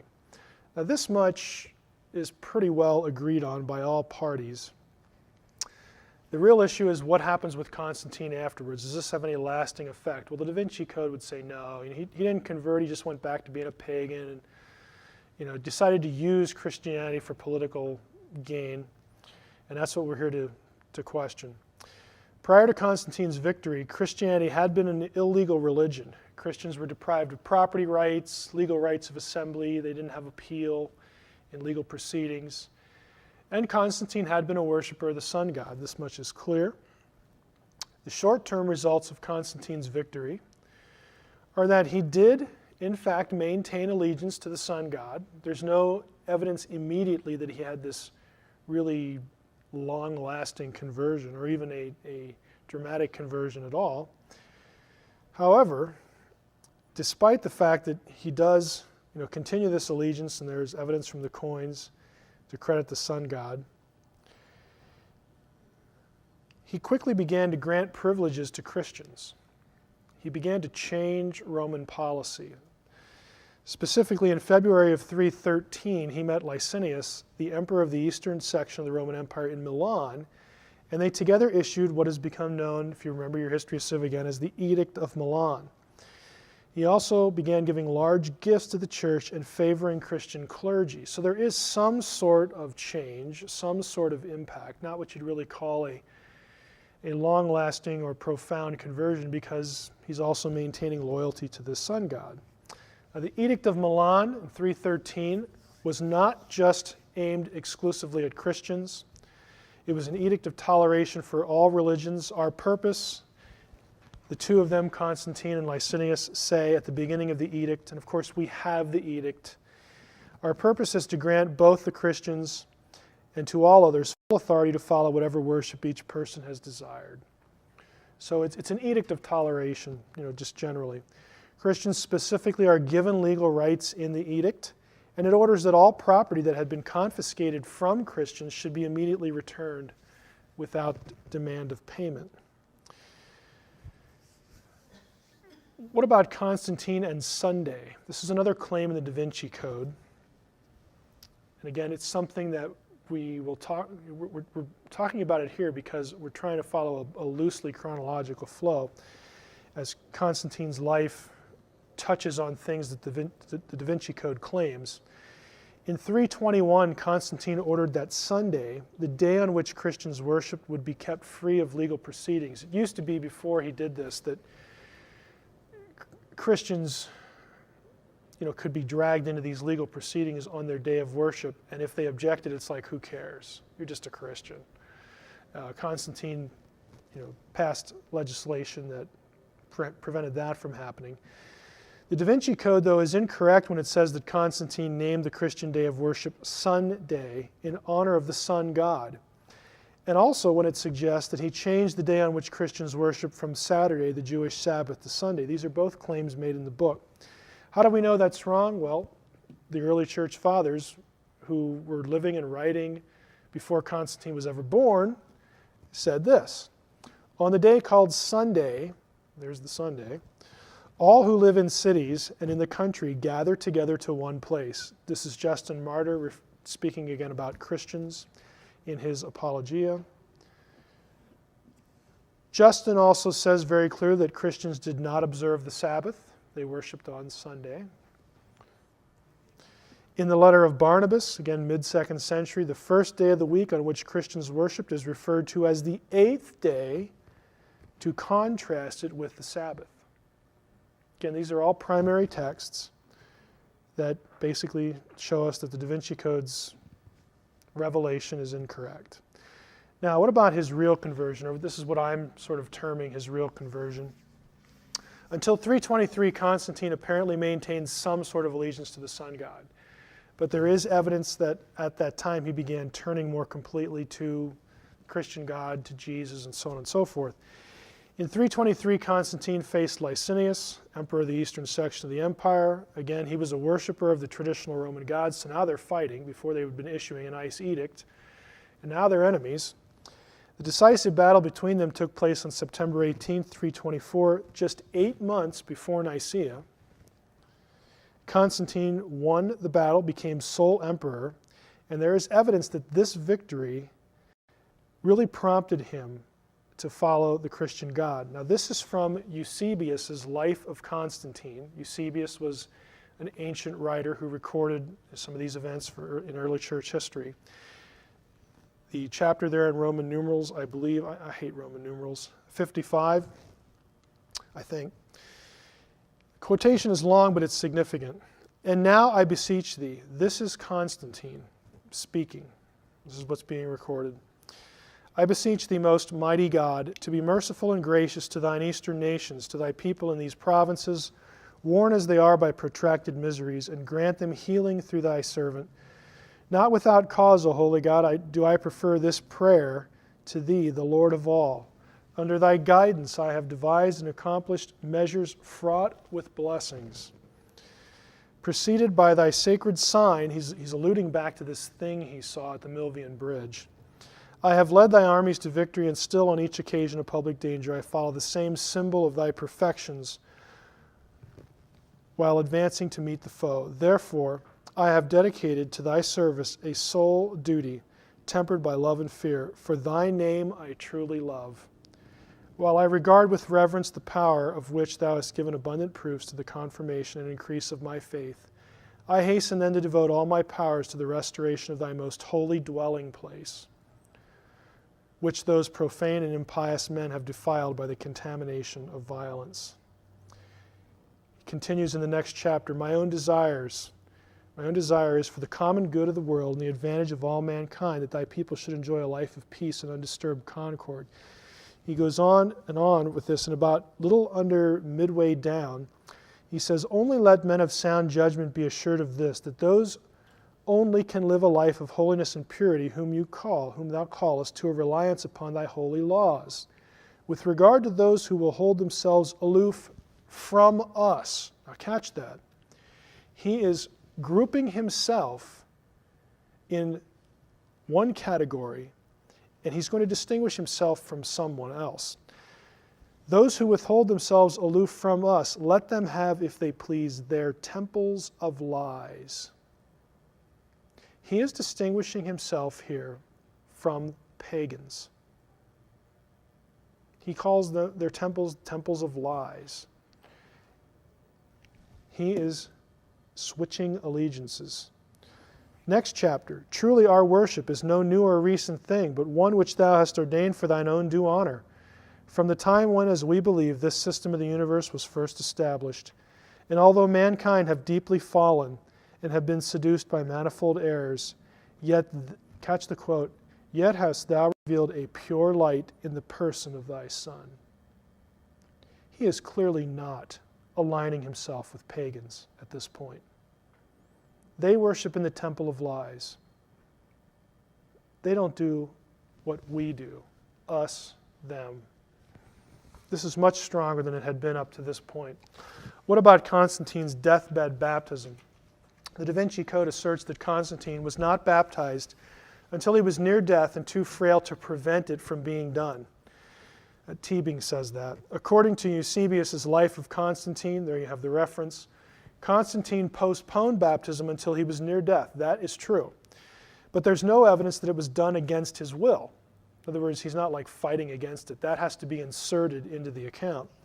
Delaying baptism was actually not an uncommon thing in the early church. The fathers didn't like it, but it was actually pretty common. As late as the 5th century, baptism was often postponed to avoid the responsibilities it incurred, basically spiritual laziness. Public proclamation, if I do this, then certain things are going to be expected of me, and I don't know if I really want to go through with that. And Constantine was apparently one of those. In the late 4th century, Gregory of Nyssa preached a sermon called Against Those Who Put Off Baptism. So this was a big enough problem that Gregory devotes a whole written sermon to it that, of course, gets circulated. Council of Nicaea. The Da Vinci Code asserts that the idea that Jesus was God cannot be found prior to Nicaea. We've dealt with that in session 5. Primary source material from the early fathers also illustrates the error of the Da Vinci Code and Brown's sources and sets the stage for what Nicaea was really about. It was well known by the 2nd century AD that Christians considered Jesus to be divine far more than a man. We get this from pagans. There is pagan testimony to the fact that Christians worship Jesus as God well before the time of Constantine. This is from Pliny the Younger to the Emperor Trajan, 1st decade of the 2nd century AD. Pliny writes, again in his letter, "Meanwhile, in the case of those who were denounced to me as Christians, I have observed the following procedure. I interrogated these as to whether they were Christians. Those who confessed, I interrogated a 2nd time and a 3rd time, threatening them with punishment. Those who persisted, I ordered executed. For I had no doubt that whatever the nature of their creed, stubbornness and inflexible obstinacy surely deserved to be punished. There were others possessed of the same folly," so on and so forth. Because they were Romans, I couldn't kill them. Remember Paul, this actually saves Paul's life in the book of Acts, the fact that he's a Roman citizen. It's alluded to right here. They asserted, however, that the sum and substance of their fault or error had been that they were accustomed to meet on a fixed day before dawn and sing responsively a hymn to Christ as to a God. Okay? This is a pagan source, Pliny. We get it from early Christians as well. I'm only going to give you 2 examples here. In a sermon, 3 examples actually. A sermon or a homily called 2nd Clement, chapter 1, verse 1, which dates from the middle of the 2nd century, begins this way: "Brethren, we must think of Jesus Christ as of God." Ignatius refers in one of his letters to Jesus Christ, our God, specifically his letter to the Ephesians. And he says in another place, "I glorify Jesus Christ, the God who has given you wisdom." It's his letter to Smyrna. This is 150 years before Constantine. We've already seen textually, when it comes to the Hebrew Bible, the New Testament, this is what the Scriptures taught. This is the position that manifested itself very early as orthodoxy, but it wasn't the only way that people looked at it because it's a tough issue. Now, I'm going to refer you to the writings of Larry Hurtado. I know Larry.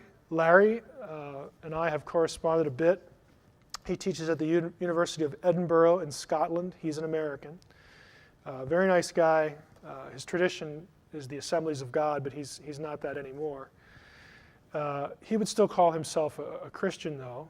He wouldn't like conservative labels that the Americans use. Hurtado has done a truckload of work in this area.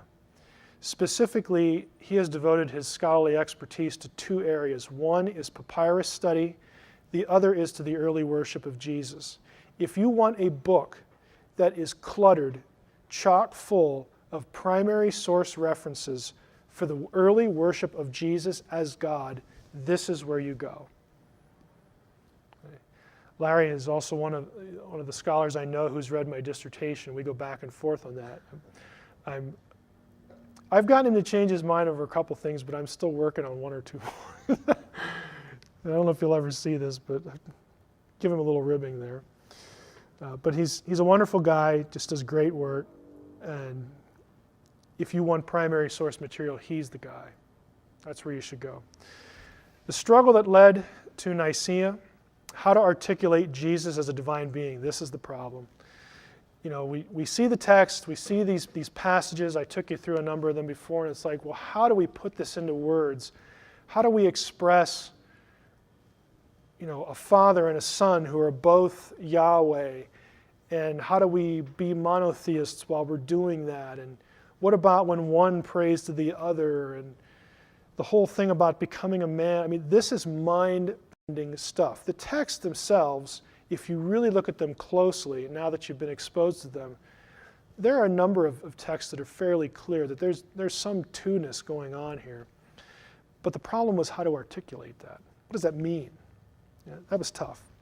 So what did the scriptures teach in this regard? The first view, and this is the view that was the dominant view. It's the view that has become recognized as orthodoxy. It's the view that was recognized as the majority Orthodox opinion before Nicaea, and the one that will win the day at the end of the council. This view was that Jesus and God the Father were the same in essence. Both had therefore always existed. That's a key element. However, they were distinct persons. View number one. I'm not going to read the whole thing here, but there was discussion both in Jewish writings, Philo, his discussion of Logos, and New Testament passages, that the Logos was, again, the second deity entity. And the question was, chronologically, where does the Logos come from? Did the Logos have a beginning? Or was the Logos always with God and God just brought the Logos forth? This view said he was always there and God brought him forth. Other views said he came into existence at some point. View number two said Jesus was God the Father. Now catch the distinction. First view says Jesus and God the Father are the same in essence, but they're distinct persons. The second approach was just to say, well, Jesus is just the Father. He is the Father. The Son is the Father. Now the problem with that became known as modalistic monarchianism, was that it raised some difficult points. Middle paragraph. The view solved the problem of worshiping God and Jesus. Hey, they're the same guy. No problem there. You were worshiping only one God because Jesus was God the Father. However, it created other problems. If Jesus were God the Father, then God the Father suffered and died on the cross. I mean, how can you have that happen if it's the same being? Totally. How can he lay dead in a grave for 3 days? How could that be? To whom did Jesus pray? I mean, is Jesus praying to himself then? So it just created problems, and it was not accepted, but it was around prior to Nicaea. View number three said Jesus was not God. He was also not man. He was something in between. Jesus was a human being like all other human beings, except that he had been born of a virgin. Because Jesus was a very religious man, he was chosen by God, and a special power called Christ descended on him. Two variations. One would lean to saying, well, he was just a man, but then he was like indwelled by this Christ thing. The other one would say, and this gets closer to Gnosticism, that the heavenly Jesus manifested himself as an earthly Jesus. So kind of a man, but not, just this trying to wrap their minds around this position. But he definitely wasn't God in the same essence. He definitely wasn't the Father. He definitely wasn't the same essence. He was something different. Again, this is close to Gnosticism. The view was actually called Docetism, though. Docetism taught that Jesus did not have a real human body. It only looked like he was human. He only appeared as a human. He wasn't really incarnated. Again, this view was more of a denial of the humanity of Christ, and it gets close to the Gnostic view. Now, along came an important figure, Arius of Alexander, who became a focal point in the struggle to articulate all this. How to assert that Jesus was God and worship him and still claim monotheism. Arius was a presbyter in Alexandria, Egypt, under the jurisdiction of Alexander, Bishop of Alexandria. Sometime before 318, Alexander began to dispute what Arius was teaching about Christ, and he called a synod to discuss the matter, and the synod condemned Arius. And that synod was not Nicaea, something that happened earlier, because Alexander was a little concerned about his understudy here. Arius' writings have not been preserved, but a few things have been preserved in the writings of the church fathers who wrote against him. Athanasius quotes a creed that Arius and his followers sent to the bishop Alexander. And an excerpt here, this is Arius' position. We recognize one God who alone is unbegotten, eternal, without beginning, true, immortal, wise, good, sovereign, judge of all, governor, administrator, unchangeable and unalterable, just and good. Lots of adjectives there. He is God of the law, the prophets, and the New Testament. He has begotten an only begotten Son before eternal times. That's an odd phrase. How can eternity have time? Before eternal times, through whom also he has made the ages and the universe. The Son was begotten, not in appearance. So that Arius is denying a Gnostic element here. Catch that. Son was begotten not in appearance, but in truth, and exists unchangeable and unalterable by his own will, a perfect creature of God. He is a created thing, but not as one of the other creatures begotten, but not as one of the other begotten beings. He's trying to say that this one was somehow unique, somehow different. He was created by the will of God before all times and ages, and has received both his life and being from the Father. The Father is the source of all things, but the Son, who was begotten by the Father apart from time and was created and founded before the ages, did not exist before he was begotten. This becomes the key point. Okay, Arius is saying that the Son had a definite beginning before which he did not exist. The Orthodox position, view number 1, said, he is the essence of Yahweh, and Yahweh has always existed, therefore he has always existed as well. That becomes a crucial matter.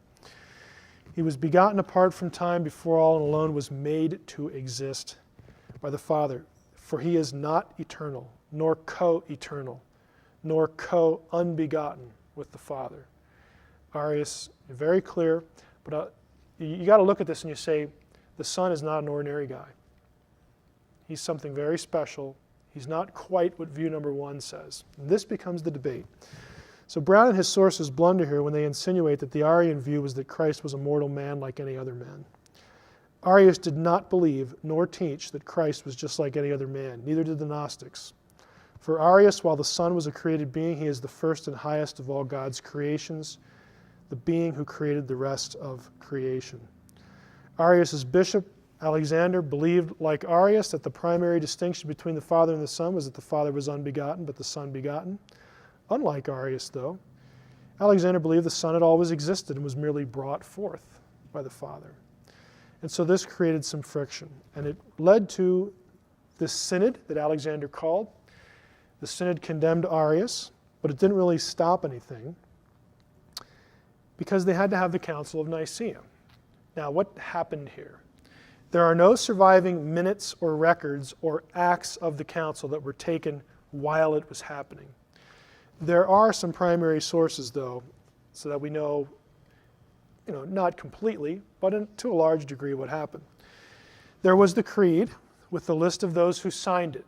That has survived. The Nicene Creed, you've probably all read it or recited it before, and the list of those who signed it. 20 canons or rules which the bishops passed. By the way, none of them have Constantine or the council deciding on which books get into the New Testament. That is a complete fabrication in the Da Vinci Code. Nicaea had nothing to do with that. Nowhere shows up in any of the canons. The synodal letter sent out to the churches telling them that the council was going to be held, that has survived. Later letters written by Eusebius and Athanasius, who were present at the time. Eusebius was a bishop of Caesarea and a voting member. Athanasius was basically just a secretary, but he turns out to be a pivotal figure in the whole proceeding. It is unknown exactly how many bishops attended the council. Sources differ in the numbers given. Eustathius of Antioch says about 270 attended. Eusebius says 250. Athanasius first says 300, and in a later piece of writing, 318. The number 318 is probably mythological because it's based on Genesis 14:14. So scholars kind of look at 318 and say, he's being poetic or allegorical here. Basically, somewhere between 250 and 300. That's how many were there.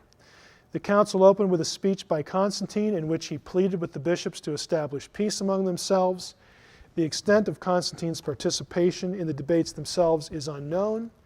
Eusebius tends to put more emphasis on Constantine's involvement than Constantine does in his own letters related to the council. And there's a source if you want to go look up those letters, see what they say, you can check them out.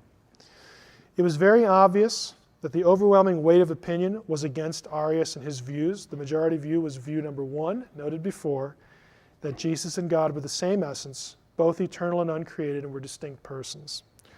Now, Eusebius was sympathetic to Arius' view but couldn't support it. He didn't really want him kicked out of his position. So Eusebius and others proposed a creed which was used in Eusebius' church later on. This was a scriptural creed, basically drawing its language from Bible verses, which agreed with the traditions and confessions of faith in all the churches. Everyone could have signed this creed. Everyone at the council, including Arius, could have signed this creed. We have this creed from Eusebius. Everyone could have done it, but it wouldn't have solved the problem. They would have just had to have another council. And so this creed did not work. It was adopted by the bishops at Nicaea, or the creed that was finally adopted by the bishops of Nicaea was a different one. So they say, nice idea, Eusebius. We appreciate the spirit in which you've recommended this creed, but it's just not going to solve the problem. We don't want to have to meet again, and so they voted it down. Now, the creed they produced, they put language in it to ensure that Arius would either have to change his position or would not be able to sign it, because that was the issue. The non-scriptural word was inserted as the centerpiece of the creed. It was the word homoousios, which means of the same substance. This word replaced homoiousios in the other creed, which meant of similar substance. Arius could have signed that one. He could not have signed homoousios, of the Father and the Son were of the same essence. Okay, so they changed that word. It's kind of interesting, if you look at the word, there's only one letter difference. One letter made all the difference in the world as far as the council was concerned. The creed therefore asserted that the Son was of the same essence as the Father. Athanasius wrote that the bishops wanted to express their faith in scriptural language, but the Arians kept twisting the words of Scripture so they would support their own views. So they abandoned trying to have every line of the creed come out of a verse, and they said, look, we're going to have to put extra biblical language in this thing to make sure it articulates what we're saying, and so that Arius will either have to change his view or just not sign it. And so that's what they did. The creed also defines the Son as begotten and not made. Now, remember when Tebing said, yes, the deity of Christ was decided upon by a vote, and a very close vote indeed. Yeah, 2 or 3 of the bishops that we know were there didn't sign it. Remember, there were between 250 and 300 there. That is not a close vote. What, 248 to 2? It's just not a close vote. It's I don't know how else to say it. It's just disinformation at that level, in that part of it, that part of the book. Constantine in the New Testament. The Council of Nicaea in and of itself had nothing to do with determining which books got in the New Testament. Again, none of the canons even mention this. The assertion that Constantine had a hand in the determination of what Gospels or New Testament books the church was to use is actually based, when I say it's based on this letter, trust me, if you read Bagent and Lee and these other people, they're going to link it to Constantine, for which there's no evidence. There is a letter in another context where Constantine writes to Eusebius, and in the letter, Constantine says that the large numbers of people in Constantinople, the capital, were becoming Christians, and he wanted the number of churches there to be multiplied. I want to start some other churches, he says. To meet the need of this expansion of churches in the city, Constantine asks Eusebius to prepare 50 copies of Scripture to be used, quote, for the instruction of the church. The only specific instructions Constantine gives Eusebius, and again we have the letter, for these copies is that they, quote, be written on prepared parchment in a legible manner and in a convenient portable form, by professional transcribers thoroughly practiced in their art, unquote. The rest of the letter deals with issues of payment for the materials and the delivery of the copies. The emperor asked that the copies be delivered to himself for his personal inspection upon completion. He never says, these are the books that you need to put in, or these are the books that you need to take out. He never says it. And as we did in session, I believe it was number 2, we talked about early witnesses, early lists of the canonical books. The claim that Constantine fiddles with and fixes the canon is just false. There is no primary source evidence for that view. It just doesn't exist. Now, again, to summarize, that's all I want to cover about Constantine. This one was a little bit shorter. Constantine was involved at Nicaea. We don't know the extent. It had nothing to do with fixing the books of the canon. The issue was about how to declare what the majority view had already formulated, had already adopted as the correct view of how to view Jesus' relation to the Father. They could see the passages that I gave you in the last session where you have a Godhead. They linked that to Jesus as the Son. The difficulty was, how do we express that? How do we talk about two persons, same Yahweh, but two Yahwehs, same essence, Father, Son language, and be monotheists? How do we get that down and express it in a formulaic way so that we don't have to keep fighting over this issue? And so they met with Nicaea to specifically discuss with Arius. Arius never produced anything that convinced more than 2 or 3 people that he was right. He was outvoted at least 248 to 2. It was not a close vote. Any questions?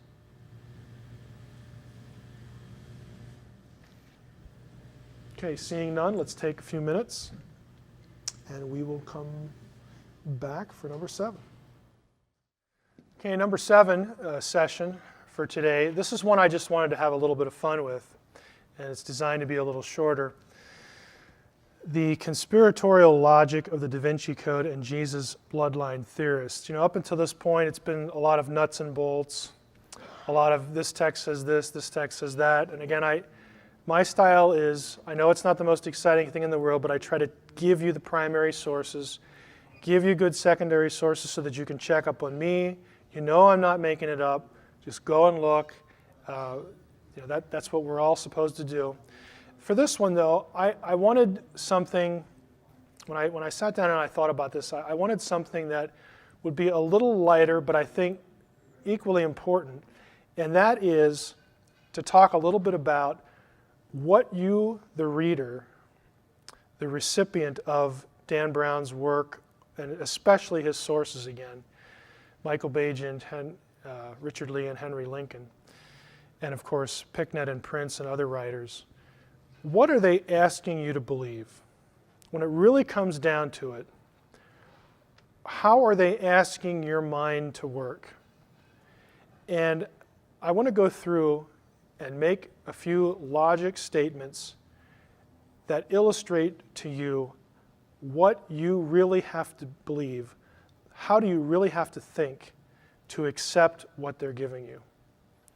And I've titled it Conspiratorial Logic of the Da Vinci Code, or How Finding People in the Publishing Industry Who Can't Think Critically Will Pave Your Way to a Bestseller, or How Speaking in a British Accent Masks Non Sequitur Arguments. And that is particularly aimed at Michael Bagent, again, not Dan Brown. Bagent is, I think, the leading person here who really tries to put one over on us. Of course, this is not Michael Bagent, Henry Lincoln, and Richard Lee. Frankly, we would do better with the lone gunman. But I want to take a look at what they do and consider it all as one big non sequitur. What is a non sequitur? Latin, of course, it means it does not follow, a statement that does not logically follow from what preceded it. Or put another way, a conclusion that does not follow from the preceding premises.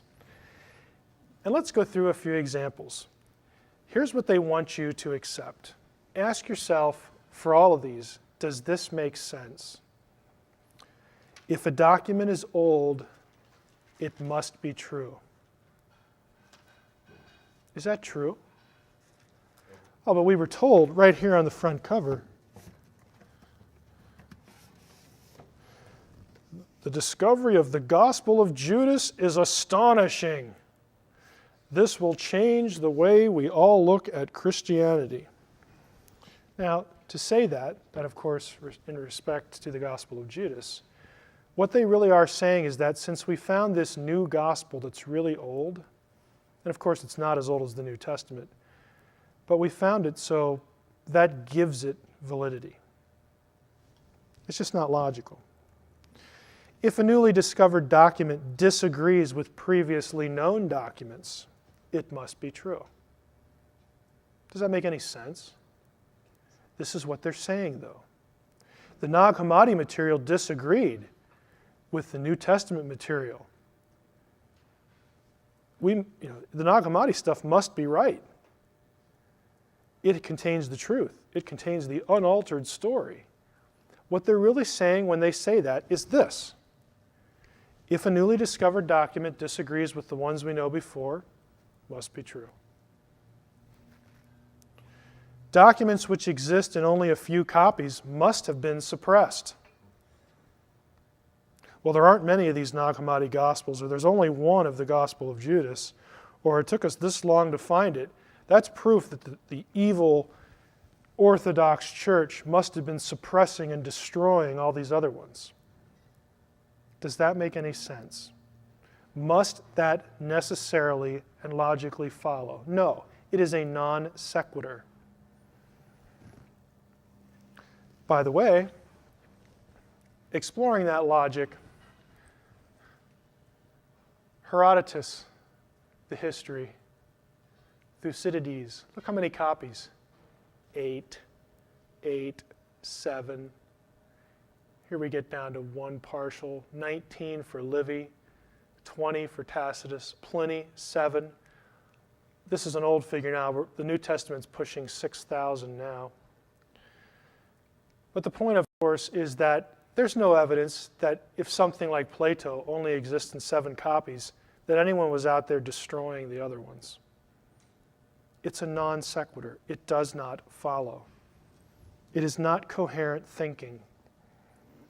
If document A and document B are about the same person, the document farthest removed from that person's time must be true.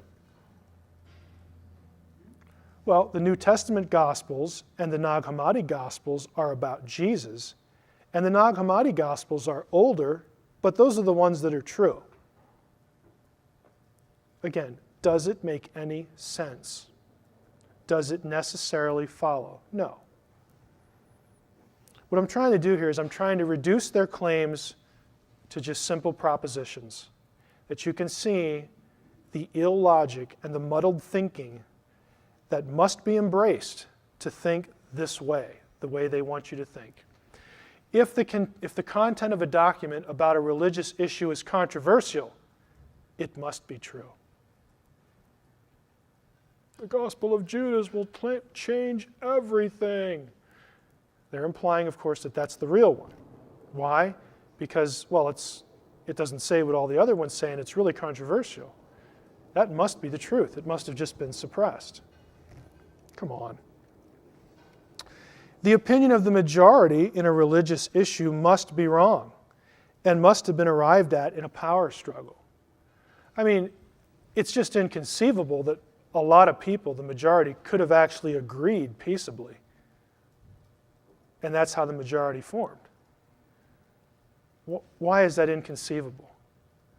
Again, if you accept the conspiratorial thinking, this is what you're asked to affirm. If one person who believes something behaves badly, then most or even all of the people who share that belief would approve of that behavior or behave the same way. Well, we know that there were early church fathers, early Christians, who didn't have nice things to say about the role of women. That must mean that most Christians think that way, and that this characterizes the church. That must mean that Gnosticism, is just the way to go, because they had so much of a more enlightened view. Just because one person thinks one thing and that one person is a member of a group does not mean that everyone else in the group thinks the same thing. How simple and elementary can it be? But this is what you're asked to believe. You're asked to swallow this. A person or group of persons who behave badly can't be correct, especially when it comes to religious truth. So what we're saying here is that we can judge the veracity of an idea by virtue of the way a person behaves. Is that necessarily true? No. He or she could just be a dork. But the dork might actually be right on whatever given issue it is. Okay, we all know dorky people who get things right. You and I might be among them. I can speak with authority on this one. Anyone who opposes an idea has an axe to grind. There can't be any substance to what he or she is saying. So, if I object to the idea, let's say, that the Nag Hammadi Gospels are unaltered truth, if I object to that, I must have an axe to grind. I really can't be saying that because of historical records and circumstances. Surely, the majority view, the Orthodox Christians, surely they had an axe to grind, and that's why things turned out the way they did. Again, this is so clearly incoherent, but this is exactly what you're asked to believe. People in power cannot be trusted when they say something is true. Therefore, people not in power can be trusted when they say something is true. Right? I'm sure we all know this by life experience, don't we? It's just silly. How about this one? God approves of everything in the Bible. Does he? Aren't there bad things recorded in the Bible? Well, of course. Does that mean God approves of everything? Or is it just describing the way things are or the way things were? Does it have to have some blessing pronounced upon it just because it's in the Bible? No. Everything in the Bible is prescriptive, they want us to believe. That means it's prescribed, it's doctrine, it's the way you ought to think. Nothing in the Bible can be just describing things. No, we can't have that. Frankly, all this charge of patriarchal culture needs to be adjusted just a little bit, because in many cases, descriptions of patriarchal culture in the Bible are just that. They are descriptions. This is the way people lived. This is the way people thought. It is not laid down as, thus says the Lord, you should look at a woman this way. And again, I'm not saying that the Old or New Testament is the 20th century or the 21st century. I'm not saying that at all. Okay, I will say it's better than that it has been characterized by the Da Vinci Code crowd, and that this kind of logic is what is driving a lot of their criticism. If something hasn't happened in recorded history, it never happened. Put the resurrection in this one. Well, the only place that's written about is the New Testament. We're not going to count that. So since we're not going to count that, there's no record of anything else like that, so it must never have happened. Well, thanks. You've just claimed omniscience. I wish I was omniscient. Data and evidence are the same thing. See, data is something like the Gospel of Philip, this reference to Jesus kissing, whatever he kissed. That's a data point. That's a thing which exists that we need to study and think about. It's not evidence of any particular thing yet. That's why we have to think about it. It's just data, right? Evidence and proof are the same thing, are they? Ask a lawyer. Evidence just is. It can be a physical object, it can be a statement, it can be an event. It doesn't constitute proof of anything. Evidence has to be put in context, and hopefully lots of data points and lots of evidence are put into the same context so that a picture emerges, so that we can draw a conclusion that is quote unquote beyond a reasonable doubt, which means to draw any other conclusion, you'd look kind of stupid. Right? That's all that means.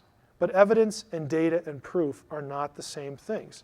But if you read Bagent and Lee's and Lincoln's book, they think just because they've found a question or they found a statement somewhere in some book, they will often take it, rip it out, and show it to you in isolation and claim that the data point is now proof of what they want to argue.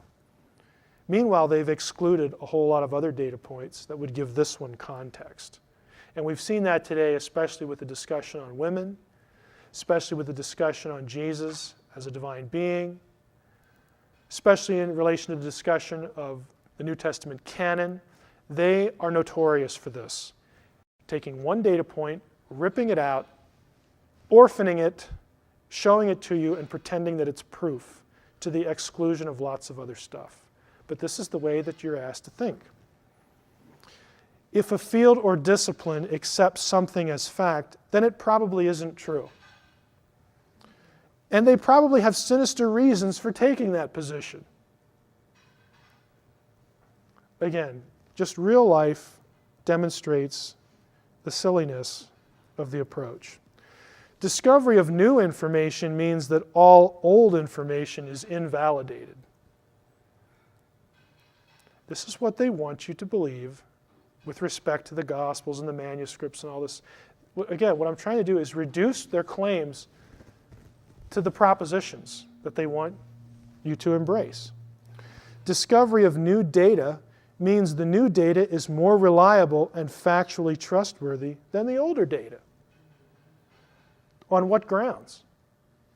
Well, we just didn't know it before, so now we know something different, and that must be true. No one in ancient times wrote with an agenda. Only modern people do that. I could say no one in ancient times except the New Testament writers wrote with an agenda. Like the people who wrote the Gospel of Judas or the Gospel of Philip or the Gospel of Thomas, they didn't have an agenda. No.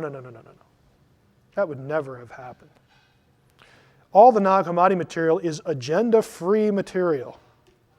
Just the facts. What bubble were those guys living in? No one with a minority viewpoint in ancient times ever wrote to take a shot at the majority opinion. Only modern people do that.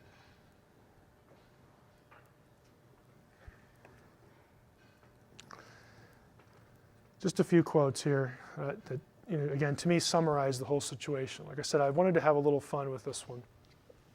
An education isn't how much you have committed to memory or even how much you know. It's being able to differentiate between what you do know and what you don't. That is an honest handling of evidence, an honest handling of material. That is the point of scholarship. Whether Brown sources like to hear it or not, this is what scholars are supposed to do, to try to determine what we can say and what we can't, and to put things really in probability scales. Men occasionally stumble over the truth, but most of them pick themselves up and hurry off as if nothing had happened. Churchill's just wonderful. This one kind of speaks for itself. Some of these writers, I will go as far to say that they probably know where the truth is and they want to avoid it because they don't want to stumble over it. Postmodernists believe that truth is myth and myth truth. This equation has its roots in pop psychology. The same people also believe that emotions are a form of reality. There used to be another name for this state of mind. It used to be called psychosis. Brad Holland is an artist. Don't know too much about him, but I thought this is pretty profound. And this one we have in our office. The work of scholars is not for sissies. Now, some of you are familiar with Donker. Donker is a famous lexicographer and Greek and early church historian. And frankly, I have this here because I really like the quote, because I get to look at it all the time. And also to say that if the people, the sources behind what Brown is writing and perpetuating, again, he to me is not the bad guy. If these guys are not willing to do the grunt work and to look at the texts and give you all the data, they're not only sissies, they're axe-grinding sissies. Okay, this is not easy stuff. It is mind-numbing on occasion, but it's important. Just trying to give the data and be honest with it and think about it. Again, non sequitur, conclusion that does not follow from the preceding premises. And Shakespeare's quote, I think, is a good way to wrap this up. An empty vessel makes the greatest sound.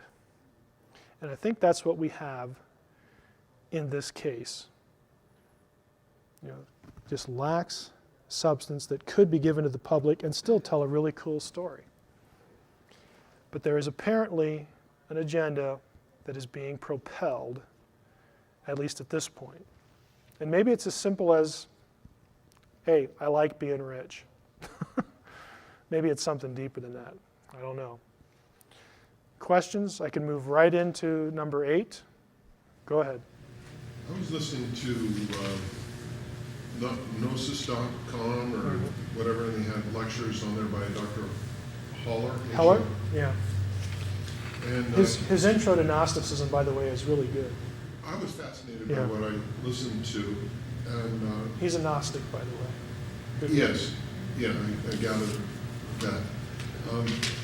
One of the things that he said from my notes is I think there is inherent, and I can't find it right off here, but there's an inherent necessity to rebel against law and structure and the laws like the Ten Commandments, Torah, because since it originated from an inferior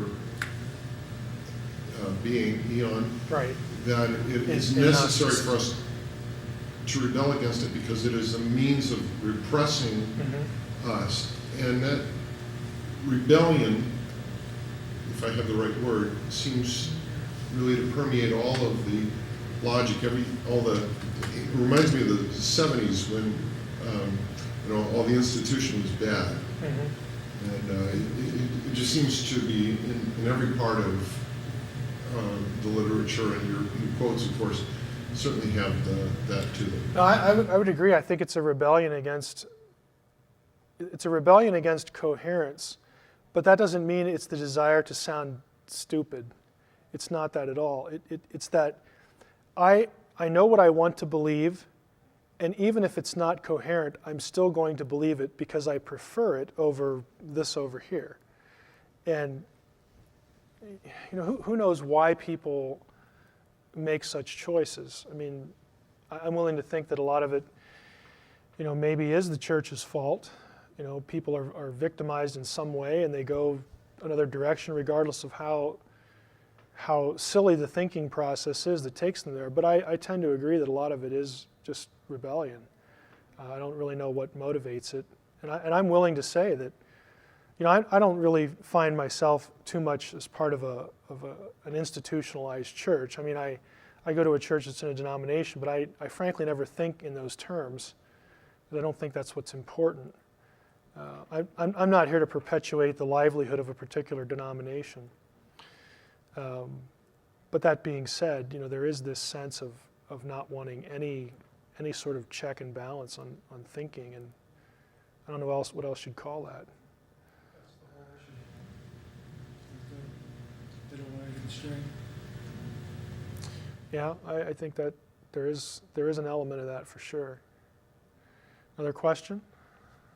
Yes, Ted. Yeah, I had one. Back to Nicaea, those 300 people that were there, or 300 or so people, who were they? I mean, were they local, kings of the area, or who, No, they were the cardinals and bishops? Yeah, they were the bishops that were solicited. I mean, basically the call went out, all through the empire. We're going to have this council at Nicaea, XYZ date. You're invited to come. Some did, some didn't.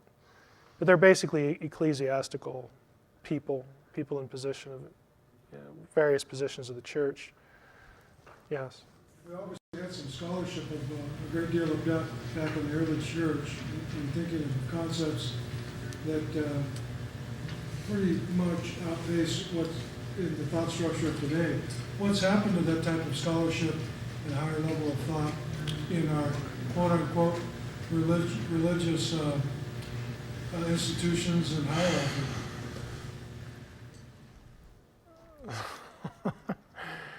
Yeah, I'm having one of these moments of what I should say and what I want to say.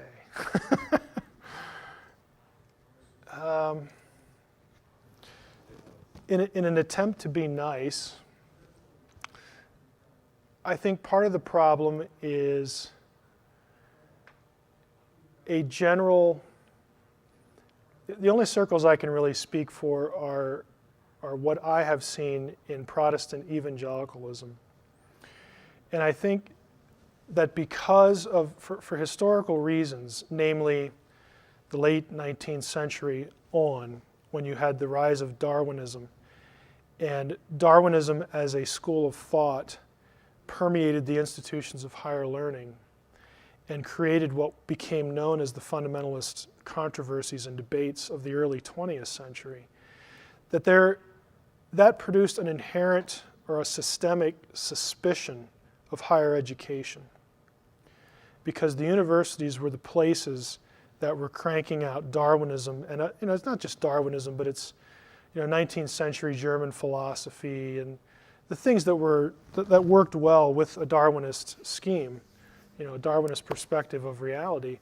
And the church was sort of blindsided by this and began to look at institutions of higher learning as these are just, intellectually speaking, dens of iniquity, and people who go off and get higher education come out corrupt, and they don't believe the faith, and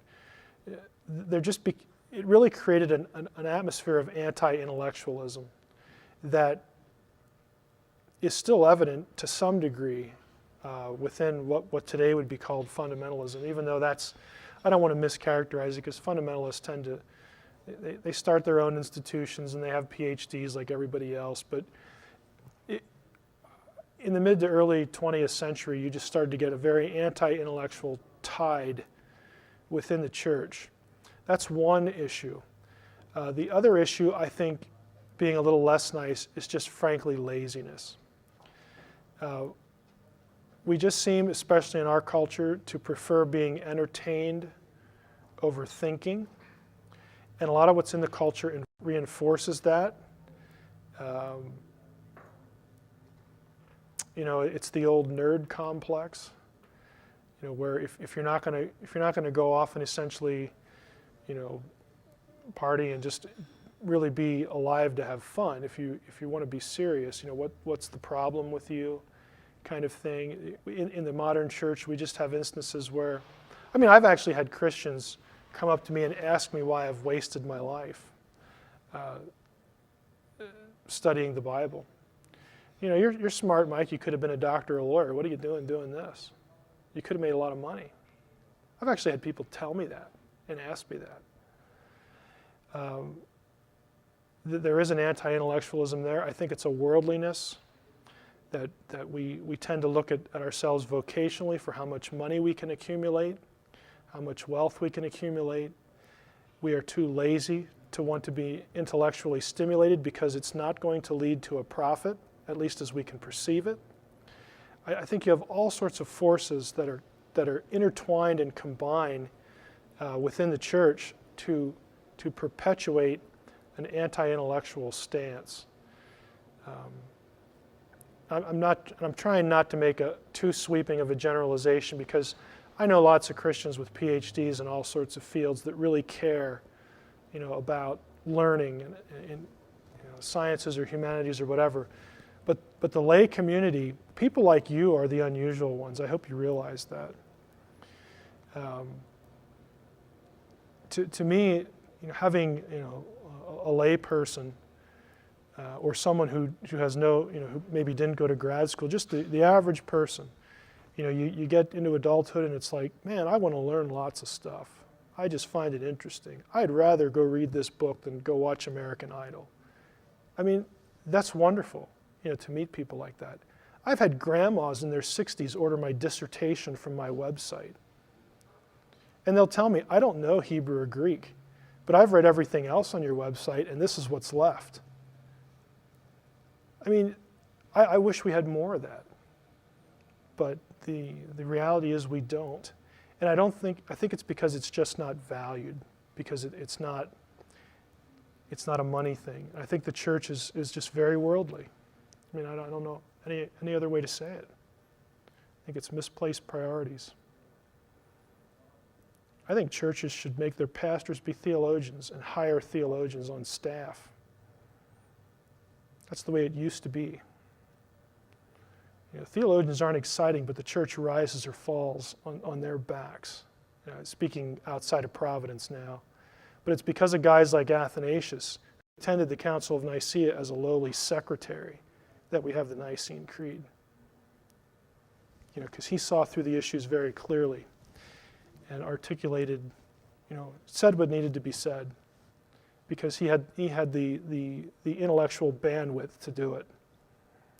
He wasn't alone by any means. I know, having read quite a bit of the early church fathers' writings, just in reading, they're amazing guys. Oh, the thought process is like, whoa. I mean, you really got to say. Outside of serious Catholicism and maybe Anglicanism, the fathers have just been neglected everywhere. Now, I will say one thing and give credit to where credit's due. InterVarsity Press, which is predominantly selling books to the evangelical midstream, commentary, which is a book-by-book commentary from the church fathers on every book of the Bible. That plus the church fathers' writings themselves, I think, are a step in the right direction. We're sensitive to that too at Logos. We license InterVarsity stuff for electronic use. It's wonderful to be able to search it, because these guys were just, you'd probably have to replace any one of them with 3 or 4 other people now that have PhDs. They were just really amazing people. Evidence for any kind of evolution in the thought process doesn't stand up when you put the majority next to them. I know guys who do doctoral work in philosophical theology, and you're doing a lot of stuff with the fathers there. But that's even rarer than a guy who goes into Semitic languages like me, because it's the old, well, if you go and study philosophy, all you're going to do is flip burgers or drive a cab. Never thinking that maybe we should send this guy to grad school to be a philosophical theologian and hire him on staff and have him actually write things for the lay audience so that they learn how to think again. I'm not naive enough to think that's going to happen, but that used to be the norm. Another question? Okay, well, let's break just a minute or two and do the last thing.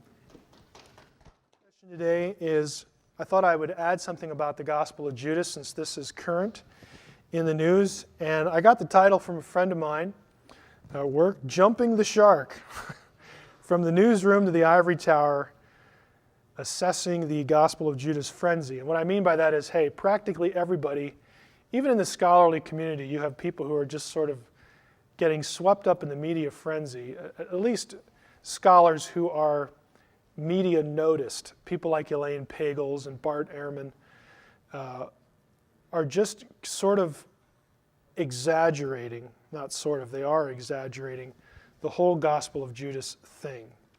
And in my estimation, they have jumped the shark. If you're not familiar with the term, I'll say a little bit about it later. But let's just jump into what the Gospel of Judas is. If you've been on another planet over the last month or so, this is for you. Of course, the Gospel of Judas is a Gnostic Coptic document. The National Geographic Society put together a team once this document was recovered, and frankly, it has a very shady lineage when it comes to how people got it, how the National Geographic Society got a hold of it, who had it before then, and how did they get it and pass it around.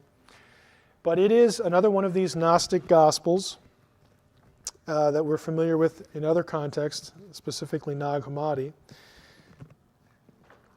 This is what the Gospel of Judas looked like as it was retrieved from the cardboard box in which it was kept.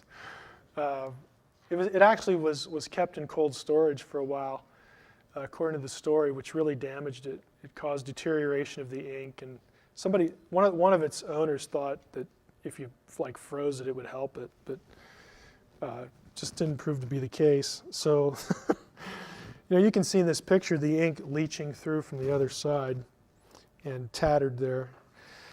About the project, in order to be certain of the age and its authenticity, the National Geographic Society, again, put it through a whole round of tests. If you go to the National Geographic Society website from which this is taken, you can view profiles of the contributors to the project, those guys who were on the team, which was kept secret for quite some time, to put it together physically, to translate it, and of course to try to deduce some meaning out of it. Profiles here on this page. I'm not reproducing all of these, of course. Some of these are familiar if you've read. Bart Ehrman publishes a lot on the popular seminary or semi-popular level. Bart teaches at NC State, I believe. This guy down here, the reason I have this page is I do want to draw your attention to Craig Evans. Craig teaches in Canada, the Acadia Divinity School in Nova Scotia.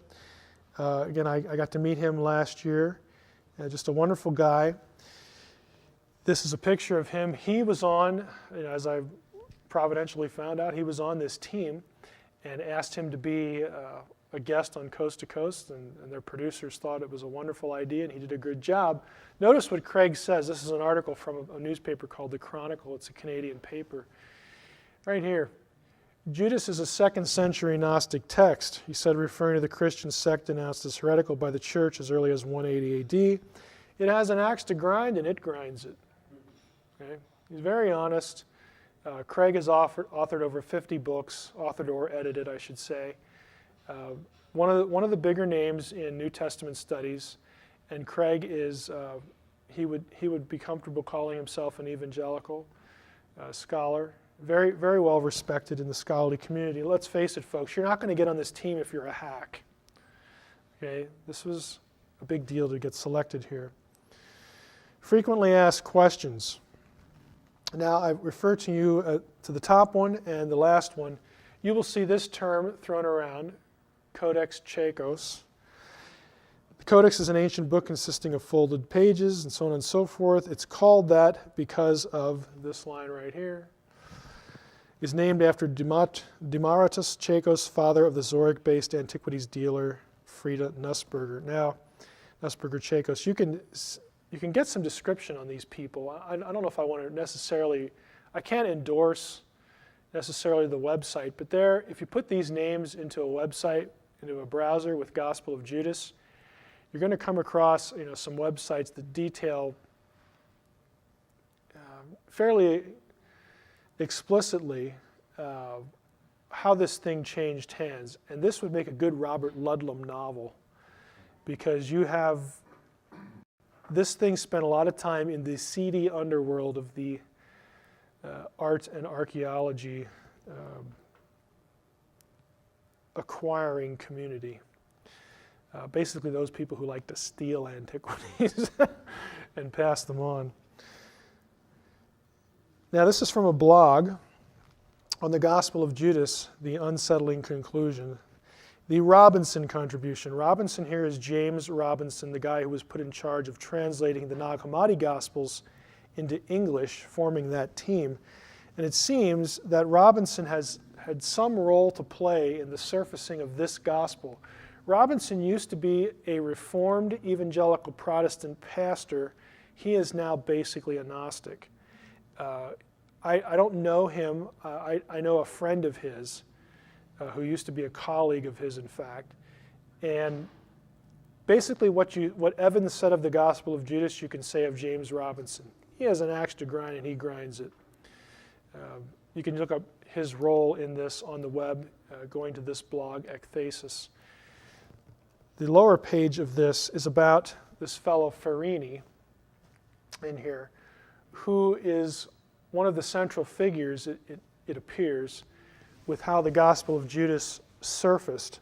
It gets kind of bizarre because the current state of this is that this codex actually contained 4 books. The Gospel of Judas was one of them. There are 3 other books, portions of which are in this codex. That means that there's a question to be answered. Does Mr. Farini still retain the missing parts of the codex? If so, how much? There have been things in the recent past that have appeared on eBay associated with Mr. Farini that some suspect might be part of this codex, believe it or not. It's like everything winds up on eBay. But this, if you're going to follow the Gospel of Judas story, this is a figure that you should keep your eye on. And if you go to the New Testament blogs, there are several good ones. They will keep you up to date on it. The Gospel of Judas, again, the mysterious case of Mr. Bruce Farini and others. Just detailing, again, his relationship in this. I'm not going to spend too much time on this at all. Was the Gospel of Judas known to scholars? Well, the answer is yeah. Irenaeus mentions this. He doesn't quote from the Gospel of Judas. Irenaeus, writing in about 180 AD, mentions that there is this book that some have referred to as the Gospel of Judas. I put this here because this is a blog that one of my friends writes about jumping the shark. And my illustration here is this quotation right here. This is from Bart Ehrman. Bart Ehrman is a scholar, New Testament studies, and this is the kind of thing that to me personally is a concern when it comes to the Gospel of Judas. How many of you have read the Gospel of Judas by now? Anybody? Okay, I have it up here on the screen. We can flip through parts of it. I'm not going to just read the whole thing. It's not that long. But they are really making much ado about, I won't say nothing, but next to nothing. And you have this quote by guys like Bart Ehrman. We aren't sure when this gospel was written. The copy in our possession appears to date from the end of the 3rd century, around 280 or so, 250 years after Jesus' death. But that doesn't tell us when the book was originally composed.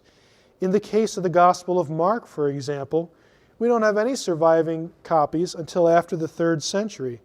But Mark, most likely the first of the canonical Gospels to be written, was almost certainly composed by 65 or 70. Do you see what he's just done?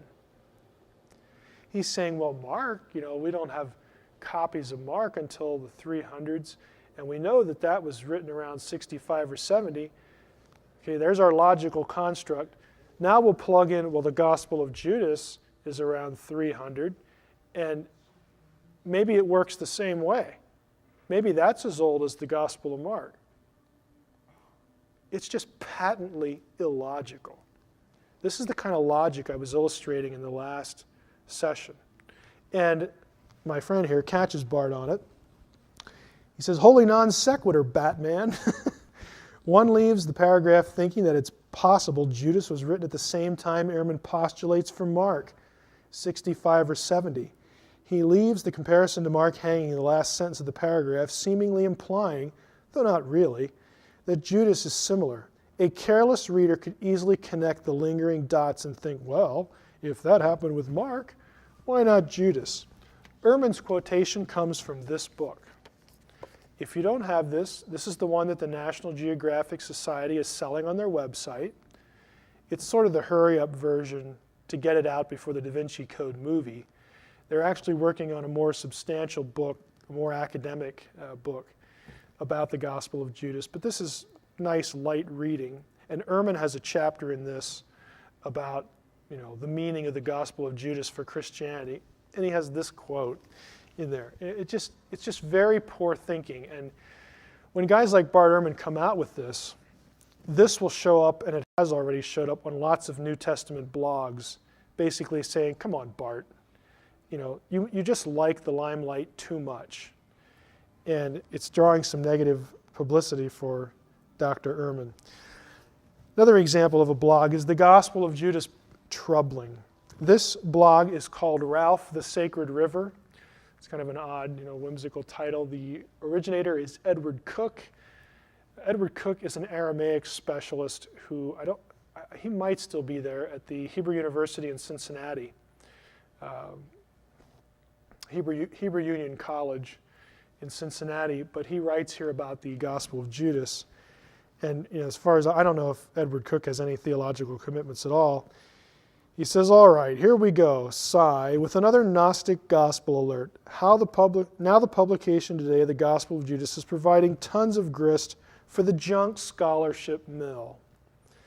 Again, lots of scholars are just not buying that this is just this earth-shattering revelation.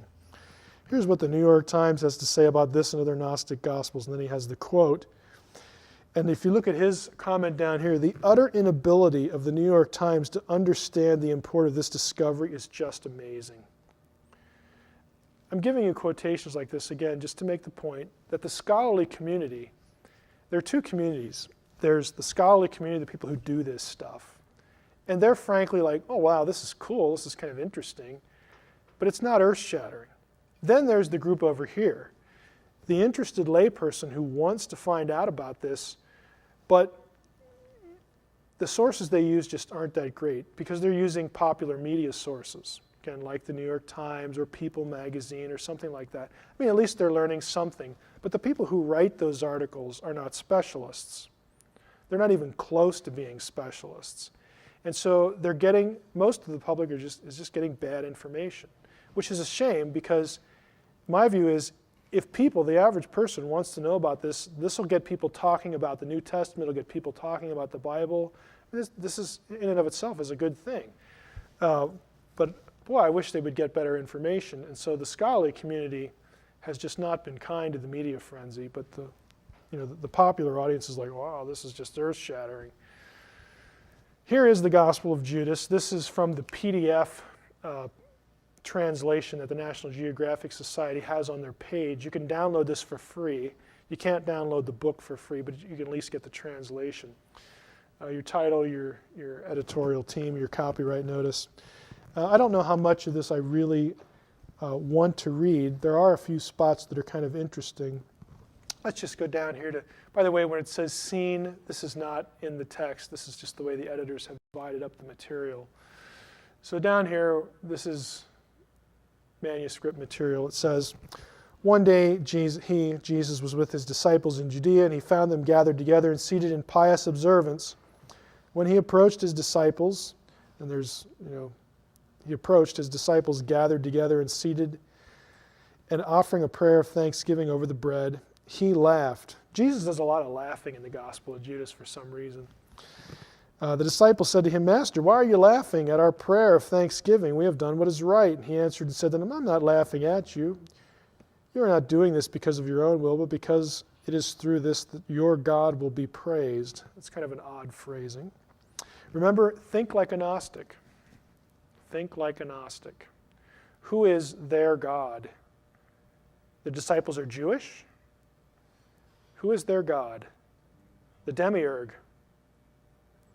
It's not Jesus' God. Jesus is an aeon. He's above the demiurge. So Jesus is actually very cutting in the Gospel of Judas to all the disciples. It's really very condescending in the way it reads, but you can get it for yourself and read it. They said, Master, you are the Son of our God. And Jesus said to them, how do you know me? Truly I say to you, no generation of the people that are among you will know me. Throughout the whole thing, he's sort of flirting with them intellectually and just, you guys don't know squat. I mean, it's just very, it's almost mean in places. It's kind of unusual. Jesus speaks to Judas privately, knowing that Judas was reflecting upon something that was exalted. Let me go back up to this thing about Barbello. Let's see. Judas said to him, I know who you are and where you've come from. You are from the immortal realm of Barbello, and I am not worthy to utter the name of the one who has sent you. Now, I'm going to park here just a second because this is another evidence that Jesus was more than a man from a Gnostic text. Barbello is Gnostic lingo for the ultimate God of the pleroma. It's Gnostic scholars and Coptic scholars think that it comes from a Hebrew word which is be arba el, which means in or with the four El. El was the name of the God of Israel. The four is the tetragrammaton, the divine name, the four letters. And so this is their way of referring to the ultimate God. They don't want to call him, in their mind, it's not Yahweh, even though they're using the four letters, because Yahweh is the fool, he's the chaotic created monster thing from Sophia. They're using a lot of terminology you would be familiar with from your Old Testament, and Gnostics like to use it of the ultimate God who is the core of the pleroma. So that's what the reference is there. But he says, you're from the immortal realm of Barbello, okay? You're from the pleroma. You're one of these eons. Judas says, I know who you are. And of course, Jesus, gives him some cryptic response, but he also gives him some encouraging response later. Let's flip ahead here a little bit. You have here an interesting dream that the disciples have. Let's go back up here. At the very bottom, the disciples see the temple and discuss it. They have a dream. They said, we have seen a great house with a large altar in it and 12 men. They are the priests, we would say, and a name. And a crowd of people is waiting at that altar until the priest, and then there's a gap, and receive the offerings. But we kept waiting. And Jesus said, what are the priests like?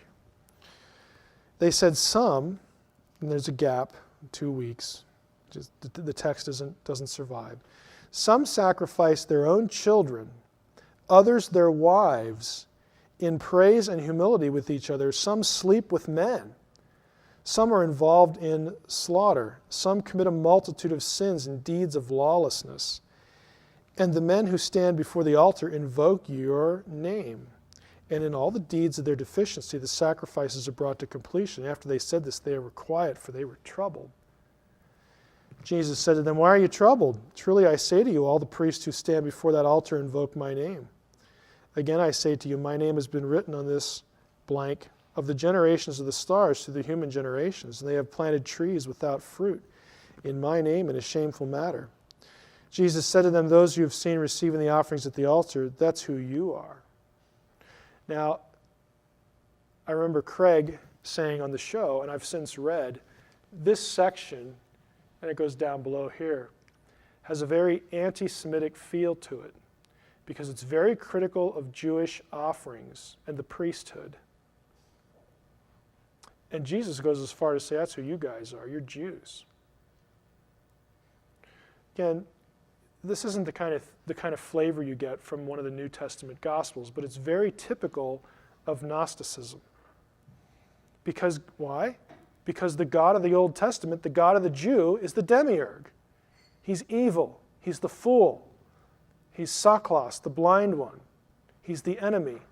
Because he doesn't want us to know that we have the spark of divinity in us. So they're very critical of Judaism. Jesus isn't a normal mortal Jew. He's an aeon that just kind of takes the appearance of a man. So Jesus can slam the Jews all he wants. He's not one of them. Again, this is Gnosticism. One of the things I hope you take away from, if you're just watching the DVD or you're here, don't be fed the line that Gnosticism is just this wonderful, enlightened thing, and boy, wouldn't we all be blessed if everybody was a Gnostic and all this kind of thing. And I'm not saying, Gnosticism's like any other faith. You can have people in it that just take it to the nth degree and use it abusively. A lot of Gnostics aren't going to do that. But what I encourage you to do is read the literature. It will tell you very clearly that this is not just option B or plan B or a little pretty much like Orthodox Christianity. It's not. There are significant differences. This is not just the flip side of a single coin. There are fundamental differences between Gnosticism and what we think of as Christianity. It grew out of Christianity, became an oppositional thing when it took on the form of a movement. There were reasons why the church fathers were troubled. I mean, how can you claim to be a follower of Christ and say these things like this is just the Gospel of Judas. This is all through the Gnostic stuff. How can you say these things about God's people? This is where the church came from. Judas recounts a vision. Jesus responds. Let's go down to Judas asks about his own fate. Judas said, "Master, could it be that my seed is under the control of the rulers?" The seed in Gnostic thinking is the soul, by the way, his internal self. The rulers are the archons, the divine, the watchers, I guess we would say in my lingo, Enoch lingo. Jesus answered and said to him, "Come, that I," and then there's lines missing, "but that you will grieve much when you will see the kingdom in all its generation." When he heard this, Judas said to him, "What good is it that I have received it? For you have set me apart for that generation." Jesus answered and said, "You will become the 13th. It's a reference to him being set aside from the apostolic 12. "You will become the 13th, and you will be cursed by the other generations, and you will come to rule over them. In the last days they will curse your ascent to the holy generation." Generation here means the generation of the pleroma, the eons that were produced from the ultimate divine force. Jesus is saying, those other guys are not going to get to that level, but you will. It's very pro-Judas. It's the Gospel of Judas. You will. You understand all these mysteries. Let's go to the last section here, the one that everybody's talking about in the media. Jesus speaks of those who are baptized and Judas's betrayal. Judas said to Jesus, "Look, what will those who have been baptized in your name do?" Jesus said, "Truly I say to you, this baptism," gap, my name, another gap, about 9 lines missing.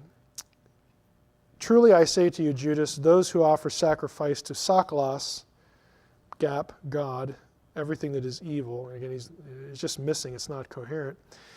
But then he says, "But you will exceed all of them." Those who sacrifice to Saklos are, of course, the 12, the Jews there. "You will sacrifice the man that clothes me." Again, in Gnostic theology, Jesus and the Christos, they're different eons, but the eon that becomes known as Jesus, there's the cosmic real Jesus up here who takes upon the appearance of a man. He's not incarnated. He's not really human. Okay? He either, Gnostic theology varies from text to text. It's not consistent. He either appears as a man or he inhabits just some guy. But he's saying, look, Judas, you're going to hand over the man, who clothes me. I'm not really going to die because I'm an eon. I'm eternal. It's not going to happen to me. This is why Jesus and other Gnostic texts is just watching the crucifixion, kind of chuckling. Oh, boy, they think they got me, but they don't. Whereas Christianity, said this was a real man and he really died. The Gnostic texts also have Jesus rising from the dead, too. It's completely contrary to what Lawrence Gardner and Michael Bajan and some of these other guys have. But again, they're not referring really necessarily to the man that was inhabited as they are to the survival, as it were, of the cosmic Jesus who then appears to them again in human form. This is, again, a fundamental distinction between Orthodox Christianity and Gnosticism. This is why I said earlier, if anything, Gnostics do not downplay the divinity of Jesus, they downplay the humanity. And the Da Vinci Code has it exactly reversed. It's just a fundamental error with understanding Gnosticism. But this is why you have this. And of course, Jesus is saying, look, you're going to do this. This is your destiny. It's going to make you, it's going to vault you to the next level, the level, the generation of the eons. And then, of course, it ends where Judas just goes out and hands him over. Now, in the New Testament, it's very clear. In the book of Acts, we learn, specifically in Peter's sermon, that all of these things that happened to Jesus were the foreordained counsel of God. That's not new. The Gospel of Judas hints at that this was foreordained. That's nothing new with the New Testament. What's new, what's different about the Gospel of Judas is that Judas is nowhere called a traitor. Judas is not viewed negatively. Judas was a hero to certain Gnostic groups. Why? Why would Judas be a hero? He's fulfilling the will of God in that the Savior is going to be crucified, and Gnostics still believe Jesus is the key to salvation. But the real enemy is who? It's the God who sent him to the cross. Okay, it's this evil demiurge. Right? It's just something you have to. I realize Gnosticism at this level, in this area, how they view God as the ultimate and then the God of the Old Testament being two totally different things. If you're not used to reading Gnostic sources, it's kind of mind-bending. But when you approach the Gospel of Judas or one of these Gnostic texts, you have to keep the cosmology in mind, which is why we started with that. Here's the quote from from Irenaeus. Some declare that Cain derived his being from the power above, and acknowledge that Esau, Korah, the Sodomites, and all such persons are related to themselves. They declare that Judas the traitor was thoroughly acquainted with these things, and that he alone, knowing the truth as no others did, accomplished the mystery of the betrayal. By him all things, both earthly and heavenly, were thus thrown into confusion. They produce a fictional history of this kind, which they style the Gospel of Judas. This is 180 AD. Irenaeus is referring to this gospel that now has been discovered and translated. Lastly, here's our anti-hero, or Michael Bagent, which if there's anybody with an axe to grind, I think it's this fellow right here. I think he launched himself into his lawsuit of Dan Brown for purely publicity. I don't think he had a prayer, and I think he knew it, of winning the case, because he wanted to promote his new book called The Jesus Papers, which has now been released, exposing the greatest cover-up in history for a very reasonable $37.95. And I love this story. The dog ate my Jesus papers. Bagent claimed in advance publicity that he had uncovered a document written by Jesus in the year 45 AD that proves he was alive. Okay? Well, if you actually get the book, if you're foolish enough to pay the $37.95, and you start reading it, this is what you find. Pretty soon, the reader realizes that there probably won't be any Jesus documents, that this book is really a private credo, an intimate declaration of belief dressed up to be the religious bombshell of the millennium. But then the long-anticipated appearance of the documents comes, or does it, near the end. Bagent meets with an unidentified antiquities dealer. This is kind of a formula for a movie. Who shows him two pieces of parchment. Each was about 18 inches long and 9 inches high. These were the letters from Jesus to the Sanhedrin. They existed. I was silent as I fully enjoyed the moment. Of course, he tells you later that he can't read Aramaic or Greek or Coptic. So it turns out that he has an antiquities dealer that he can't identify that tells him what's in these things that he never actually produces. That's the big bombshell of the millennium. I wished above all that I might have a familiarity with the ancient languages. Yeah, that would help. That would help. Comes in handy. It's like holding a treasure chest but not having the key to open it. And the final line is pretty much where it's at. The writer of the story says, this is just insulting. To have all this build up, to throw yourself in court, to basically sell books, and you come up and you produce nothing. You could have at least photocopied or taken a picture of these manuscripts. He's never going to do that. They probably don't even exist. Okay? He wants to make money off the conspiratorial logic. What a real scholar and a real researcher would do is you go to somebody like the National Geographic Society with deep pockets, you pony up for the manuscripts, and then you turn them over for scholarly study. You don't meet in a smoke-filled room and then tell us that you saw 2 scraps that were 9 by 18 and you couldn't read them. I mean, give us a break. But this is where he's at. And I think that it's just basically a fiasco. Now, having said that, the Gospel of Judas is valuable. I mean, you can learn things about it. It's a typical Gnostic text. We can at least learn something about the Gnostics. It's not surprising they held a positive view of Judas. We already knew that from Irenaeus. So, where does that leave us? It leaves us really not knowing too much more than what we knew before it was discovered.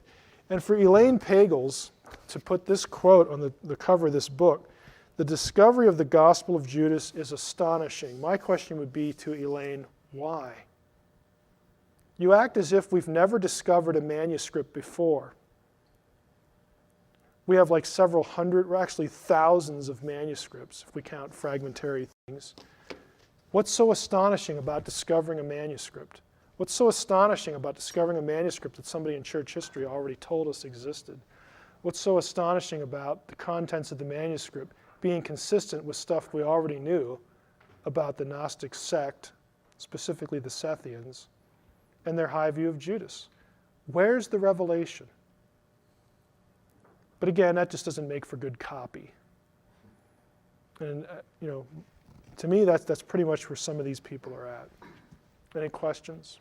Yes, Guy. In a second, just for DVD, define pseudepigrapha. But my question is this Gospel of Judas, does it claim to be written in the first person, or is Judas merely asking all the questions, gets the airtime, main character? Yeah, it defines that as pseudepigrapha. Yeah, it's not first person. It is what it is. Third person, it's about Judas. It doesn't claim to have been written firsthand by him. It doesn't. What we have of it ends.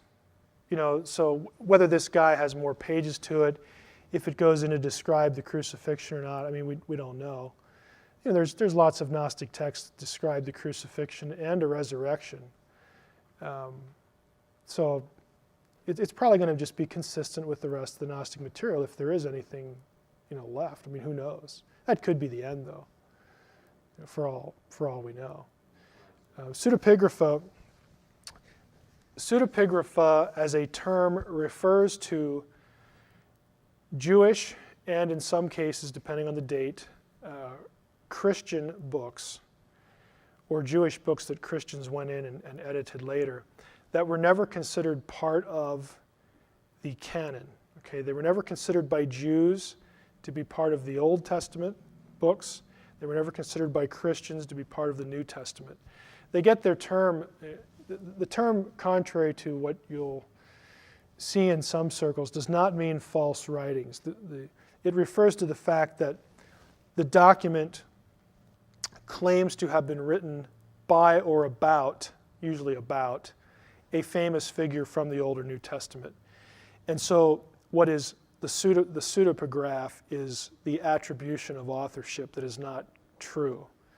It's falsely attributed authorship, not that the contents are just bad and awful or anything like that. So that's where the description comes from. Another question? Yes. Do you know how much National Geographic paid for those documents? I can tell you what I've seen. They haven't been terribly forthright.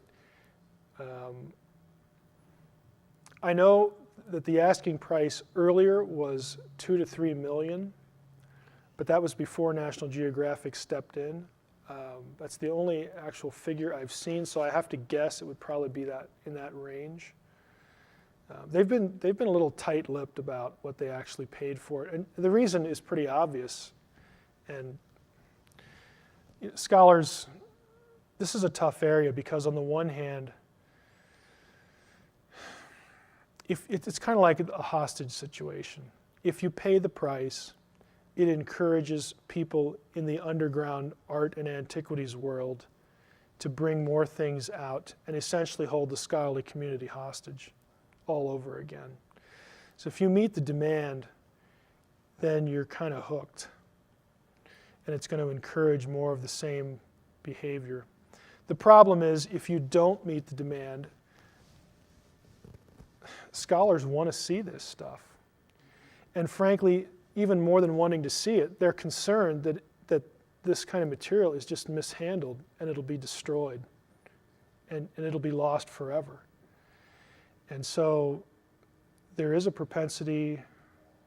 I'm not going to state a position here because frankly I haven't thought too deeply about it. I don't know if it's a good thing or a bad thing. I would be inclined to want something preserved, but I am concerned that it's just going to create a kind of hostage situation. This is still happening with the Dead Sea Scrolls, believe it or not. There are consistent rumors that there are still Dead Sea Scrolls out there, because when they were originally discovered, people aren't dumb. When they knew they could get money for them, they would take a scroll and slice pieces out of it, because they know they can sell it more than once.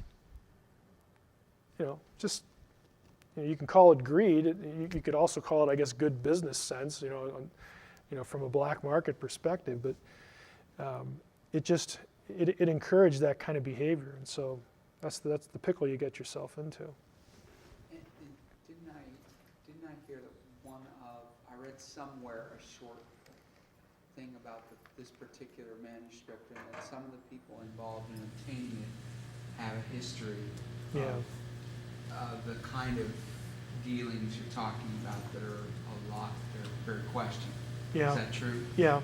If you go to the blogs, the names of those people will be given. There's one blog. It's not a blog. It's actually a website of a guy. I know I have his name in the file there. It's not coming to mind right away. If you put Gospel of Judas into a browser, and I could send you the specific address. There is a guy on the web that has a kind of a cheesy website. It looks like a 10-year-old put it together, but the guy's actually in the underground art world community, and he loves to make fun of the people who are doing these kinds of things, because he doesn't like the corruption in the underground art community. And he'll name names and he'll call them names too, and just poke fun at them constantly. And he has a lot of the Gospel of Judas stuff on his site, even before National Geographic ponied up, whatever they did pony up. This guy was a friend of a guy named Charles Hedrick, who was a Coptic scholar who years ago got to see part of the Gospel of Judas and wrote out a very quick hand-drawn transcription and translation. And the guy has it on his website. So he's saying, I'm a friend of Hedrick, and here's the proof, and here are the pictures that he took, and here's his translation. In other words, he's doing that to say that I'm not making it up. I know what I'm talking about here. I know these people. And he has lots of real kind of comical, but also sort of digs at some of these people involved, because they were extorting others. They were trying to, I won't call it thievery, because they would get their hands on it, and it would become a tool for extortion. But see, then you're caught in the middle, because how do I know if I'm a buyer, how do I know what I'm buying isn't stolen property from somebody else? And even part of it, they could be withholding parts and I don't really get what I think I'm getting because the people are unscrupulous. But it's kind of a funny site. If you email Guy or through Guy you get to me, I'll send you the site. It's interesting. And the blogs will have it too. The blogs know the site as well. If you go up to the New Testament blogs, like this one I had here in the presentation, or Paleo Judaica is a blog that's really devoted to antiquities and biblical studies. And New Testament Gateway, Mark Goodacre, who's a professor at Duke now, he has a pretty popular blog. But you can keep up with the Gospel of Judas saga by just keeping track of the blogs a little bit. Earlier you said the Gnostics depict Judas as a good guy, and I know why you said that. Even in like the old movie Jesus Christ Superstar, he's shown in angelic attire in heaven at the end of it. Mm-hmm. What merit would you give, or what has the Christian academic community given to the idea that Judas really was an okay guy fulfilling the purposes of God? Because you could say the same about Hitler, only in a Romans 8:28 way. But is there anything about Judas that actually would elevate him beyond being a buffoon? Scholars are going to say what the data in the primary sources allow them to say, which is well, they're going to say, well, scholars will, if they're going to try to maintain some sort of religious neutrality or impression of neutrality, they're going to say, well, the New Testament characterizes Judas as a villain, the Gospel of Judas does not, Gnosticism does not, and that's pretty much where it's at. They won't take a position. But they will recognize that in terms of antiquity, the New Testament stuff is older and more closely related chronologically to the events that they describe. But a lot of scholars they'll just leave it at that.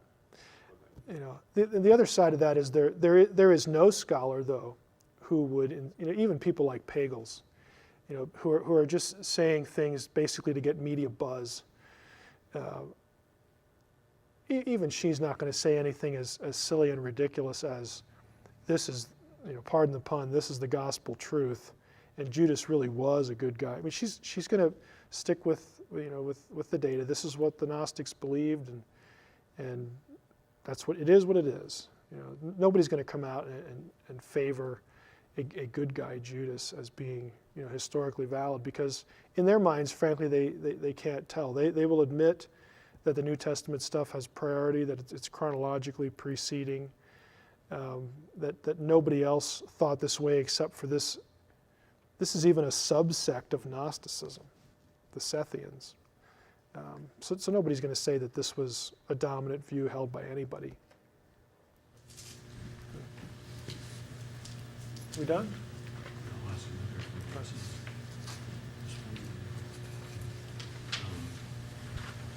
Just on the topic of Judas himself, not so much the Gnostic gospel of, have you ever seen a commentary suggesting it says that one of the 12 was adept?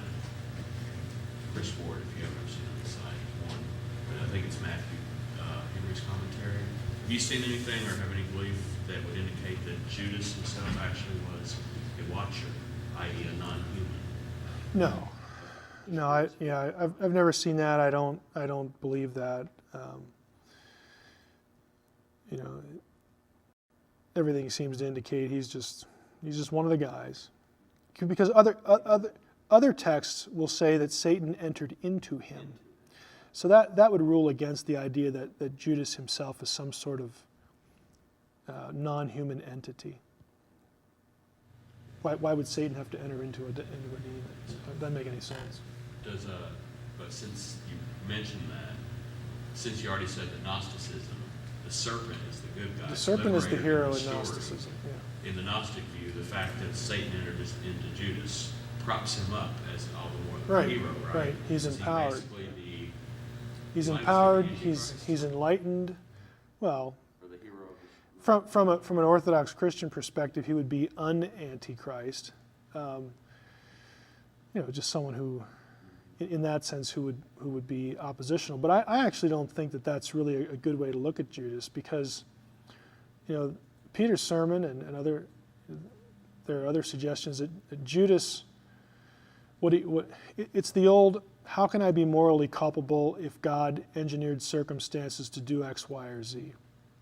And the fact of the matter is that the New Testament affirms both ideas.